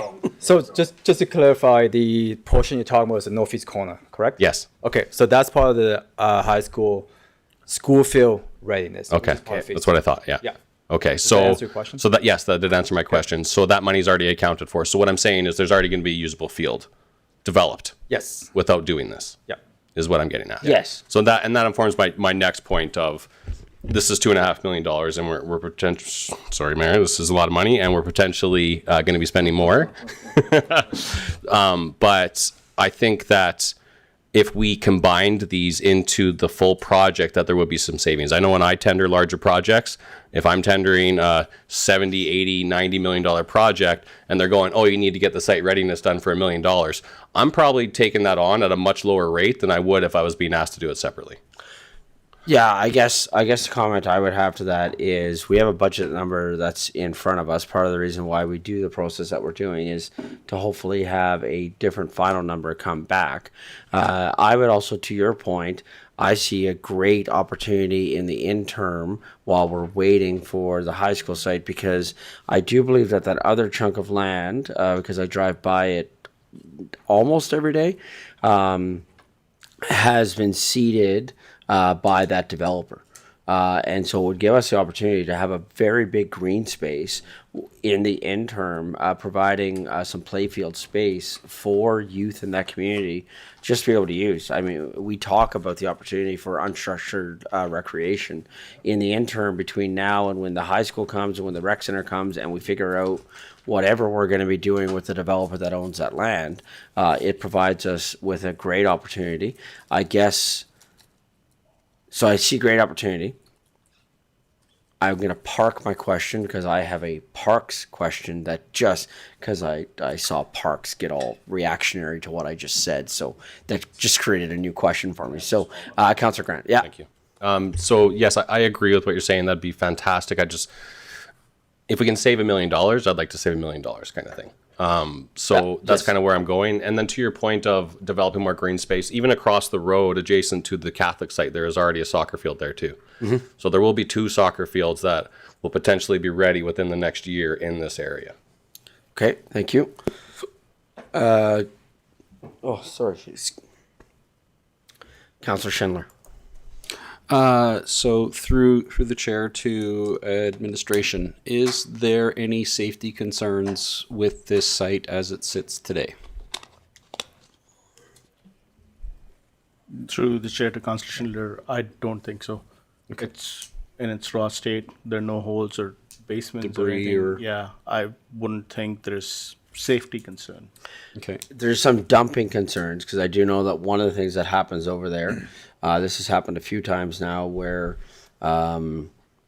suddenly one day a pile of shale will just show up, or a pile of rocks will show up and be there for a little while and they get moved. So there has been a number of dumping issues that have happened on that site. It was an issue all summer. Where things were getting dumped onto that site. And so I wonder if we were to clean it up a little bit, if it would discourage some of the random dumping that we're seeing happening on an ongoing basis on that site. True. Again, I just know that because I drive past it almost every day. Through the chair to Mayor, you might address some dumping concerns, but because this is a big open piece of land, regardless of if the site is prepared or not, you might still see dumping there. It's a fair point. I will say I don't see any dumping happening on the school site where the new K-9 public is going, and it's been seeded for a while. And since it's been seeded, there's been 0 issues over there. This one has ongoing issues. So to your point, it may not stop it. I think people are less inclined to dump a whole bunch of stuff on grass as opposed to raw land that is still piles of dirt. Through the chair, I'd agree with you. Yeah. Okay.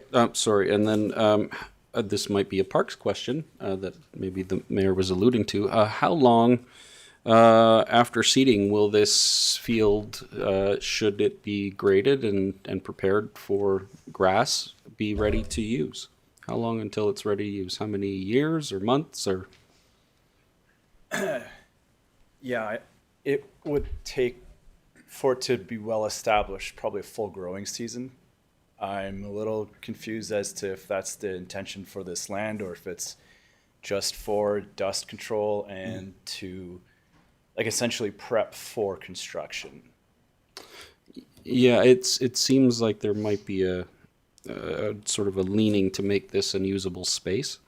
So I think on those concerns and the fact the dollar sign cost of this project, I would not be in favor of this. I think we can find cost savings as the rec center gets tendered out and built, and I would like to see that rec center started as soon as possible. I don't want to see us waiting another 10 years or 5 years or 2 years to at least start construction.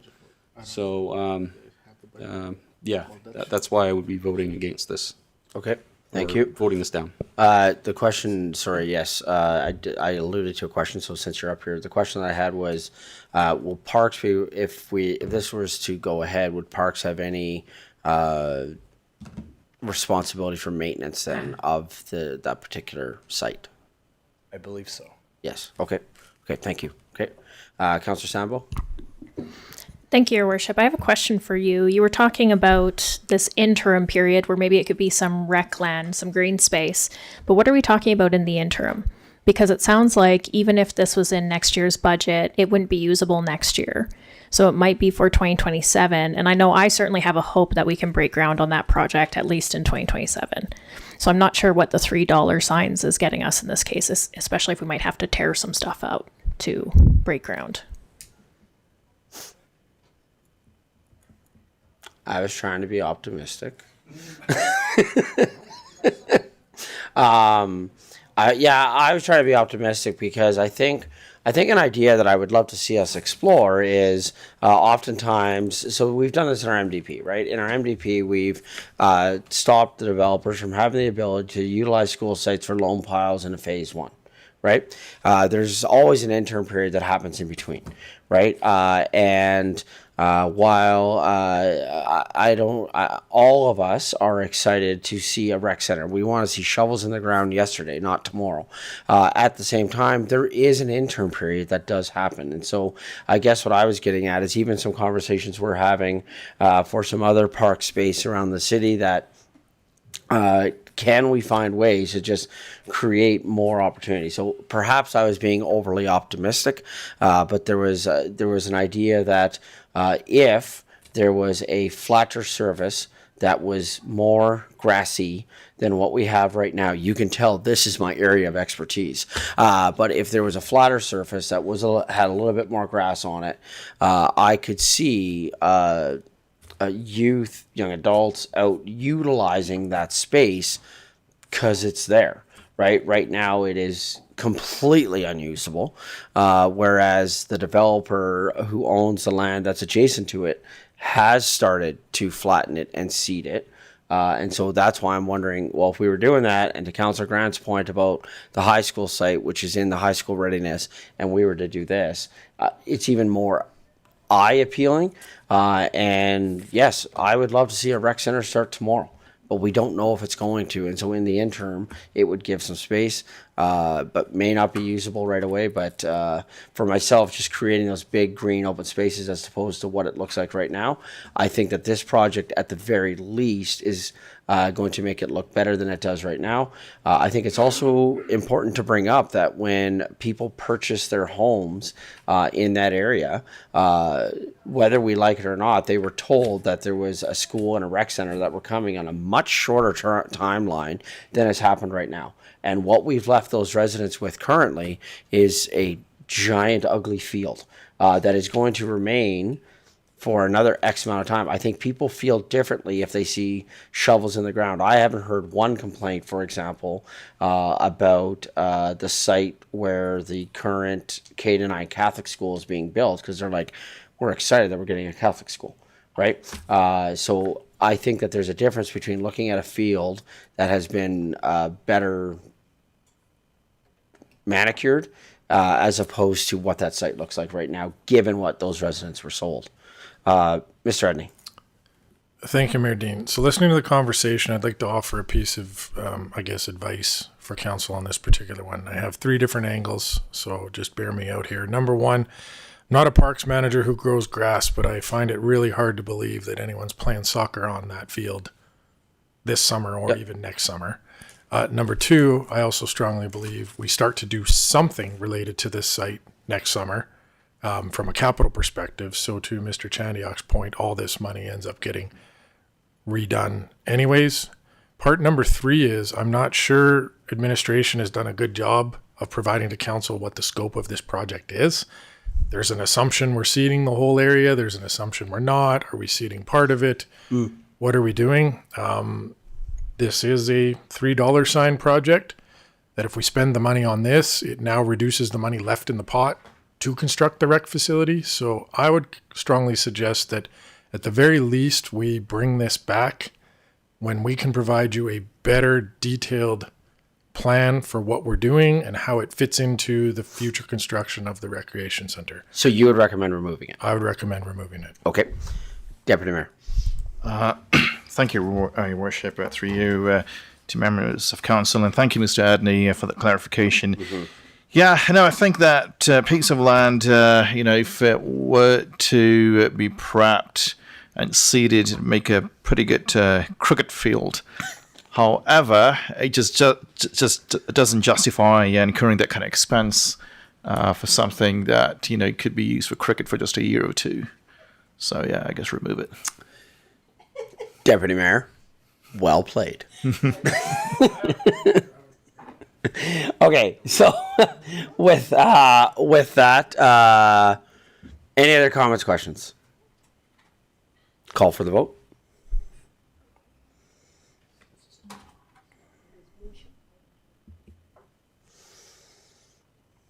That's carried unanimously. See, admin and council are on the same page. With that, then we're going to go to the Com Ops land prep. So can I have a motion from council, please, to remove the Com Ops land prep from the 2026 capital budget? Councillor Grant.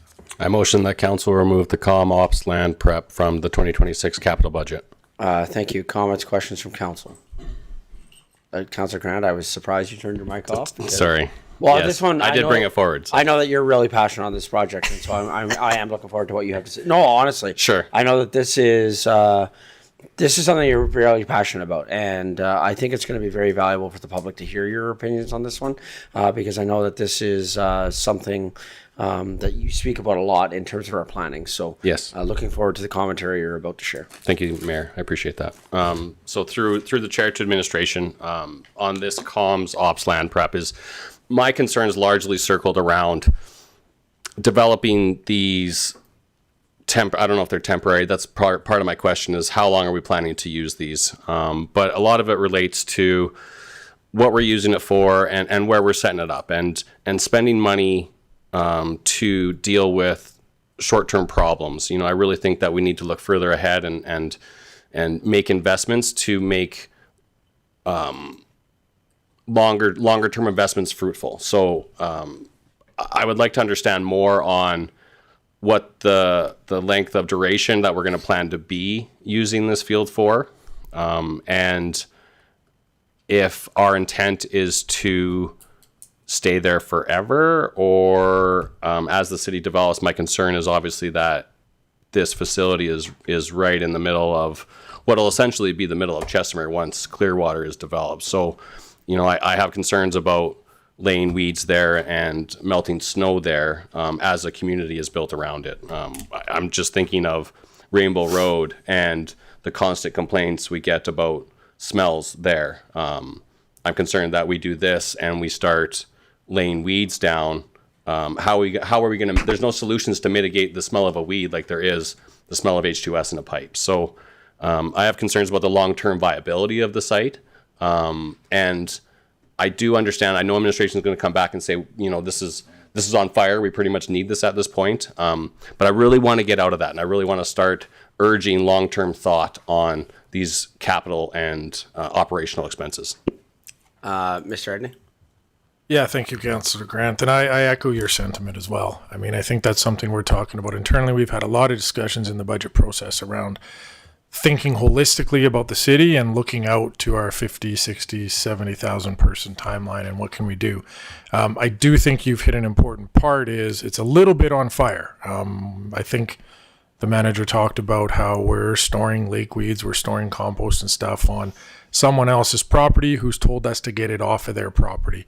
We need somewhere to put it in the short term. This is land that we just acquired last year. It's not really part of the comm ops building yet. So part of this is really just to level it, grade it, make it useful. I don't think it's snow necessarily that goes there in the long term. That's a separate budget item next year to look at the long-term dumping, but at least this interim, putting up some fence, leveling the site, grading it, makes it at least usable in the next few years. Because at the end of the day, as we walk through and we talked at the start, a new comm ops facility somewhere is probably a good idea. Where it fits in the budget and where it fits in the city right now, I don't think we have a good answer. And my worry with something like this is we wake up 4 years from now still going, yeah, but let's not do it because we might be doing something next year. And I feel like this could be one of these projects where it's wise for us to spend the money, start using that space while we look for the longer term solution. It's not immaterial money, but I think it will still be money that's well spent and used by the team over there. Just on that, the comment that I would have directly to that, and I'll go to Councillor Grant again, is I think however this motion goes, I think it would be great for us to have at a future GAP meeting, I would say in the neighborhood of March, to look at, because I think we should do this before a final budget. But I would like to see at a March GAP meeting some kind of start on a conversation of the, call it, I'm thinking off the top of my head here, which is dangerous when you're in the role as a mayor when you say words. But the long-term utilization of space by the city of Chestermere, and specifically City Hall, garbage, recycling, comm ops. I just saw sighs of relief from the managers that are sitting to my left over there. I think it would be great for us to have that conversation, but to really have that conversation and to have a get on the same page. So however this motion goes, I'm going to propose that we have another motion related to this that the city of Chestermere is going to work on developing a long-term strategy coming back in March to start the conversation, whatever case that may be. But we need to move from the theoretical of like we're bouncing all these ideas around to like, okay, let's come up with a plan and let's implement this plan. And let's go. And I think that's what councils do. And I think that's the bold step that this council needs to take. Councillor Grant. Thank you, Mayor. And my last question was, are we able to store these weeds on someone else's land? Like, why does it need to be on our city land in this area? Have we had an exhaustive search? There's a large county around us with a lot of bare land. Are we able to truck the weeds to a close property and have them decompose there?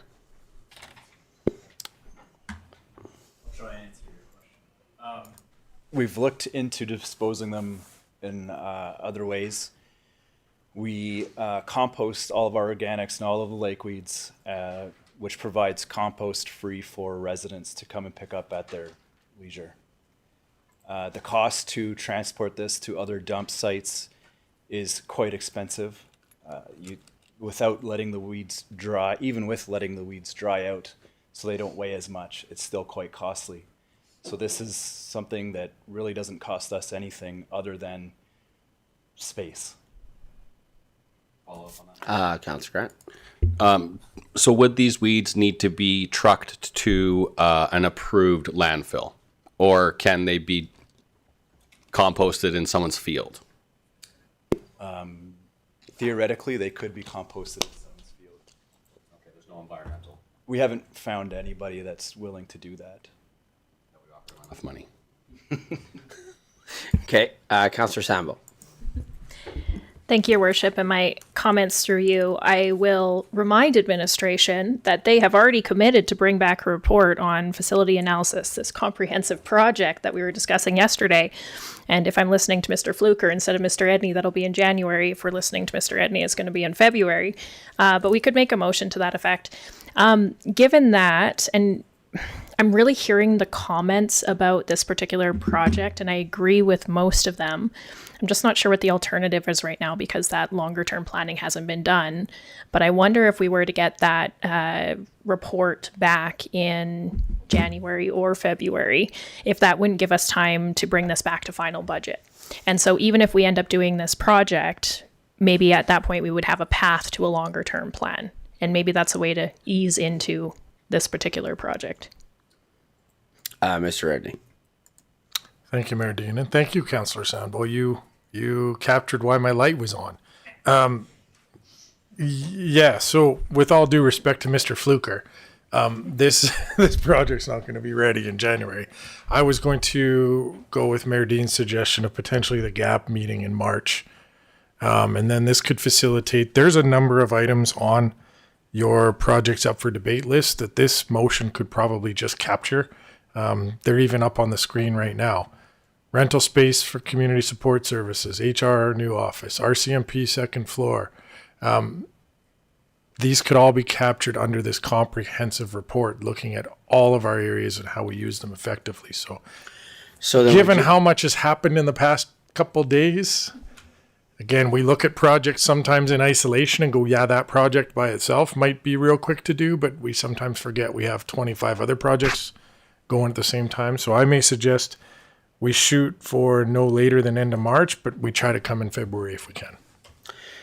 So then would you suggest, so you just identified some, so we do have a motion on the floor that could be rescinded because it'd be a material change.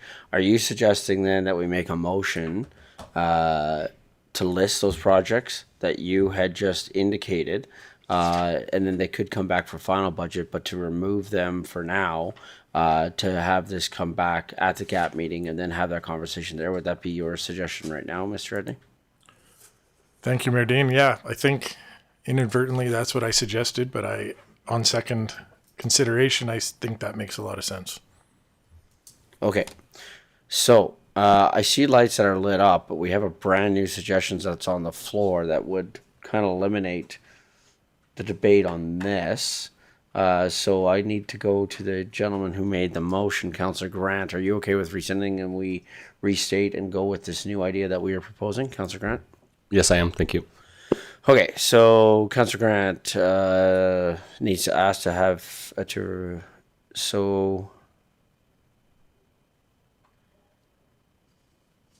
but I think it's a material change. So he needs to remove his motion first. So Councillor Grant needs to ask to remove his previous motion. Because this is a pretty material change, Mr. Edney. Yeah, thank you, Mayor Dean. I agree. Councillor Grant should just ask Council's permission to withdraw his motion. If you all agree, then we can move on to the next one. Thank you. So we just need the motion on screen, please, for Councillor Grant to withdraw his motion. Withdraw, Council. No. Council withdraw a motion.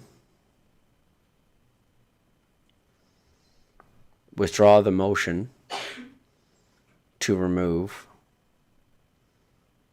Yeah. Okay. Yes? Okay. Councillor Grant, you need to make this motion. Thank you, Mayor. I move that council withdraw the motion to remove the comms op land prep from the 2026 capital budget. Thank you. Comments, questions? Call for the vote.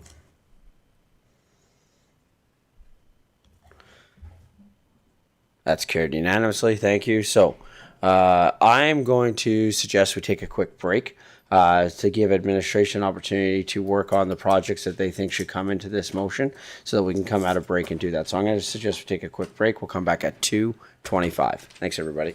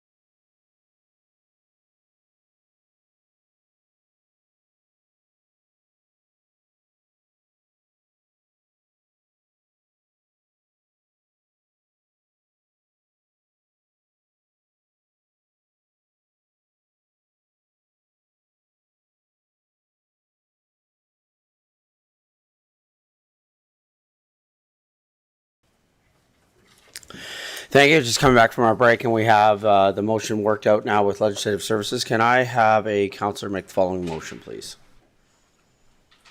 Councillor Grant. Thank you, Mayor. I move that council remove the community operations land preparation, rental space for community sports services, chain link fence, human resources new office, RCMP, second and third floor concept, additional parking from the 2026 capital budget. Comments, questions from council? Call for the vote. That one's carried unanimously. Thank you. And then we need a motion then for the March GAP meeting. Council to direct administration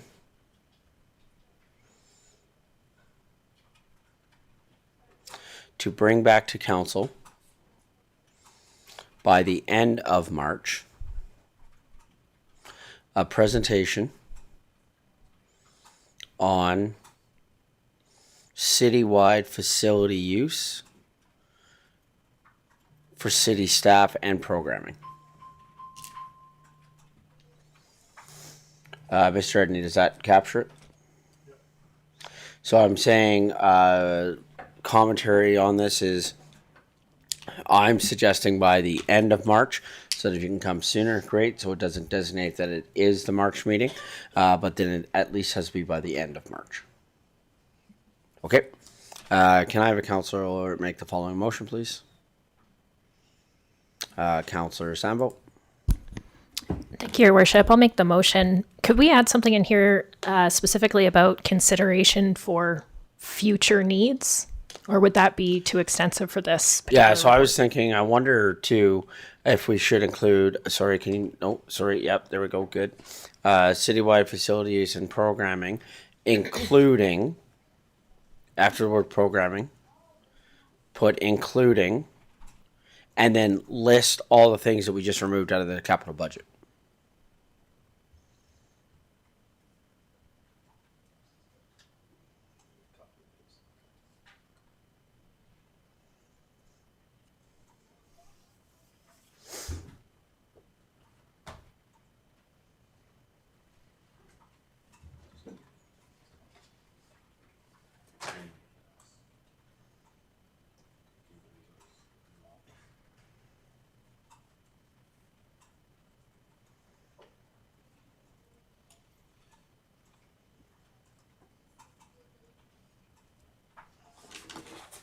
Councillor Sambo. Right. So, Your Worship, this motion still doesn't talk about future needs. It talks about what's been presented for the upcoming year. Okay, so what is there additional wording you want to add? A little bit more challenging with this list. 1 second. And then there could be another bullet point that says and future needs. Certainly. Okay.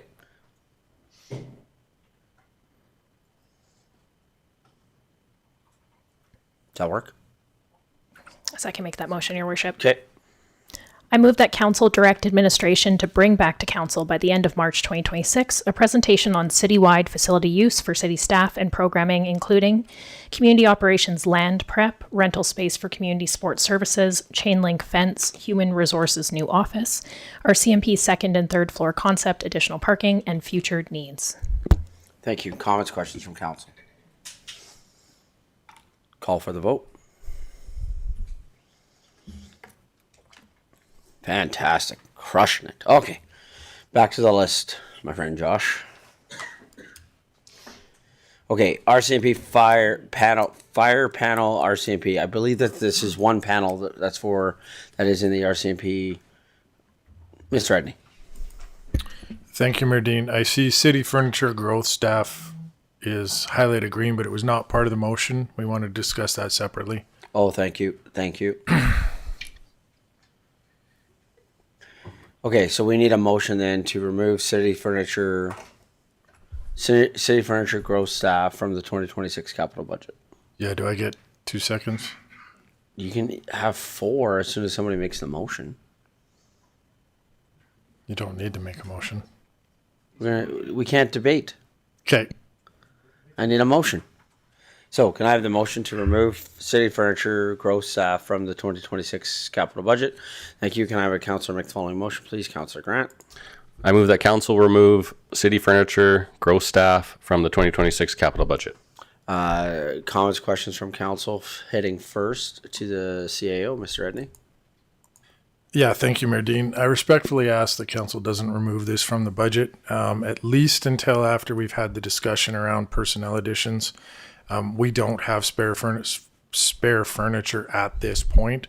This budget was cut by 70% to get down to this number, just to leave us some placeholder, assuming we do get some new positions that we do need some furniture, chairs, desks, all that kind of stuff for any new staff that come into the office space. So I'd respectfully ask not to remove this from the budget. And if you want to reconsider it after we discuss personnel in the operating budget, I'd at least appreciate that, because we'll need somewhere for anybody to sit who comes in. Well, I mean, Mr. Edney, we see staff finding efficiencies already, as planning and development and comms are sharing a table right now at the back of council chambers. So, Councillor Grant. Thank you, Mayor Dean. Through the chair to administration, Mr. Edney, I've quipped a few times before about this, about the chair that we have for council in the back there. So can this item also include maybe a desk for us, a coat hanger, a closet or something, please? Mr. Edney? If it lets me keep it in the budget, absolutely. Yeah, as... No, in all seriousness, that's what it's for. It's called growth of staff, but it's really just for all of our buildings, whether it's Public Works, City Hall, etc. Just when we need some of this stuff, we need to have something allotted that we can spend money on it. Okay. Councillor Warzanowski. Thank you, Mayor Dean. Thank you, Kent. People need somewhere to sit, so this one's a slam dunk. I'll be voting in favor. Oh, not in favor. Okay, thank you. Any other comments, questions with regards to the motion? Okay. Yes, just a reminder. This is for all of us, because I've had to remind myself every motion we've made. Voting yes removes it. Voting no keeps it. And I don't know about you guys, I am running that internal monologue on each vote. So the motion, can we see the motion on the floor again, please? So the motion is to remove city furniture. Voting yes removes it. Voting no leaves it in the budget. Councillor Warzanowski. Thank you, Mayor Dean. All I was going to suggest is we can remove the double negatives, and instead of removing, we just leave these in, as opposed to removing, so the double negative isn't implied. But yes, you heard my stance on this. I just wanted to make that comment. Okay. For voting. Thank you. Thank you. With that, we'll call for the vote. And that's carried unanimously, so it stays. Okay, so that's right. It's defeated, so it stays. On it. Okay, so now we're on to the fire panel RCMP. So can I have a councillor make the following motion to remove fire panel RCMP from the budget? Please, Councillor Grant. Thank you, Mayor. I move that council remove the fire panel RCMP from the 2026 capital budget. Thank you. Mr. Edney. Yeah, thank you, Mayor Dean. I would also respectfully ask that council doesn't remove this from the capital budget. I've got an email trail here starting from the fire department, from our fire prevention officer, talking about this is actually a building code requirement that we're not in compliance with. National Fire Code B2.1.3.3 says that this shall be installed. This is, while it's coming as a capital budget asks, my understanding after further investigation is this is not something we can decide not to do. It's something required by building code. Thank you. Councillor Grant. Thank you, Mayor Dean. Yes, Mr. Edney, you are correct. It is required. The requirement is that they communicate, though. So I don't know if it takes $2 signs to communicate, the cat out of the bag. I install these systems. I'm very intimate with what is required for it. So there are simpler solutions that are more cost sensitive to achieve the same thing. I don't know if this is intended to remove a panel. That's what the cost looks like to me, is that we're trying to match a panel as opposed to trying to make them communicate, which is the building code requirement. Mr. Edney. Thank you, Mayor Dean. I hope you bid on this one, Councillor Grant. Sounds like you can save us some money. Yes, Councillor Grant cannot bid on this one. But I think that's a good point of leaving this in here. And if you have some insight you could share with me, whether it's offline or in detail on what the specs of this might look like, it might be useful for the team. So perhaps we keep it in here, understanding that any budget item is always like the absolute maximum we can spend. And we're always shooting to spend less as we get through the project. So yeah, I would appreciate any insights you can add on that. Okay, so now we have a new conundrum. So what if, based on the knowledge that Councillor Grant has, because it's a all or nothing sum for a councillor, he either has to vote yes or vote no, but he may have a different feeling if the number was different. So if Councillor Grant wanted to suggest a different number for the project to then vote on it, would he simply need to ask to go into in-camera? Since it's a capital budget, he could ask to go in camera, make that suggestion, come out, and then vote on it. Yes. So, Councillor Grant, that is an option if you wanted to explore that, or we can just proceed as we're going. Councillor Grant. The only concern I have, Mayor, with doing that is that I'm not sure of the date of these panels that they're installed, and with fire alarm technology, there is obsolescence that happens. Same with IT kind of thing. Things just, they don't maintain the software anymore. They don't update their systems. So I'm not sure if a full panel replacement is required. If it is, this is probably the right number. If it's not, and an interconnection can be done without it, then it is vastly too much money. But I think for prudence sake, we should probably leave it in there and hope administration will do some diligence on making sure that we're finding the most effective solution. Thank you. So then as far as the motion goes, however it goes, I think it should be noted that Councillor Grant's comments are on the record and on the public. And I think his concerns should at least be explored as this project is completed. Councillor Schindler. Yeah, I would echo that a little bit and say that we don't know the scope of this project. We got a very surface level look at what this is going to cost, and I think that we should keep it in the budget as is and let administration do what they do best. Okay, so there is another way to handle if all of us are feeling a certain way. The councillor could ask to remove that motion, because then it just stays in the budget. That's why we're, to Councillor Warzanowski's point, that's why we're doing the double negatives. I know you're saying I should have let you speak first. Mr. Edney. Thank you, Mayor Dean. That's what I was trying to say on the previous one when I said you don't have to make a motion, but you're right. I think to debate it, we have to make a motion, though, to be fair.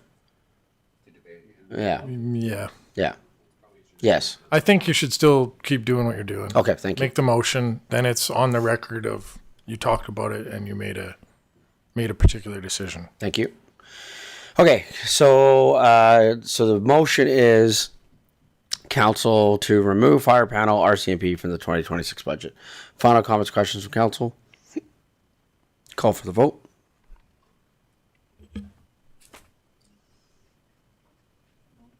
And that's defeated unanimously. Nailed it that time. Okay. So it stays. Why you gotta do that? I was feeling really good about myself. It's been a long number of days. However, all joking aside, I do think that it will be important. Administration, I think that to be prudent with that, as we always are, but to highlight the comments that Councillor Grant had brought forward to ensure that we're looking at that to see if, when I hear the vastly different, I would love to see if there's a way to do that at a better price. Mr. Edney? Thank you, Mayor Dean. And I just want to echo some comments too that a couple councillors made of thank you for showing some faith in administration, that we've heard what you're saying and we'll address it and make sure whatever outcome we have is in the best interest of the city and the taxpayers. Thank you. For this next one, there may not actually end up being some debate on this. Mr. Edney, you were saying to me that you've been able to obtain some additional information on the City Hall parking lot. So I guess going to administration, what I am asking for is how would you suggest that we proceed? We do know that parking is an issue at City Hall. Many of us here on council, when we come to council meetings, park on the street and not in the parking lot. And so I'm just wondering, and that happens for our staff as well. We have multiple staff that are parking on the street, and there's just not enough parking even for our own staff as well as public, all those sorts of things. So we do know that this is an issue. It has been an ongoing issue for a while. It could maybe be a part of that conversation that we're looking at bringing back in March. But I just wanted to provide administration opportunity because I do know that you have found some information recently about some previous ideas that have been brought forward on this. So, Mr. Edney, I'm not sure if I'm turning it over to you or to Mr. Chatterhook, or if you would like me to just make both your mics live. What would you like me to do, Mr. Edney? Thank you, Mayor Dean. I can handle this one for now.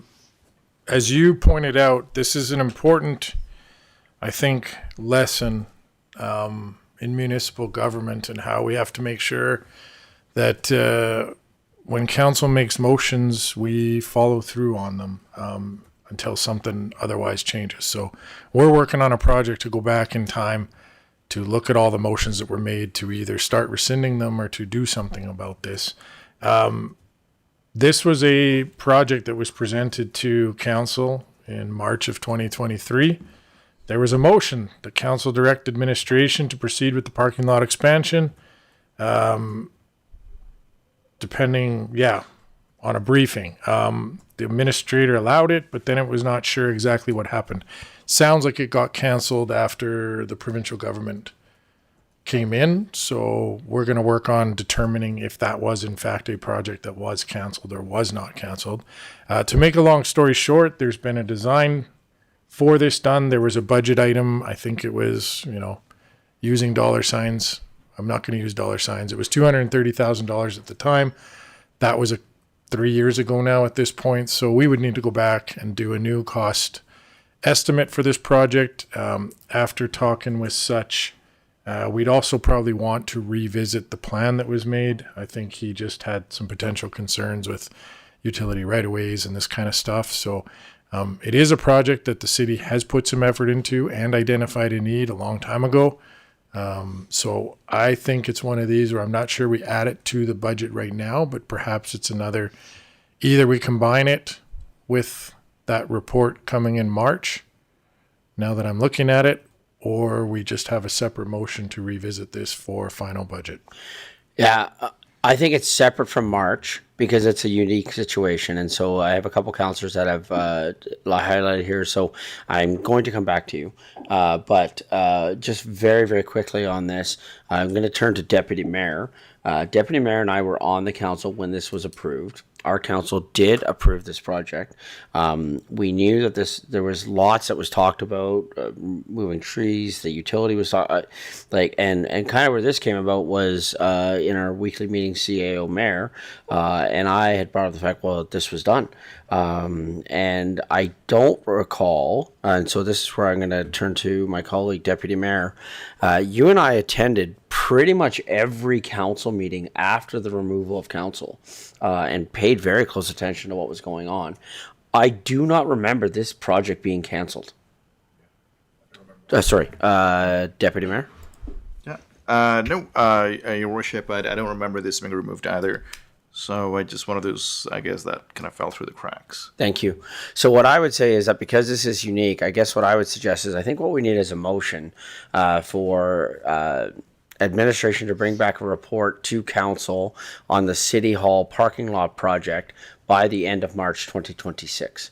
That's why I see it as separate, as to why I suggested it not be included in the previous motion, because this is a bit of a unique circumstance. That'll then give us some opportunity to reach out to the then official administrator at the time. Perhaps there was something that we have missed, and or the then CAO of the day, because there is something in there that we are unaware of, but it gives us a few months to be able to track that down and bring that report. So that's my suggestion on how we handle this, and I'll go back to Mr. Edney. Yeah, thank you, Mayor Dean, because you've also hit on an important point too. Like, I don't know if we applied for grant funding to do this or something and just haven't done it. I don't want to put Mark on the spot right now to answer that question, but that's something we should look into too, right? Because it was a council motion. There should have been funding allocated. I'm assuming that funding has gone by the wayside at this point, so we can't just continue on with this project. So, yeah, a good revisit and perhaps a conversation with Mr. Legore might be useful as well. Yeah. Thank you. Councillors, was there any other comments with regards to this project at the moment?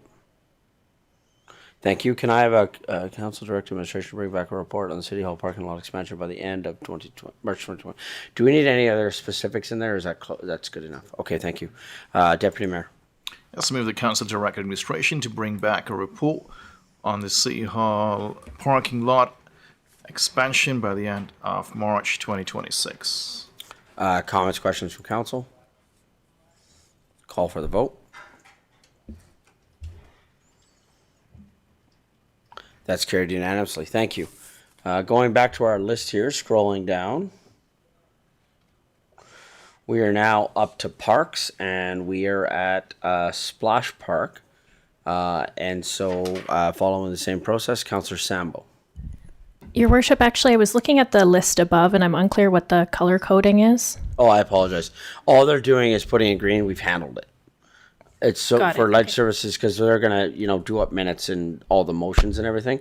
So all the color coding that is above is anything that we've handled. The yellow highlights is what we said yesterday. That was a new project that we suggested. So if you see it highlighted yellow, it's something that was never on the original list. It's something council suggested yesterday. Green just means we've handled it. Good. Okay. Splash Park. So can I have a councillor make the motion for the removal of Splash Park from the 2026 budget, please? And I'm anticipating robust discussion around this one. So, can I have a councillor make the following motion, please? Councillor Randawa. Thank you, Your Worship. I move that the council remove the Splash Park from the 2026 capital budget. Comments, questions from Council Sambo. Thank you, Your Worship, and a comment through you. I would love to keep this in the capital budget for next year. My concern around it is that no planning or initial work has been done yet. So it's, again, a little bit premature. I would be okay with leaving it in the capital budget as long as we knew that there would be some robust planning happening before a site was selected and the money was spent, in which case maybe it's better to just push it to 2027. Yeah, I mean, my suggestion on this one is, I know we've been following the same process, and I want to test this to see how we feel about it, because my inkling is we all kind of feel the same way about it, is that we would love to see this, big picture-wise, we want to see more amenities coming to Chestermere for recreational use, whether that's structured play or unstructured play. What's happening at the rec committee level is the rec committee is currently working on a recreation framework that's going to talk about recreation from a high level. And things like a splash park could be a part of that framework and a part of overall planning. So previously, what we said was that we are going to assume that any project we remove from 2026 is probably going to show up on the 2027 budget. I think even as a clear message to the community, because this is something the community has talked a lot about, I would actually encourage the idea that Councillor Randawa withdraw her motion and we make a new motion to move the splash park to the 2027 budget and communicate to the public that this is a project that we are interested in, the timing for 2026 just doesn't work. That would be my recommendation, but I open that up for continued debate on this project. Councillor Schindler. Hi. Yeah, so when door knocking and speaking with community, since I've been in behind this desk, a splash park has been really asked for, a really requested amenity for Chestermere. That said, I'm hearing what my colleagues are saying, and I'm wondering, is this placeholder or this cost, can some of that be put into engineering, design, site selection? I'm assuming that the dollar signs are not just for equipment and installation and getting it to work. I'm assuming that there's a whole suite of things that needs to happen as well. And so I'm wondering if we can have that design and site selection and then in this year and then have it put into the 2027 budget.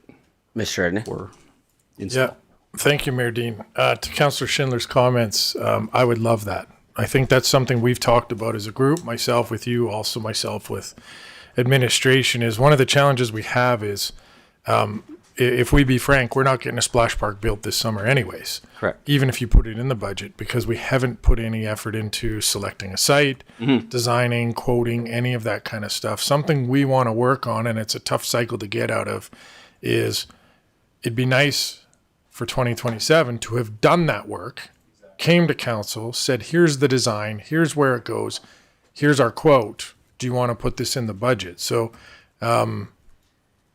nobody really owns this one. I kind of put it in as the request. I don't know if we need some consultant dollars. Maybe we do, but that would probably, I just don't know what number to put in here for like design towards the splash park. But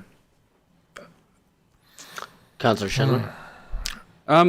So it's design, depending on scope, can greatly increase. So we certainly would want to have a scope of work, and that could be also decided this year, whether it's in-house or through administrate or through a consultant.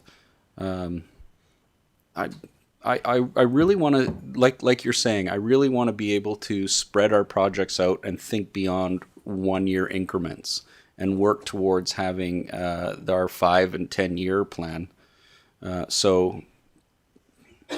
Is there an adjustment here that we can do and have this come back to our final budget with some more investigation to determine what it's going to cost to engineer this and site select and buy the land or whatever we need to do? Mr. Edney? yeah, thank you, Mayor Dean. To Councillor Schindler, as I think this through, we always have money in our operating budget for consulting, engineering, that kind of thing. I don't see any upfront work to what you're talking about finding a site, coming up with a high level concept as being a significant cost. I think we could just do what Mayor Dean suggested of bring this back to 2027 budget cycle. And in the interim, if we can come and go, hey, we need some more money to start design, to pick a site, we can come for final budget, if that makes sense. But Councillor Sambo? Thank you, Worship, and through you to my colleagues on the Rec Committee, Councillors Grant and Narayan. Is this something that we should refer back to committee to assess and bring back a budget ask for final budget in 2026? Could that be the motion that we bring forward? I think so. Councillor Schindler? Yeah, so that's what my follow-up question was. How do we keep this? How do we keep some of these things on the books in a way that's quantifiable? So we talked about that at the beginning of the meeting, right? What they're going to do is anything that's from 2026, they're going to take that dollar amount, bump to 2027. Right. I get that part, but should I make a motion to say, can you please design us a splash park for 2027 budget? No, because that's too specific. Again, what they're going to do is what they're going to do is that dollar amount would move to 2027. And I think also too, we've got two suggestions that are on the floor right now. The suggestion I had made was to remove this motion and literally do what you just said, right? Was one, but now we have a new suggestion that I actually like this one more, that we kick it to committee and for some committee conversation to bring forward a motion back to council. Could I make a motion then to kick this to committee? Not yet. Not but today. You could in a minute. Okay. Councillor Grant. Thank you, Mayor Dean.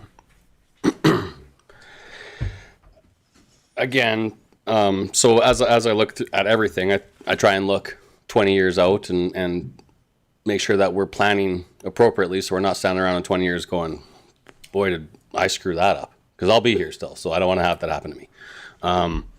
So I think this largely starts with the Recreation Master Plan. Again, I wish it started yesterday. I don't recall if we've assigned funding to the Recreation Master Plan yet or not, but it's very prudent that we get that going so that we can at least, that's the starting point for every decision we need to make on recreation moving forward.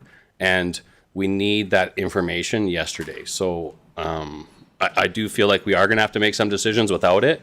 But I would like to really get that going, put as much urgency behind it as we can. Simultaneously, we can kick this to the rec committee. I think we're probably we're presupposing that a splash park should be the priority through the rec committee. I think that's what council's saying. Are you in disagreement with that, Mr. Mayor? That's not what I'm hearing. Okay. I'm hearing as a part of that. Okay.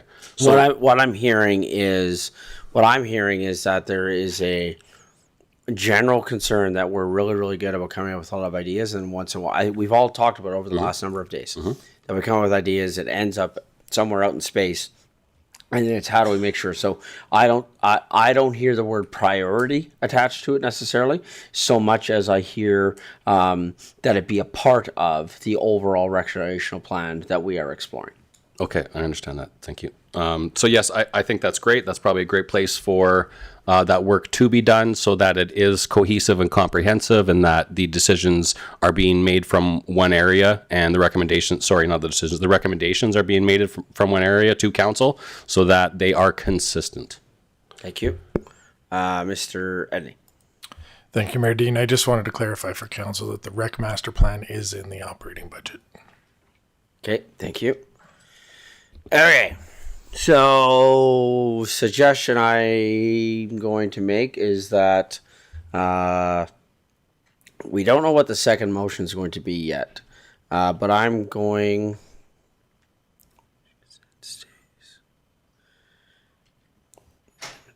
Okay, I am going to suggest that Councillor Randhawa asks to withdraw her motion on the splash park, and then we come up with the motion that we are looking for the splash park. Because I think anything that we do is going to be a material change to this motion. So, Councillor Randhawa.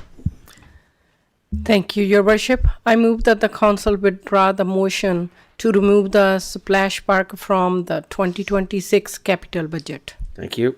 Comments, questions? Councillor Warzanowski. Thank you, Mayor Dean. I think I understand the intention of withdrawing this motion. However, if we do, wouldn't that imply that we are keeping the splash park budget in the proposed budget? Give me 4 seconds. I got a solution. Okay. I need 4 seconds. Give you 4 seconds. Awesome. Thank you. Call any other comments, questions? Call for the vote.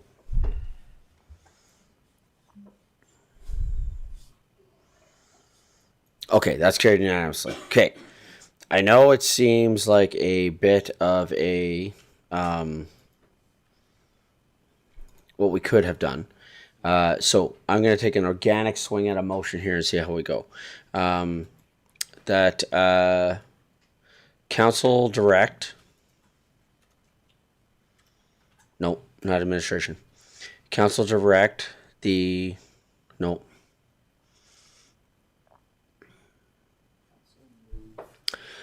Council move. Just council direct administration to move the splash park project to the 2027 budget and direct the rec committee to include a splash park for consideration as part of the recreation master plan. How'd I do? Okay, Councillor Sambo. Thank you, Your Worship.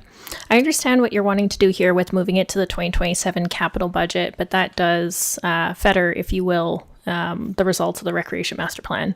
I don't think we can put it into 2027 and also ask for consideration. Well, we can because we could remove it out of there. Because we could remove it in at the 2027 budget time. Councillor Sambo. I understand what you're saying, I think, Your Worship, but if I read this, I will read this as a member of that committee. What I'm hearing is the direction from council is to figure out how to put a splash park in the 2027 capital budget as part of the Recreation Master Plan. And that very well might be what happens, but I think if the intent is to put it forward to committee, I think we need to take it out of 2027 and allow committee to do its work. Okay, I'll take another swing then. Council direct administration to remove the splash park project from the 2026 capital budget and direct the recreation committee to consider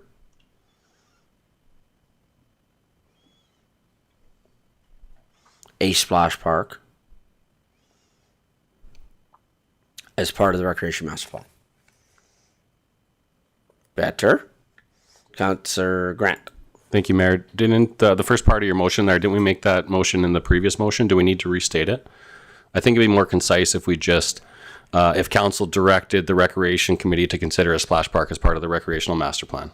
I'm also right. I think that's fine. But then that leaves it in the 2026 budget. No, we already moved it. No, we did not. Oh.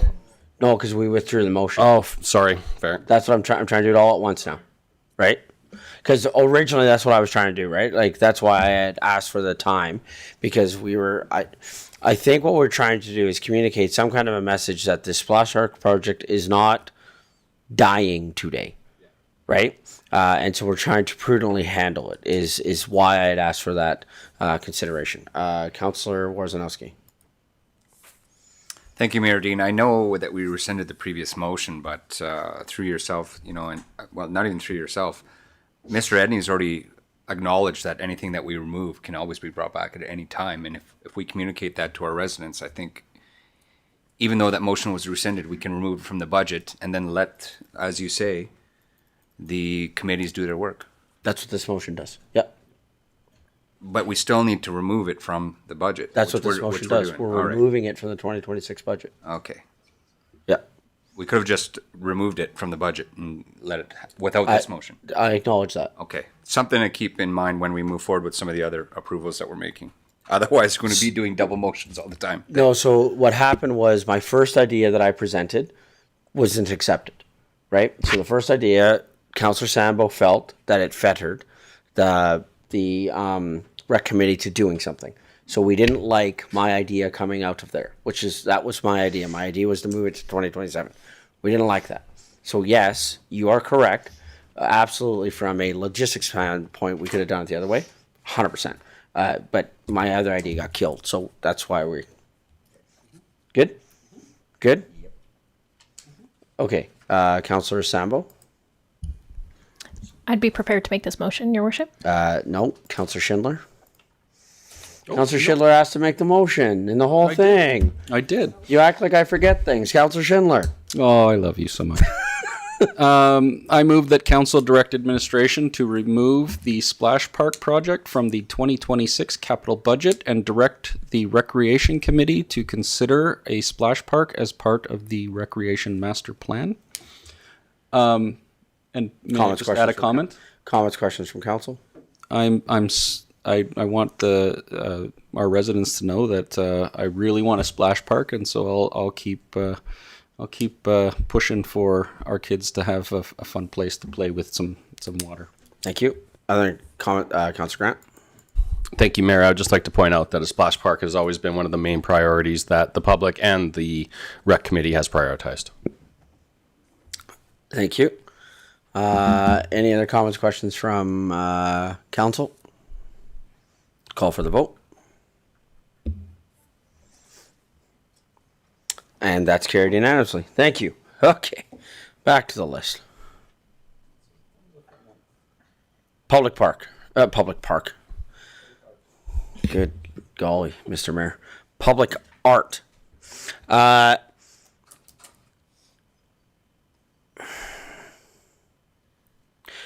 guess I'm wondering what is it we're wanting to do with this public art piece with regards to a motion, as in, are we just looking to simply remove it completely? Are we looking for more definition around it so that we don't necessarily? So I guess what I would say is, what type of a motion are we looking for with regards to the public art? Councillor Sambo.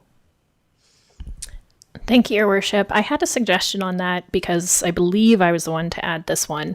I would bring forward a motion to amend this item from public art to graffiti wall. Could we do that? That's one suggestion. Yeah. So can we leave that on the table, as that's an idea that we're looking for? So okay. Councillor Sambo is suggesting that she'd like to make a motion that instead of it being public art, that it would change the scope completely to graffiti wall. Councillor Schindler. Yeah, I think this is one of my babies as well, or not babies, but one of my things as well. I think like we could use some beautification in this community. So I'm wondering if instead of having it as a line item in the capital budget, we can move it to, say, an art grant, and then have artists apply with, and then have an art committee, perhaps. To select art installations around the city, and then let our residents perhaps design and create some artwork for us. Councillor Wojciechowski. Yeah, thank you, Mayor Dean. I agree with Councillor Schindler. Well, I think a graffiti wall would be certainly cool. Let's leave it for maybe a competition or the residents to decide who, and that residents, the committee could be made up of residents who decide what this public art needs to look like. So, Councillor Sambo, Councillor Schindler, Councillor Wojciechowski, you are all touching on why I currently want to remove this completely right now. I agree with every comment. It'd be cool to have some sort of a graffiti type of space that we could look at. It would be fantastic to consider how beautification of our city and what that would look like. It would be great whether that comes from. What I don't see within this is, what is the scope of this project? And so what I would love to see is, I would love to see us remove it. Then with the second motion that comes back to direct administration to come back to council with suggestions on how to further increase public art opportunities in Chestermere. Because I just don't feel like, there's a alignment or B understanding of us right now as to what this project looks like. And this is a personal thing. I struggle with approving projects when I don't understand the scope of the project, whether it's $1 sign or $3 signs or whatever. I struggle with approving if I don't have a full scope of the project, which is going to be coming up when we start talking about some other items in our budget as well. So that's where I'm sitting on this right now. I don't feel like administration has brought us a comprehensive scope of what this is, and I would love to see a comprehensive scope and then approve the budget. And so I would actually like to see it removed for now, with the possibility even I could approve this personally. I would be in support of it at final budget in June of 2026. I'm just not in support of it, any of it right now, because I don't see a well laid out scope. Councillor Grant. Thank you, Mayor. I've been thinking about art and how to handle that from a governance point, and how to make sure that we're investing the public's dollars into installations that people will enjoy and that will provide value. My idea is that maybe we need an art committee, and I don't necessarily want to go down starting a whole committee just for art. But I think honestly where it does fit is probably arts and recreation. Not that I want to give recreation a single more task to do since we have so many. But I think it probably lives there, and it probably lives there in most municipalities. And I'm just wondering, yes, there is value to art installations, especially supporting local artists. So I do want to explore that. What's the mechanism? So we used to have a committee called the Streetscapes Committee. And that's exactly what Streetscapes was for, right? And so if we were wanting to bring back, so again, I think you're making my point for me. I would love to see us possibly look at creating a Streetscapes Committee, and then we give them a budget, right, with some ideas and things like that. But until we have the scope, I just don't support a non-scoped project. That's just where I'm sitting right now with this particular project. Councillor Sambo. Thank you, Your Worship. I have some debate around this. Would you like me to put a motion on the floor so that I could thoroughly debate? Yeah, give me 2 seconds and we'll go to Mr. Edney and then we'll go back to the motion. All right. Sure. Yeah, thank you, Mayor Dean. I echo the sentiments of yourself with this would be a good project for a committee of some kind. I like the streetscapes idea. In administration's defense, we don't have an idea what this is. This was a suggestion from council of we should look at public art and get it on the table and something to do. And I feel like we'll be floundering if we don't have that good direction from council through a committee in some manner. So I support that idea. And if we can get enough traction by, and remember, it doesn't have to be final budget. You can put it in the budget in September if that's what you want to do. So you've always got that option to bring any type of capital budget at any point. Okay. Sorry. Councillor Sambo. For a motion, Your Worship? Yeah. Do we have one? There we go.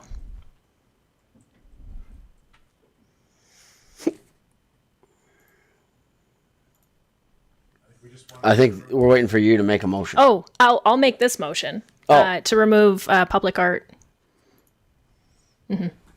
Apologies. I move that council remove the public art from the 2026 capital budget. Thank you. Comments, questions, Councillor Sambo. Thank you very much. Just for some more context, and in the other conversations we've had around public art, this just was the direction the conversation went. So the reason why I'm interested in this graffiti wall, it's come up multiple times. Also, through the Youth Safer Communities Action Group, we were talking about different quick wins that we could do for youth in the community that would just be a little bit more for kids to do, for young people to do in town. So a graffiti wall, in my opinion, it doesn't really need to be scoped out, because we could probably allocate, I want to say, 1/5 of what is currently allocated for public art, and something pretty decent would be put in place, and it's permanent, but it's not a permanent structure. So I think it's a pretty low risk project. It's a quick win. It is public art, but it's also an activity. It's a little bit of recreation. So I'll be in favor of this particular motion, but for me, the graffiti wall is not about beautification. It's about things for our youth to do. So it serves a different purpose than bringing back information on beautification and streetscapes and all of that. This is more recreational in my mind. Okay, thank you. Okay, any other comments, questions with regards to public art? Okay, so can we bring the motion back up, please? So the motion is to remove public art from the 2026 capital budget. Comments, questions? Call for the vote. That's carried unanimously. Okay. I feel like there's some other motions that might be coming, though. No? Okay, Councillor Sample. Thank you, Your Worship. I'd like to add a motion to add a graffiti wall project to the 2026 capital budget. And I can make that motion, but I am looking to council for friendlies of the best way to do this. Is this bringing a report back? Is this bringing a project back? Is this putting a dollar amount on it? Open to all of those suggestions, but I really would like to talk about this project in particular.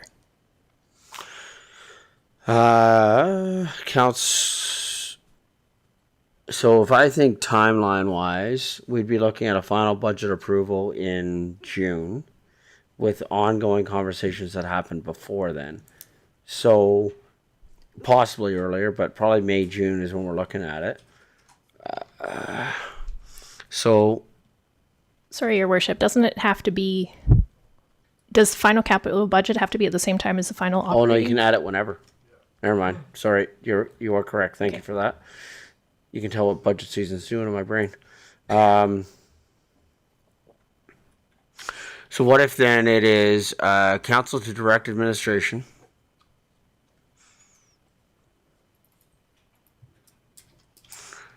to bring back a report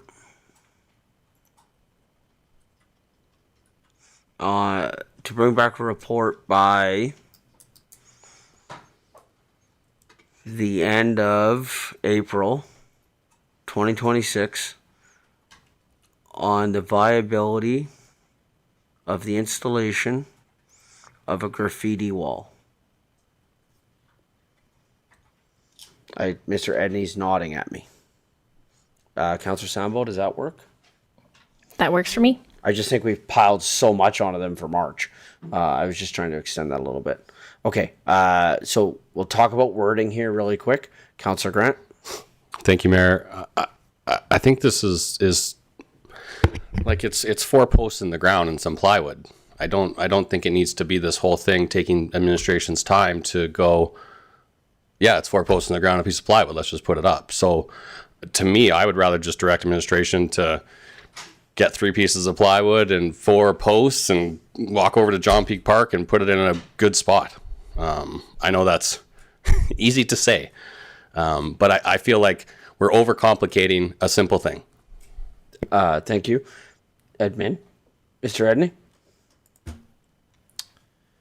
Yeah, thank you, Mayor Dean. I think that would be my only question of, I'm assuming it's something simple like that, pound some posts in and put some wood up, let the kids paint on it. Where's a good spot for that? What do we need for approvals? I'm not totally familiar with graffiti walls, but, are there concerns from policing or CPOs or any of that kind of stuff? I know we talk about it as a fun art project, but it could be perceived differently in the community depending where it's at. I'm with Councillor Grant. I don't think this needs to be a big, long investigation, but if council had some ideas, is John Peak Park where you want to do this? Or is that what we should explore, and can council provide some feedback on the side, and we can come back maybe potentially earlier with this report? Yeah, so this is why I think we should be going here. I am going to try and push this conversation because we have a lot of other items to still get through. I think one of the unfortunate things in government is just things take longer. If I was running a facility and somebody wants to do a graffiti wall, I'll have it up tomorrow. But in government, it's just different because we do need to involve emergency services. We do need to talk to police. We do need to talk to bylaw. We do need to make sure all those things are happening. The ground right now, I am no expert on this, but we have the experts in the room. They would probably tell us very quickly that there is a difference between putting a post in the ground in the middle of January and putting a post in the ground in the middle of May. There's just differences in those things. And so while Councillor Grant, I absolutely agree with your sentiments. It's the joys of government that the joke is made that things do move at the speed of government. Councillor Schindler. I'm wondering, I don't know if it's a friendly or something like that, but I'm wondering if the installation of a graffiti wall or municipal property or buildings that can have a graffiti wall attached to them. So I'm thinking washrooms at the beach. There's a nice gray wall there that has really nothing to do with it, and we could mount some plywood to that or whatever, and there could be multiple installations, I'm saying. Sorry, I'm not trying to cut you off. This is why we're drifting away from budget. I want to keep us on budget. Should I add that, or just is that? No, I think that comes back. That comes back as part of the report. Okay, that'll be this. Okay, thank you. Councillor Randhawa. Thank you, Your Worship. I'll be just very quick for the youth committee. Councillor Sambo left, but they made the suggestion for this one. So even in the future for 2027, they can apply that community grant, like $500 grant, and they can do it according then there rather than we gonna put it in the budget. To be honest, I strongly am not supporting this one. Okay, thank you. Okay, so Councillor Sambo, are you good to make the motion? I am. Thank you.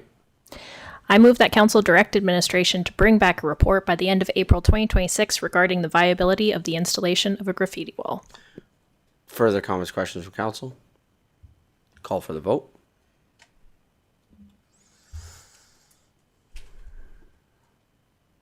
And that's carried with majority. Thank you. Okay, so where are we off to next? Aquatic lake weed skimmer. So again, just looking for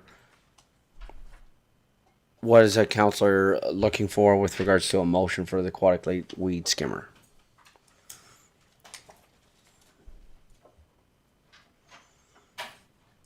Is someone looking to, Councillor Grant?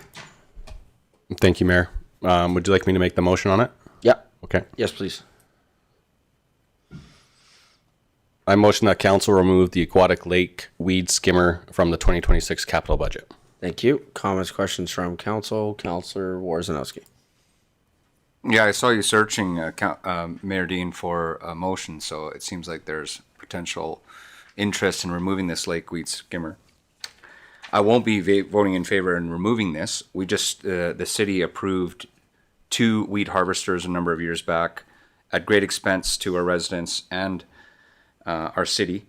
Only if this gets removed, we'll not realize any of the benefits from spending that money. You saw administration present to council that this would solve 85 to 95% of the problems on the lake, and this is the kind of the final puzzle piece. So I won't be voting in favor of this motion. Thank you. Councillor Schindler. Sorry, I recall this being removed from last year's budget and replaced for a weed harvester or another weed harvester. I think it was 2. No, it was just the one. Sorry, through the chair to Mr. Edney. Mr. Edney? Oh. Yeah, thank you, Mayor Dean. I think it was requested in last year's budget and a weed harvester was requested, and we just got the weed harvester. Was that correct? Just this piece of equipment was requested for 2025. The weed harvester that you're referring to was already approved. And Already approved. Yeah. What would be the impact to our residents should we not approve this, or to our work? So, great question. The amount of work that was put in just this past summer with the 2 new machines, and we had 3 machines on the lake for more time this past summer than we have that I can remember. We hauled away more lake weeds than we ever have before, but that does create floaters, and the nature of this aquatic plant is such that in September the mature plants release and they float and they create mats and a big mess for residents around the lake. To have this piece of equipment would, like I had mentioned, and like Councillor Warzanowski mentioned, it would reduce a lot of overtime and extra work, man hours, and just being able to clean up the mess that's left behind prior to becoming an issue at people's docks. That's not to say that that won't happen. Wind direction, weather, that sort of thing. That all plays into it as well, but this would help tremendously with keeping the lake clean and safe.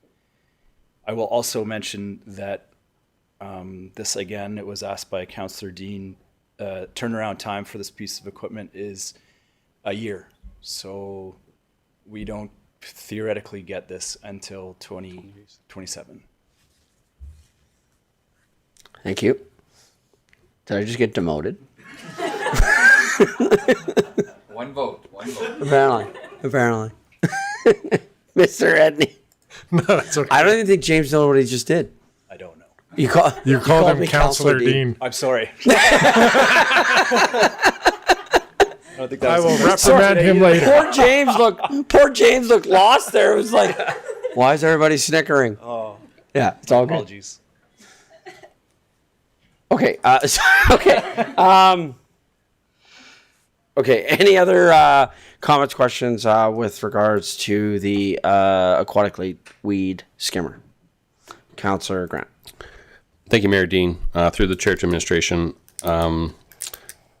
are the lake weeds an issue at more than the docks of property owners? Are they an issue at our parks or our beaches as well? Yes. Okay, so they're floating up and Yeah. making the beaches less usable than they should be. Yes. So, yes and no. At the two beaches in town, Cove Beach, Anniversary Beach, we have a swim line which catches the weeds before they get onto the beach. But we're constantly going and removing the line and cleaning up and taking extra care of those swim areas. Okay, so will this mitigate that work as well, or is that work still going to be required just because the thing can't clean the net? It will make it easier and more efficient, the cleanup. Okay, thank you. Thank you. Any other comments, questions with regards to the motion? Okay, can I have the motion back on the screen to remind council?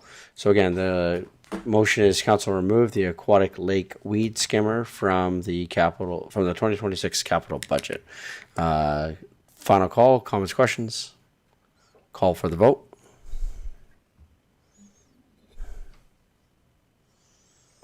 And that motion is defeated. So that will stay then in the capital budget. Can I go back to the list, please? Okay, so we have pedestrian green spaces. I had brought this forward, but I was looking through my notes and reading through, and I don't have a full recollection, so I'm going to skip over this one unless somebody else had something, but I'm going to skip over that one. And then the unstructured recreation projects, this was something that we talked about a little bit. I know Councillor Grant had brought it up, and there was an idea too, is this a capital or is this a operational, and how does that look? We've also talked a lot today about a recreation master plan. We've talked about frameworks. We've talked about a lot of those things that we know are coming. So I'm not even sure if a motion is needed in regards to this, except for some clarity. And sorry, Councillor Grant, if I'm speaking for you, maybe you already have this clarity, but I do not. You've asked for some very specific things for unstructured play in some areas that could work. I've also received some requests for the community of, can we even plow an area around the lake, so to speak, so that there's a walking path around the lake and those sorts of things. Would that fall in a capital, or would that fall in an operating budget request, such as those, or such as has been made for creating further skating areas in areas? Is that capital or is that operating? Mr. Edney. Thank you, Mayor Dean. I think we discussed this a couple meetings ago. I would suggest it's an operating budget item. I know the team, Recreation and Parks, have been talking a little bit about some of these ideas.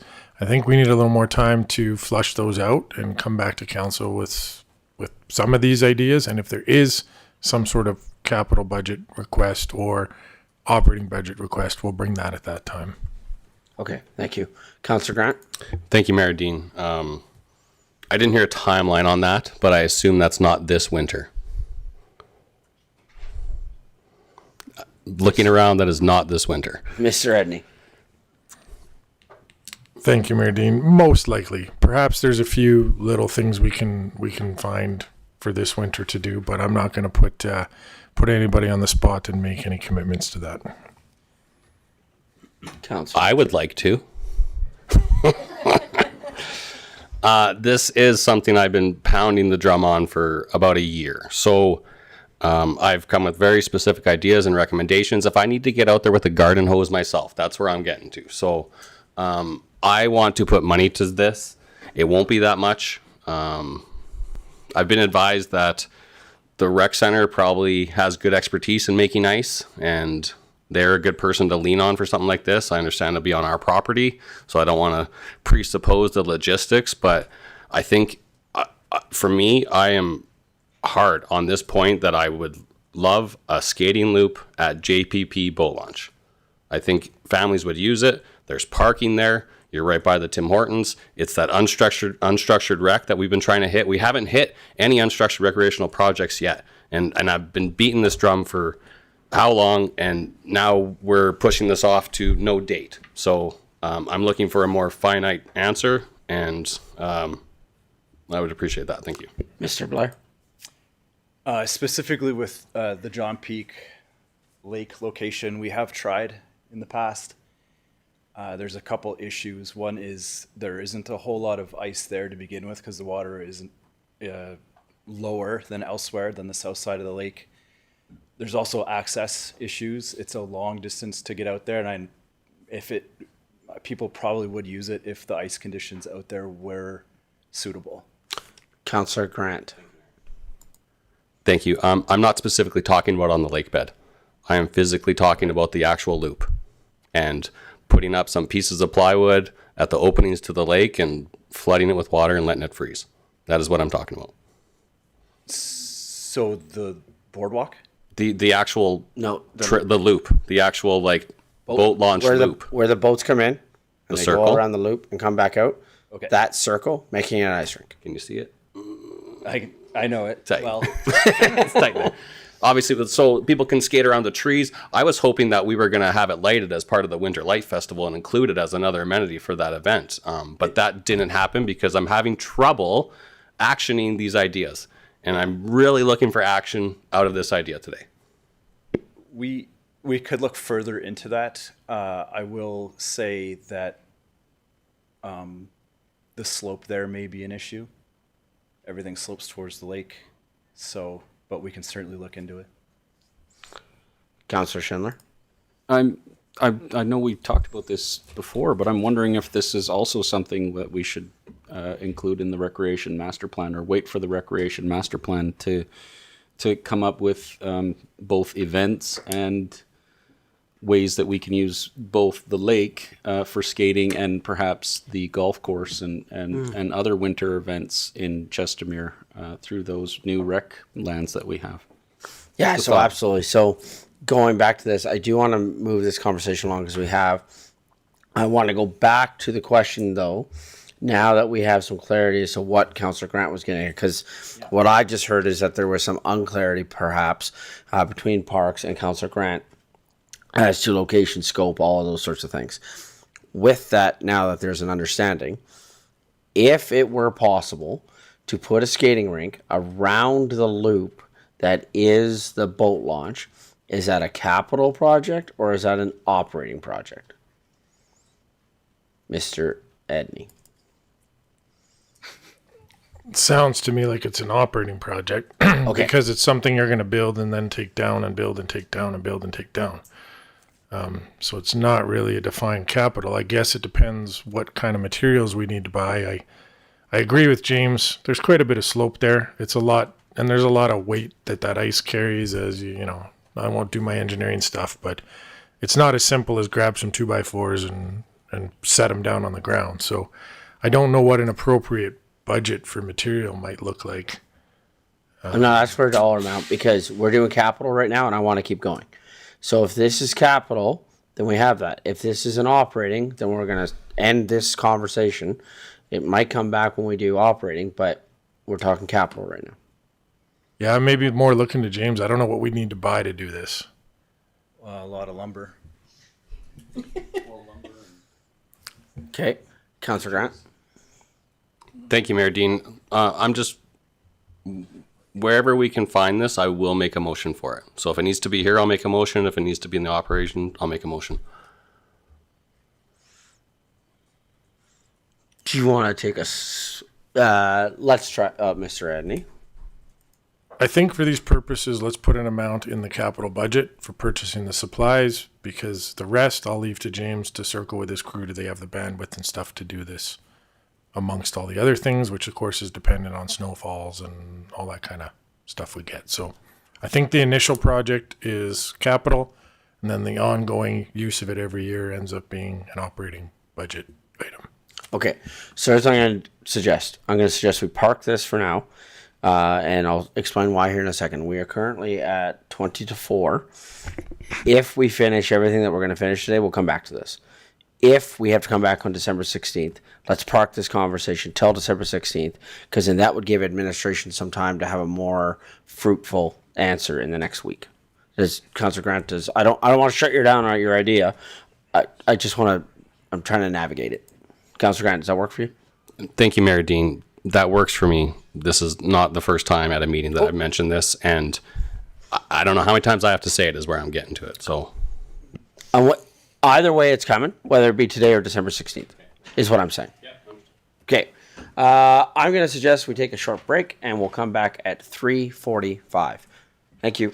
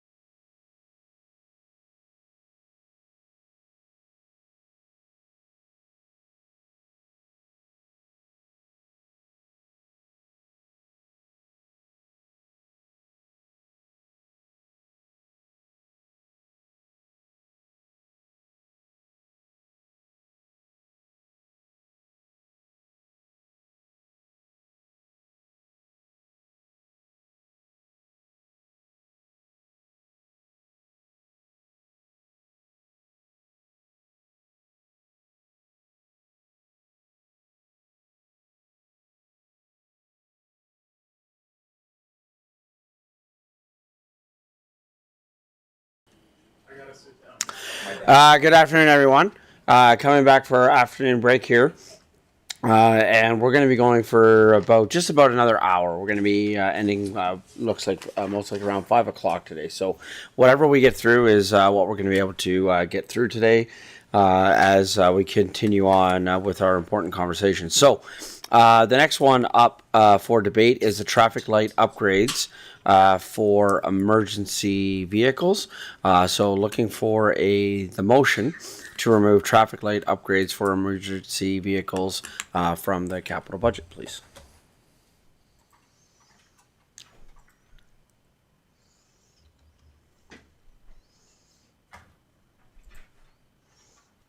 Okay. Well, if no one wants to make a motion, I guess that would mean that it is being supported by everybody on council. So I guess a final call. Does anybody want to make a motion to remove the traffic light upgrades for emergency vehicles from the 2026 capital budget?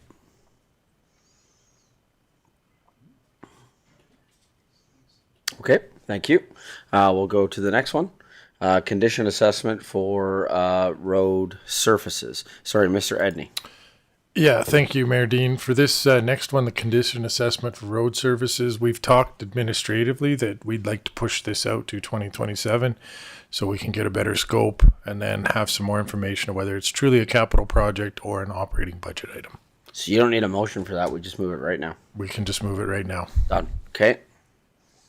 Look at us, efficient. Okay, CPO, patrol boat, lift, and equipment. Can I have a councillor make the following motion, please? Councillor Sambo.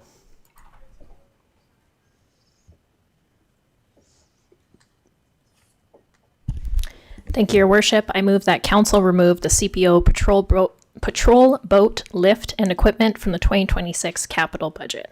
Thank you. Comments, questions from council to start? Can I begin, Your Worship? Absolutely, Councillor Sambo. Thank you. I will admit that I'm still on the fence about this one.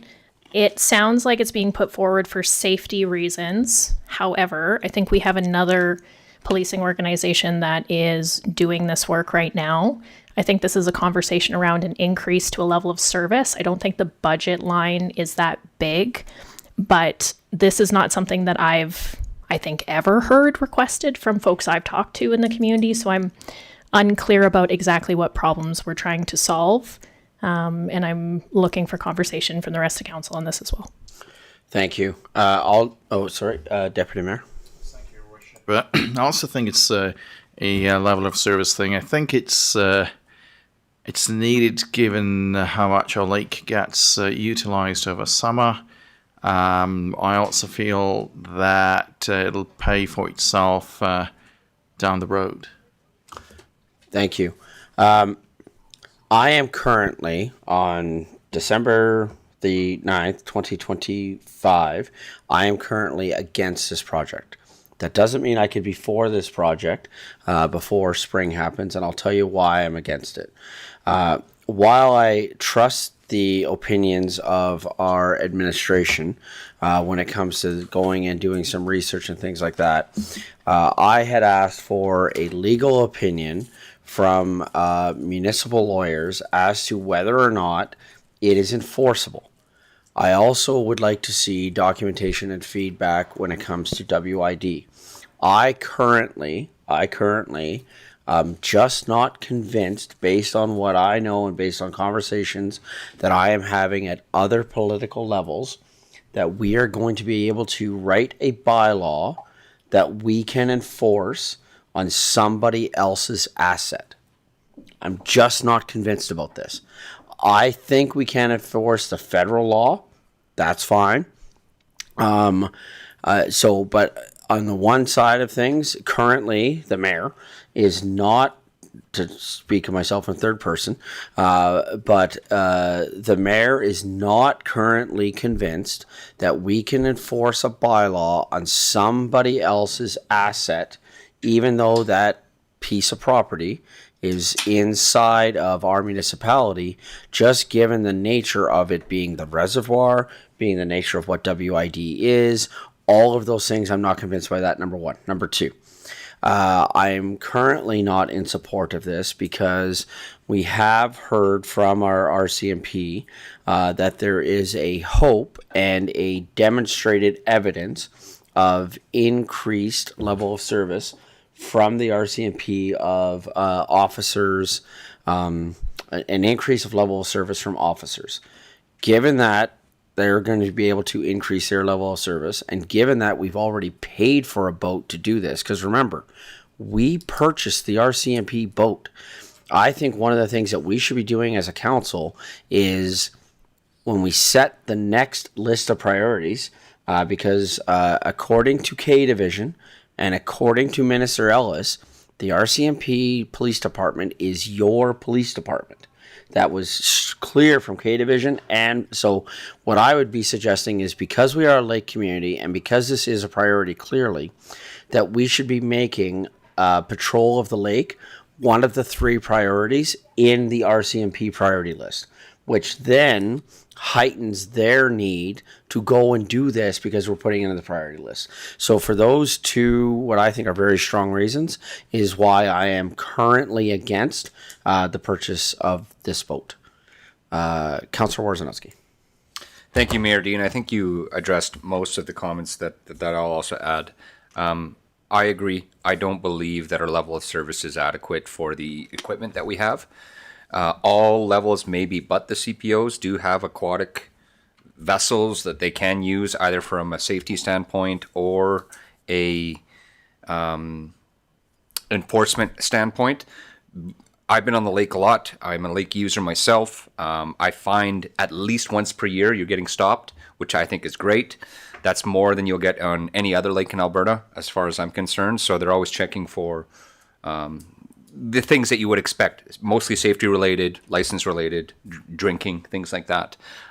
Maybe that hasn't met the level of service that our residents have expected, but we have the equipment that's there. We have the people. We just need to find a way for that level of service to be at the level that's expected. And I'm also not convinced that the CPOs can't tag along with those other levels of policing to have their agendas also being met with the same equipment. Not everybody needs this equipment, so I'll be voting in favor of removing this from the budget. Thank you. Mr. Edney. Yeah, thank you, Mayor Dean. Just to your earlier comments, administration is working on that legal opinion, the investigation of our authorities. One of my recommendations, even aside from that, is I think it'd be better to look at this capital request at the same time you look at a bylaw and do the 2 congruently at the same time. And so we'll bring back that bylaw when we've got some certainty around enforceability, our jurisdiction, all that kind of stuff. So that would be my recommendation for this particular project. So your recommendation would be to remove it? For now, yes. Thank you. Any other comments, questions from council? Councillor Grant. Thank you, Mayor. Through the chair to administration, since we already have a patrol boat, is the RCMP indicating that there is a large issue on the lake? And if there is, why are they not out more? Like, what are the statistics of these issues? And we've had them present here a few times, and I don't think they've ever mentioned that there is a huge issue on the lake. So before we make a double investment in a patrol boat, I would like to understand that there actually is an issue that we can take care of. Mr. Fluker. Through the mayor and council, yes, I can speak to that. The RCMP last year, I believe, confirmed that they were on the lake only on 4 occasions. And that was largely due to staffing constraints. Any regular patrol would have had to been done on overtime and at considerable expense to the city. My understanding is that this year they will work at increasing the number of patrols. So you are correct in the fact that we I say we, but as a city, there will be some level of enforcement on the lake. I'm convinced of that. The mechanism does exist for our CPOs to go out on the water with the RCMP. Logistically, it takes a little bit more. It's not an instant response. It has to be a planned patrol, if you will. So from an enforcement point of view, the things that we can enforce, and we do a lot of enforcement actually on the lake and as it relates to the lake. So that's not as critical. The safety aspect we would be less capable of responding to because it's going to take a while to get organized and get out on the lake to deal with an emergency. But the fire department does have a faster capability to respond, and in fact does. So is this a critical issue? No, I think we do need to look at it, but we can look at it down the road. Thank you. Councillor Grant. Thank you, Mr. Fluker. I agree with your assessment there. And you mentioned my second concern, which is bandwidth, bandwidth of our CPOs. Our RCMP have bandwidth concerns. Our CPO have bandwidth concerns. I think pretty much anyone in business today probably has bandwidth concerns. So I would like to see more evidence that the required investment is prudent and will actually have tangible results for our community instead of just having two boats sitting at a dock. Councillor Warzanowski. Thank you, Mayor Dean. I'm just going to add a little bit of color. Being an active lake user, there's not much any level of safety that our fire services, whether we had an EMS boat or anything like that, can really do on the lake in an emergency situation. They're usually last to show up, and that's because it takes them time to get to the emergency. Most of the time, and that's why boats have rules on having flares, whistles, horns, safety gear, all of those things, because you have to save yourself, really. And if anything, the help typically comes from another lake user. So that would be another reason why I would be voting in favor of removing this. Great, thank you. Okay, final call for comments, questions. Can we have the vote? Can we have the motion back on the screen, please? So again, the motion is council remove the CPO patrol boat lift and equipment from the 2026 capital budget. Final call for comments, questions. Call for the vote. That's carried unanimously. Thank you. The next item that we had was the CPO e-bikes. Do I have a councillor that wants to make the motion for the CPO e-bikes? Councillor Randhawa. Thank you, Your Worship. I move that the council remove the CPO e-bikes from the 2026 capital budget. Thank you. Comments, questions from council with regards to the motion? Councillor Randhawa.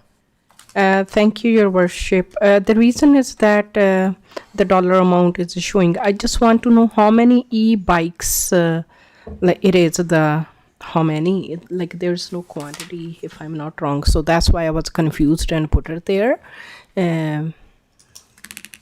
Okay, Mr. Fluker. Yes, to the mayor and council.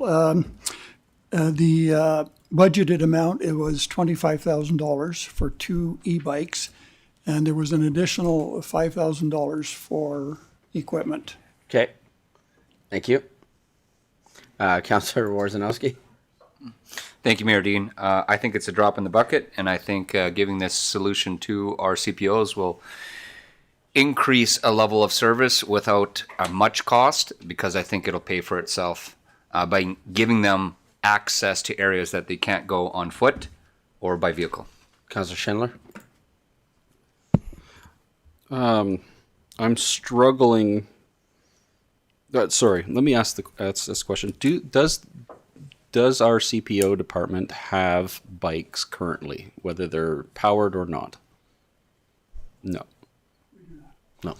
Is there extra training required to have these bikes that our CPOs currently do not have?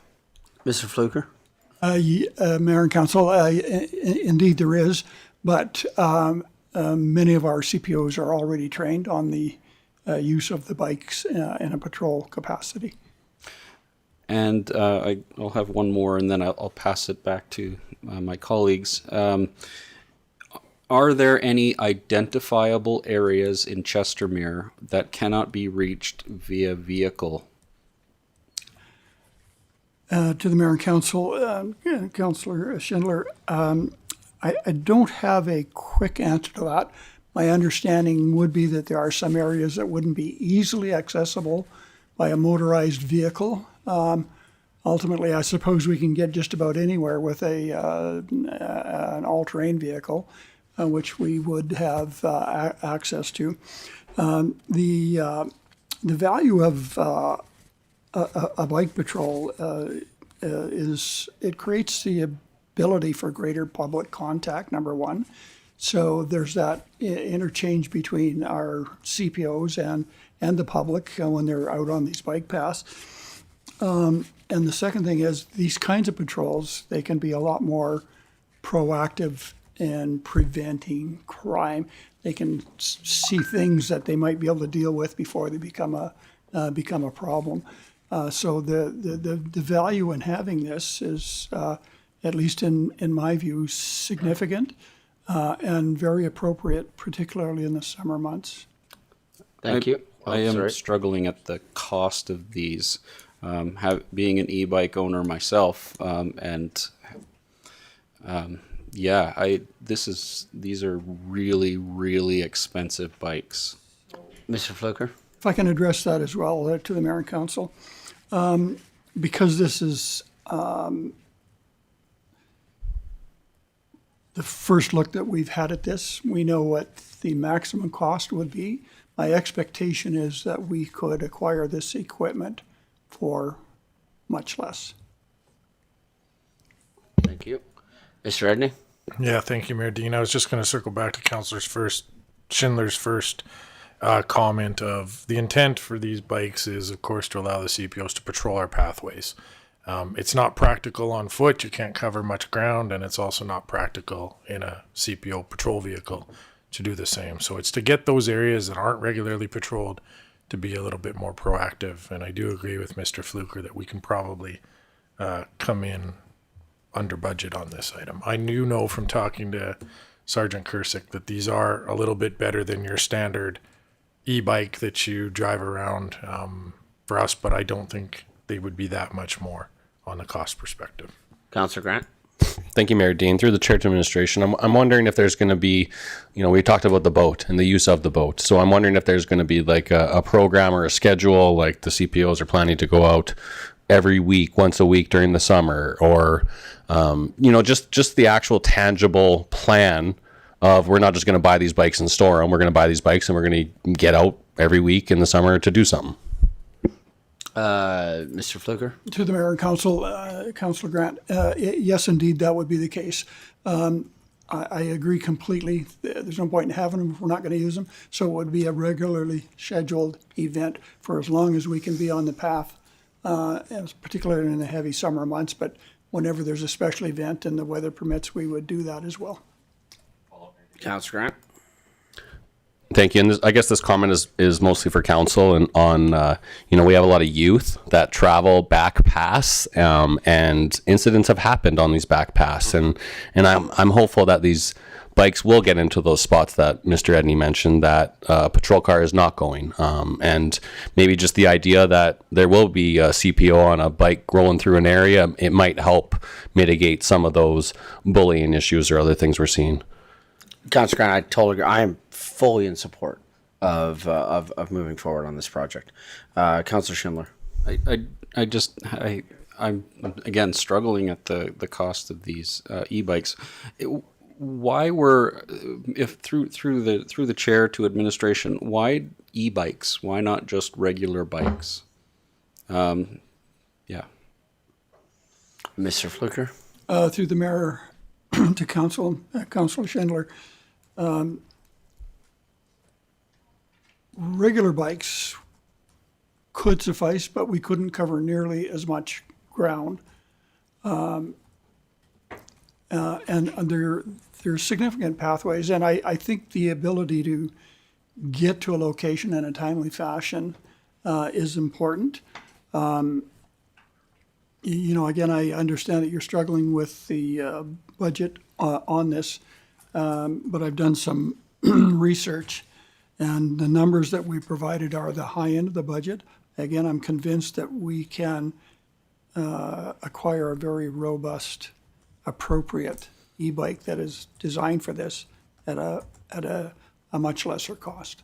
Yeah, and again, that when you say that we can, they can get to places faster or whatever, I would disagree. A bike is a bike, and yeah, we can do it unpowered faster without pedaling our legs, but you can get bikes up to 60 kilometers an hour. I know I got a ticket, so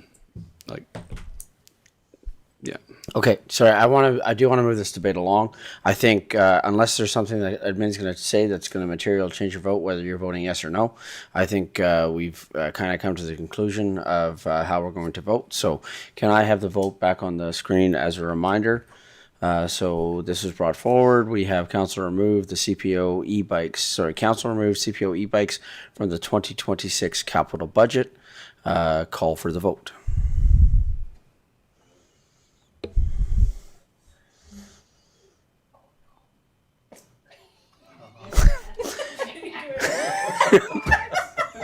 Sorry. Thank you, everyone else. As a reminder, I'd have more than one mistake. As a reminder, if your vote isn't necessarily going the way you want it to go and it would have made a material difference, you can, in the same meeting, ask for a revote. Only though if it would change the outcome of said vote. If it's not going to change the outcome, which this one wouldn't, then yeah, you can ask. But that is carried. Okay. Those stay in. So the e-bike stayed. Yes. The motion was defeated. Go get them. Means the motion. Okay. Okay. CPO thermal drone. CPO thermal drone. Do I have a councillor that wants to make the following motion, please? Councillor Grant. Thank you, Mayor. I move that council remove the CPO thermal drone from the 2026 capital budget. Thank you. Comments, questions from council? Seeing none. Oh, Councillor Grant. Thank you, Mayor Dean. It seems like we have a lot of new tasks for our CPOs, and again, I'll mention the concern of bandwidth on doing some of these things. I understand the CPO thermal drone might be a specialty thing that is pulled out once in a while.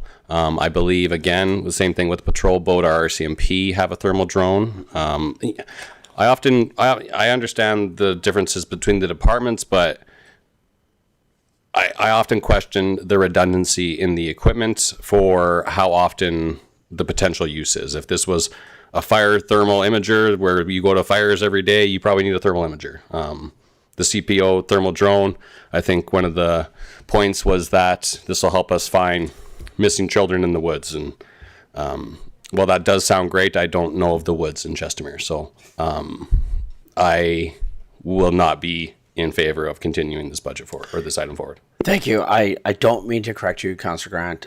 Just the RCMP do not have a drone. So they do not have a drone in-house. What they can do, what the RCMP can do is if there is a special circumstance, they can ask to bring one in. So long as it's available, it'll show up. But the RCMP do not have a drone. So there would not be a duplication of that should this be approved. Councillor Sambo. Thank you, Your Worship, and through you to Mr. Edney and his team. I'm all about the best bang for your buck, and the thing that I wrote down on here is that this could help with enforcement of fireworks. Could we talk about that and how helpful that would be, and what potential could that have for enforcement of firework concerns? Mr. Fluker. Through the mayor, to the council and Councillor Sambo, you're correct in your assumption, and what I want to draw your attention to is the fact that we call this a thermal drone shouldn't take away from what a drone can actually do. So, from an aerial perspective, when you can look down upon a scene, Indeed, we could actually see on a night where we're getting a issue with fireworks, we could pinpoint the yard from where the fireworks are coming. So as an enforcement tool, it helps. And this is like an effective, cost-effective helicopter for us. We don't have to spend the kind of money that the city of Calgary does to have some of the same effects.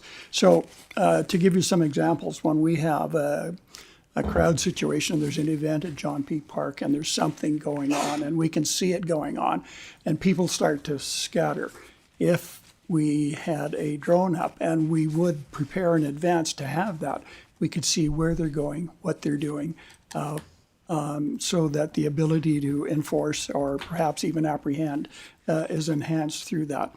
A thermal imaging drone can actually locate bodies that are hiding from the law. It's not just to locate lost children. And would we have this drone up in the air every day? Not likely that we would. But when we have special events or we have an occasion where we need it, we could employ it. And I can tell you that we do have a drone at community operations that we use for examining different structures in the city from high above. And the first few times that I saw this in operation, the time that it saved us and the ability to look down and see what we needed to see was significant in helping us make decisions. And I have no reason to believe that wouldn't be any different for the CPOs as a law enforcement tool, as a community safety tool. So, for example, we talked about the boat situation earlier on. We can still observe the lake from the land with a drone, and we could be of assistance to even other boaters out there that may be assisting us in locating a person in distress or a boat in distress and those kinds of things. So for the actual value of the drone, I believe that it would be a very cost-effective tool for our CPOs. And again, I just want to talk about a budget. I know the budget item might look rather high, but again, there are cost-effective purchases that we could make. We wouldn't have to spend up to the top end of that budget. And the prices of these things continue to come down and the quality is quite high. So as a tool, I firmly believe that it would be very valuable for us. Thank you. Deputy Mayor. Thank you, Worship, and through you and Mr. Edney. And just to add to what Mr. Fluker was saying, apart from just fireworks, because that's not really a problem in the city, there's other problems, including unsightly property and such. So it's a good tool to gather evidence. We do hear, from our residents that our bylaws officers don't enforce the bylaws, and sometimes it's quite difficult to do that without the proper tools. So I think this just gives them that added tool. Thank you, Deputy Mayor. Councillor Sambo. Thank you, Your Worship. Some final comments on this. I'm in support of keeping this in the budget for the $1 sign that this is. I think this amount would be made up, or it has the potential to be made up in the wasted time that we get in complaints that this could address. There's also more serious safety issues that could be addressed with this, but really the fireworks and unsightly properties, we get so many complaints at the council level, at the administration level. Just for example, I posted an update about fireworks on my Facebook page, and that drove a bunch of traffic to my website because people just wanted to hear what council was doing about fireworks. So I'm in favor of this. I think it's worth doing and showing that we're trying to enforce. Councillor Schindler. Being a drone operator myself, I just wanted to, I don't know how council's experience is with drones in general, but there are some considerations. So we're talking about it enforcing laws and and keeping an eye out for fireworks. Drones generally, and I believe the one similar one to what they're asking for has a flight time of about 20 minutes. So being in the air for long periods of time is just not a thing. There is no perpetual flight on these things. So not only would they have to be at that location to take those photos and to get that information, but they would have to be launched for that. And then we also have to take into account that they don't fly in wet weather. And yeah, so like there are limitations. I'm not against the drone. I'm just saying that there are limitations, and it's not it's not going to solve our fireworks or other problems that we have necessarily. Mr. Fluker? Yes, through the mayor to council and Councilor Schindler, I appreciate your comments and thank you for that. One of the issues to keep a drone aloft is we would keep a few, at least 2 or maybe even 3 spare batteries, so that when we have to land, we can swap out the battery and have the drone back in the air again. We could easily get an hour's worth of time, weather permitting. Yes, there's inclement weather conditions where we wouldn't be able to fly, but that often puts a damper on some of the other situations that we might be trying to enforce. So, that's recognized, and I appreciate the comments. Councilor Worzanowski. Yeah, I'm on the fence on this. I just have one question through the mayor, through Mr. Edney, and to you, Mr. Fluker. How long do you think it would take, and I know this is a loaded question, to pay for it in the way of not even including the amount of savings we get in not having to respond to every complaint, but in actual fines that we'll be able to issue where we may have not been able to issue those fines previously? Mr. Fluker? Yes, through the mayor, to the council, Councilor Worzanowski.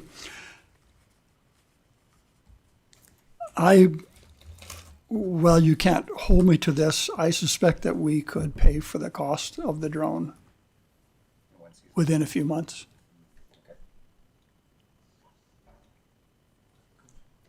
Okay. Councilor Schindler? Sorry, that just brought up something. We might need to push this away. Is there a legal opinion on using a thermal or a drone, for enforcement, or is there a precedent to that? Can we do that, or is this going to be? Yeah, they're being used by law enforcement now everywhere. It is a common tool now in law enforcement for everything from traffic control to CPOs to fire to prevention to I would say it is it is absolutely a commonplace tool now within law enforcement to be utilizing drones for all sorts of things. Yes, not in the Chestermere woods, but I would suggest that certainly in our rural communities would have drones for that purpose. It is a very, and I would say more utilized tool as the technology continues to grow. So with that, we are going to, can we have the motion back on the screen, please? That was brought forward by Councillor Grant. Council removed the CPO thermal drone from the 2026 capital budget. Call for final comments. Again, a reminder, if you vote yes, no drone. If you vote no, they get a drone. Okay, so with that, call for the vote. Oh my gosh, Grant. I've tested that abstain button a few times today. And that motion is defeated. That motion is defeated, which means we are proceeding with the drone. Okay. Go get him, Fluker. Go get him. Okay, so, all right. Let's see if we can hold on here for another 35 minutes. So, Fire Station 117. So this is new Fire Station 117 building. And so can I have Mr. Edney? Yeah, thank you, Mayor Dean. After administration has taken a further look at this, I think really the intent of putting this in the budget was to make council aware that a decision is likely to come in 2026 as far as potentially either acquiring or doing some work on the current site that has been identified for the fire hall. I think at this time it's premature to approve a budget item when we don't have a clear direction on exactly where the fire hall is going to go. As council's aware, we're exploring 3 different sites at this point. They're all in the works. When we have an answer there, we will come back with a separate RFD to outline the capital request at that time. So it's a long-winded way of saying let's bump this to 2027 on administration's request. So no motion needed. Awesome. Scroll down. CGI. So the first one for CGI was Chestnut Boulevard and Station Way connection. Isn't that what I said? You didn't say right away. That's because it's not written there. I know, but just I'm clarifying. Okay. So Chestnut Boulevard and Station Way right-of-way connection? Okay. So do I have a councillor that wants to make the following motion, please? The Councillor Grant. I move that council remove the Chestmere Boulevard and Station Way connection right-of-way from the 2026 capital budget. Comments, questions from council? Councillor Sandbo. Thank you, Your Worship. I have a question through you to Councillor Grant. Are you making this motion for discussion or because you actually want it removed from the capital budget? Councillor Grant. Just discussion. I do not want it removed. So why'd you make the motion? I'm facilitate. I don't know. You asked for the motion. I pushed the button. I'm sorry. Okay. So, Councillor Grant, what is the discussion you're wanting to have with regards to this?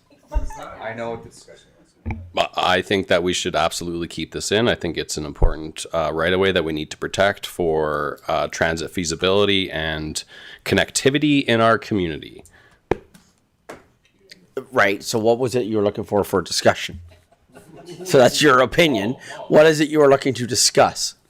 I would like to discuss keeping it in the budget. Well, then we didn't need to move. Well, you asked me for the motion. Okay. Councillor Grant, would you like to withdraw your motion? Oh, yes. Yes, Mayor. Yes, please. Councillor Grant, can you make a motion to withdraw? Okay. I move that council withdraw the motion to remove the Chestmere Boulevard and Station Way connection right away from the 2026 capital budget. Call for the vote. Really wordy. Comments, questions? Sorry.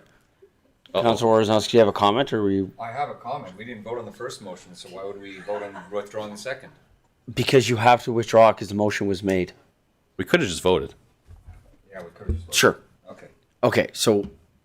No double negative. Call for the vote.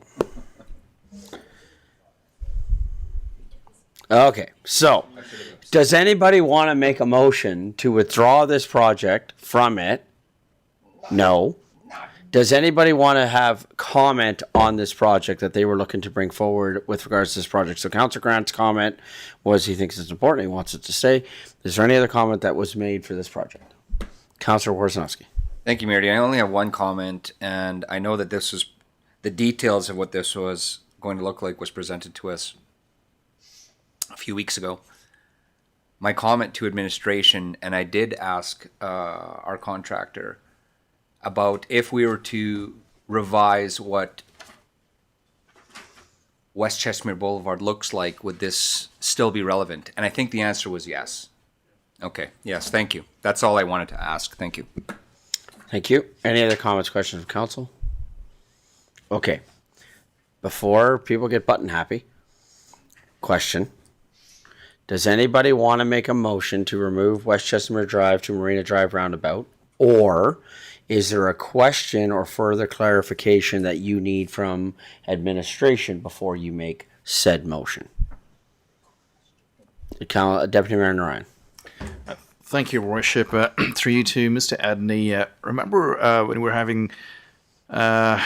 we were discussing this item, there were talks about acquiring lands to possibly making this happen. And I'm just trying to think, do you think this motion would be too premature? Do you think we should first figure out if we can acquire those lands, if we need more lands, and then punt this for now? Mr. Edney? Mr. Edney? I touched the button. Thank you, Mayor Dean, to Deputy Mayor Narayan. Yeah, I think this is a bigger project that should probably occur in a stepwise manner. I think the number that we put in here, if I recall during the discussions was sort of a roundabout. Didn't mean to use that pun. Was a thumb.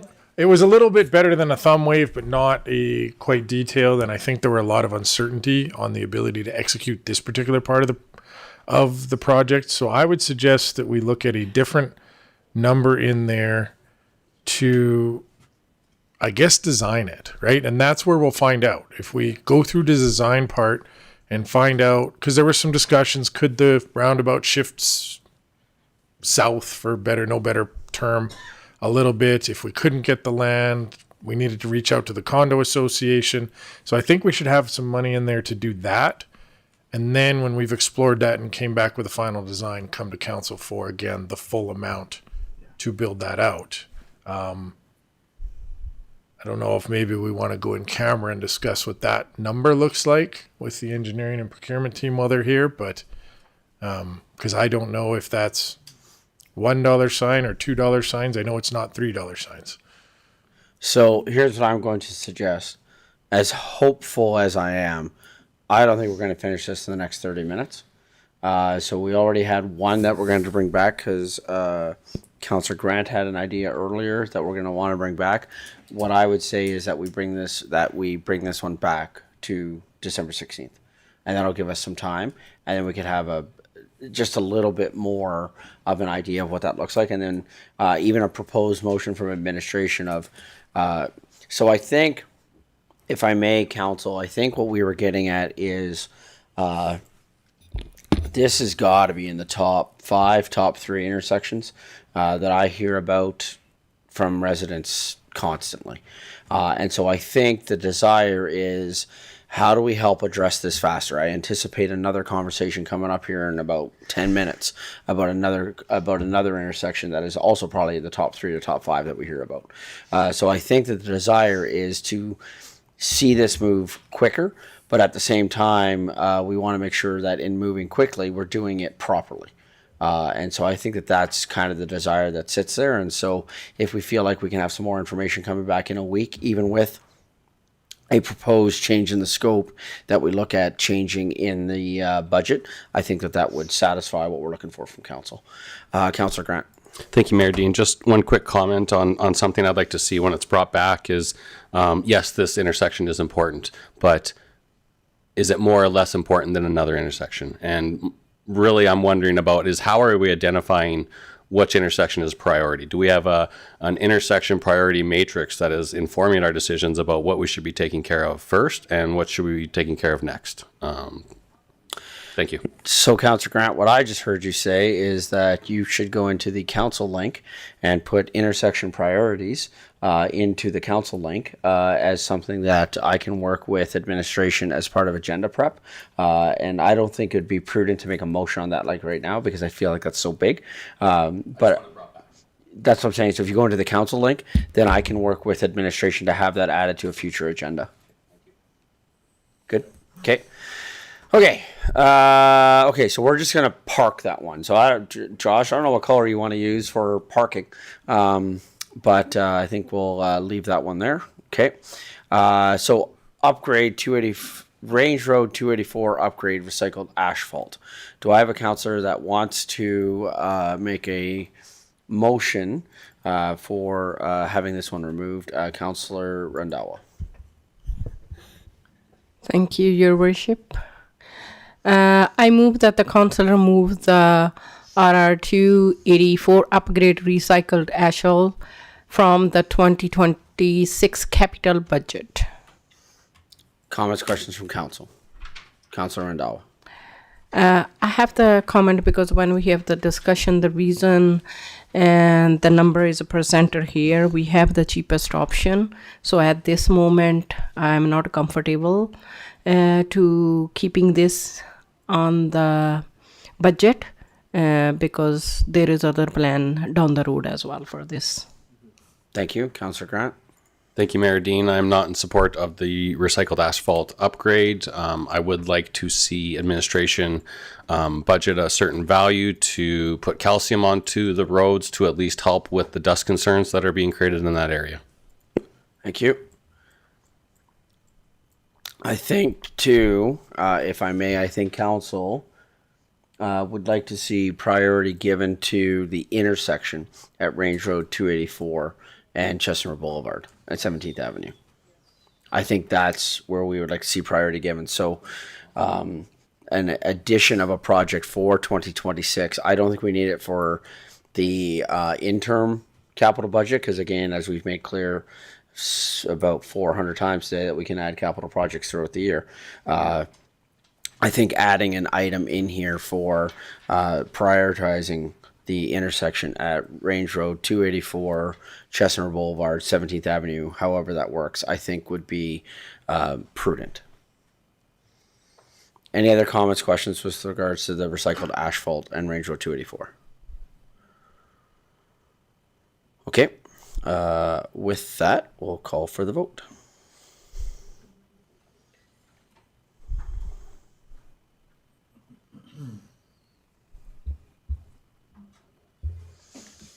Pay attention. That's carried unanimously. Thank you. So with that, then I also would like to see, did we already have a motion on that intersection? No. Okay. So I would like to prioritize, I would like to have a motion made. Council Direct Administration to bring back a report on options for Range Road 284, Chestnut Boulevard. I need your help, administration, because it's like 4 roads hit this thing, right? Because it's like 17th Avenue, Range Road 284, Conrich. No. It's 284.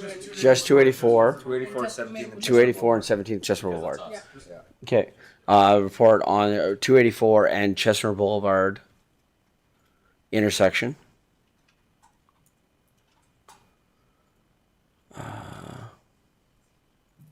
With urgency. No, I'm just kidding. I know. What would be a timeline for this, do you think, Mr. Edney? Given the fact we have some IMCs that are coming up with Calgary, that we can bring this forward. There was already work that's ongoing that administration is aware of. I'm struggling with the scope of what we're doing here. So, Mr. Edney? Yeah, I think that's my question, Mayor Dean, is a bit of the scope. I think I mentioned it when we talked about it in budget a couple days ago. This is a project that administration was working on in some of our transitions with the leadership team. I frankly dropped the ball in bringing Mr. Chandiuk up to speed on it. We're already in touch with the people we need to be in Calgary. I think it's just moving this along. That said, we are somewhat at the mercy of another government. It's not as simple as it just is our intersection. So, end of April, end of March. I am wondering if we could put it for January 20th GAP meeting. The reason I'm suggesting the January 20th GAP meeting is whatever information we have in January is the information that we have. But it would also demonstrate to other governments that this is a priority for us, and it demonstrates to our residents that it's a priority. So whatever information we have, I'm not asking you, council, I don't think we are asking. I don't think there's an expectation. That would be a better way to phrase it. Sorry, I apologize. I don't think that there is an expectation from council that you're going to walk in on January 20th with what the solution is for that intersection. But I do think that there's an urgency. So then January 20th might give us a way to map out some other things. We do have an IMC with Calgary between now and then. There's some other meetings that are also between now and then. So I'm wondering if the idea for January 20th is we just come publicly with the information that we have at that time. Would that work? So thank you, Mayor Dean. I'd suggest maybe February. If I'm being honest and frank for the public, we don't have a lot of information right now. I know nobody likes to hear this, but you've got holiday season coming up. You've got a whole bunch of different people, not just on our side, on Calgary side, that need to get together and sit down and start mapping this out. I would suggest the February GAP meeting. It's only really 3 weeks later. But again, agenda deadline to have the report is It's for the fair. 20th is going to be like January 10th. That's you know fair. where I'm going at if we start working back. So That's fair. So that'd be February 13th, I think. No. Josh? Through the chair, it would be February 3rd. That's what we scheduled. oh, February 3rd is gap. can we just bring it to a regular meeting then? Yeah, because it's a the report. next You can bring gap an is RFI. March 17th. Sorry? The next gap is March 17th. So what if we brought it to by the February 24th? Let's put that if we can. February 24th. Or why don't we put by the end of February? By the end of February. And we'll shoot to try to meet that February 3rd gap if we can.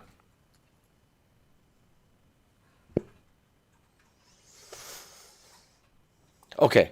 Comments or questions from council with regards to the wording? Okay. Do I have a councillor who is able to make the following motion, please? Councillor Randall. Thank you, Your Worship. I move that the council direct administration to bring back a report on option for Range Road 284 and Chestermere Boulevard intersection and bring back to council by the end of February 2026. Comments, questions from council? Call for the vote. And that's carried unanimously. Thank you.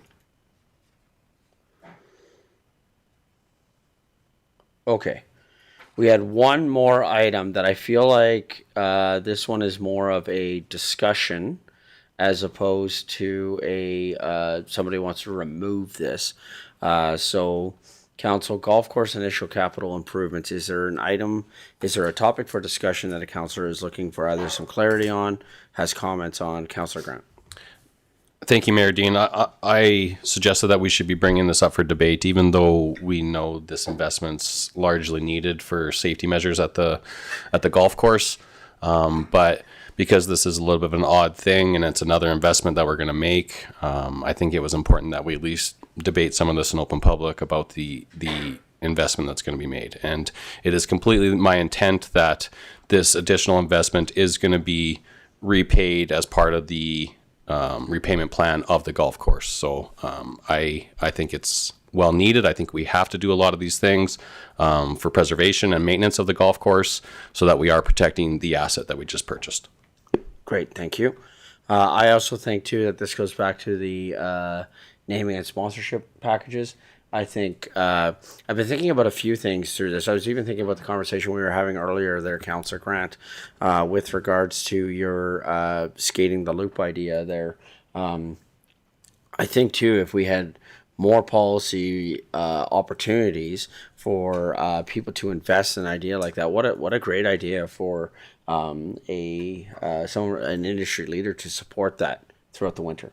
I would love for us to find more creative ways to do this. And I think when it comes to golf course capital improvements, I do think that there is opportunity there as well. So any other comments with her? I think what we're looking for, is there any other comments that people want to make with regards to capital improvements for the golf course? Okay, because I don't think anyone's looking to remove it. Nobody's looking to remove it. Okay, so I think we were just looking for some commentary to provide some color around that okay. I think that brings us to the end of capital. We are currently at 4:45 and we're looking at 4:41. We're looking to stop at 5 o'clock. Do we want to, okay.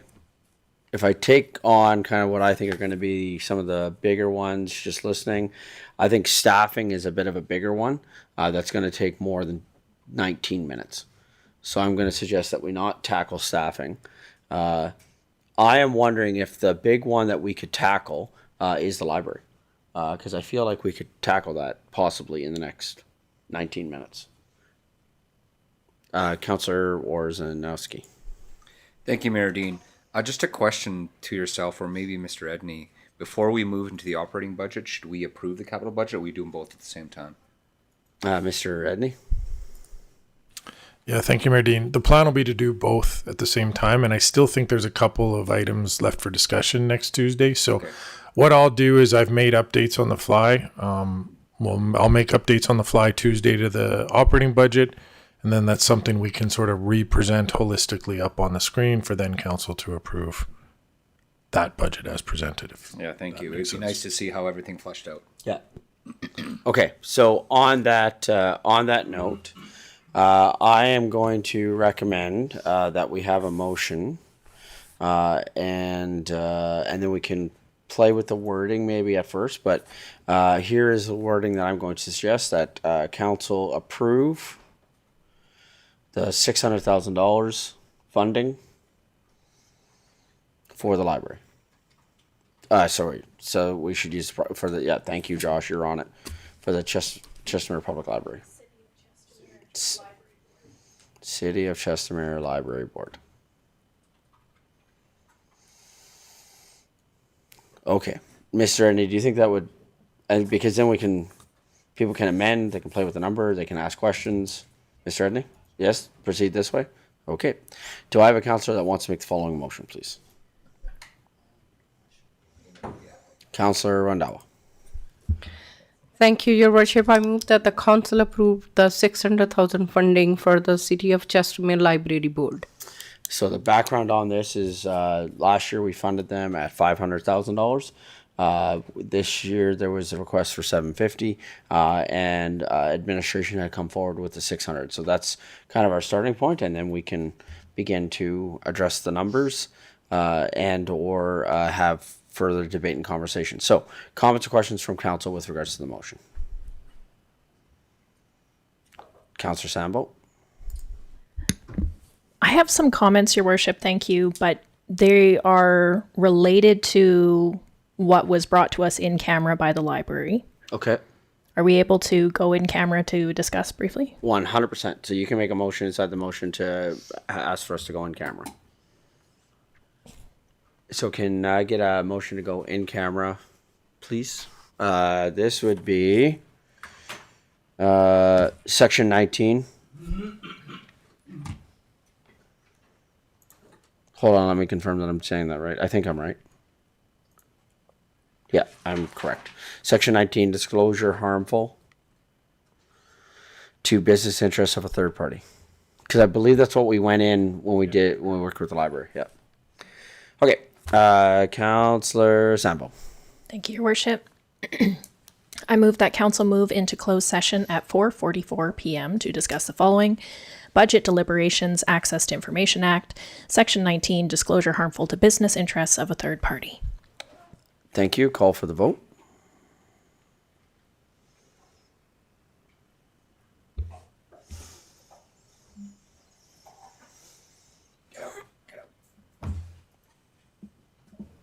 And that's carried unanimously. Thank you.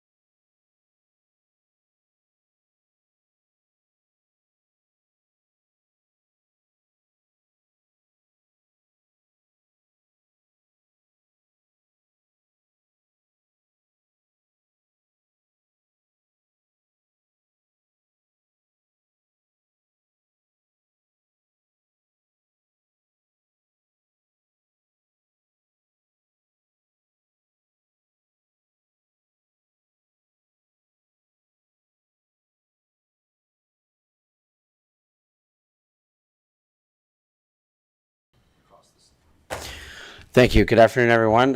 Just coming back from our in camera, can I have a councillor make the following motion to come out of closed session, please? Councillor Randawa. Thank you, Your Worship. I move that the council come out of closed session at 4:50 p.m. Thank you. Call for the vote. And that's carried unanimously. With that, we do have another motion that is currently on the floor. And so the other motion that is on the floor is to approve the $600,000 funding for the City of Chestermere Library Board. 5-minute break. Yeah, okay, sorry. We'll take a quick 5-minute break and come back at 4:55. Thank you. I want to get out of here too.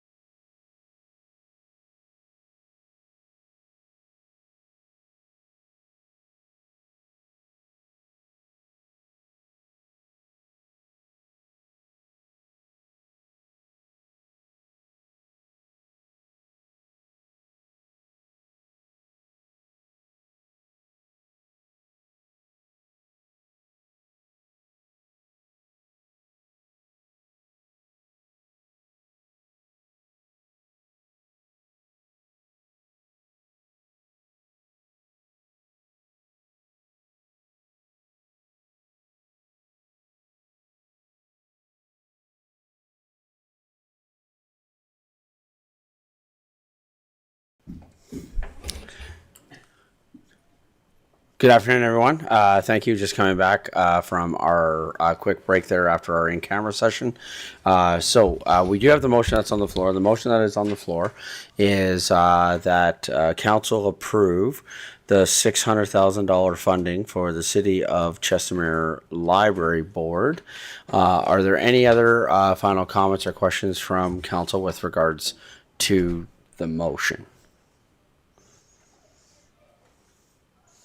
Seeing none. Final call if there's any comments or questions with regards to the motion. Thank you. We will call for the vote.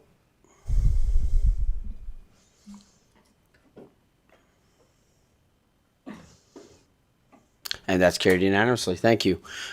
We have one more motion that we do need to deal with before we wrap up, and that is Council Director Administration to schedule a special meeting of council for December. Can we have Tuesday, December 16th, please? Thank you. December 16th, 2025 for 9 a.m. Thank you. Can I have a councillor make the following motion, please? Yeah. Can I have a councillor make the following motion, please? Councillor Sambo. Thank you, Your Worship. I move that Council direct administration to schedule a special meeting of Council for Tuesday, December 16th, 2025 at 9 a.m. Comments, questions from council? Call for the vote. That's carried unanimously. Thank you. And Councillor Randawa, can we have the motion to adjourn, please? Yes, sir. Thank you, Your Worship. Turn on the mic. Okay, sorry. Thank you, Your Worship. I move that the council adjourn the regular meeting of council at 4:56 p.m. Comments, questions? Call for the vote. That's carried unanimously. Thanks, everybody.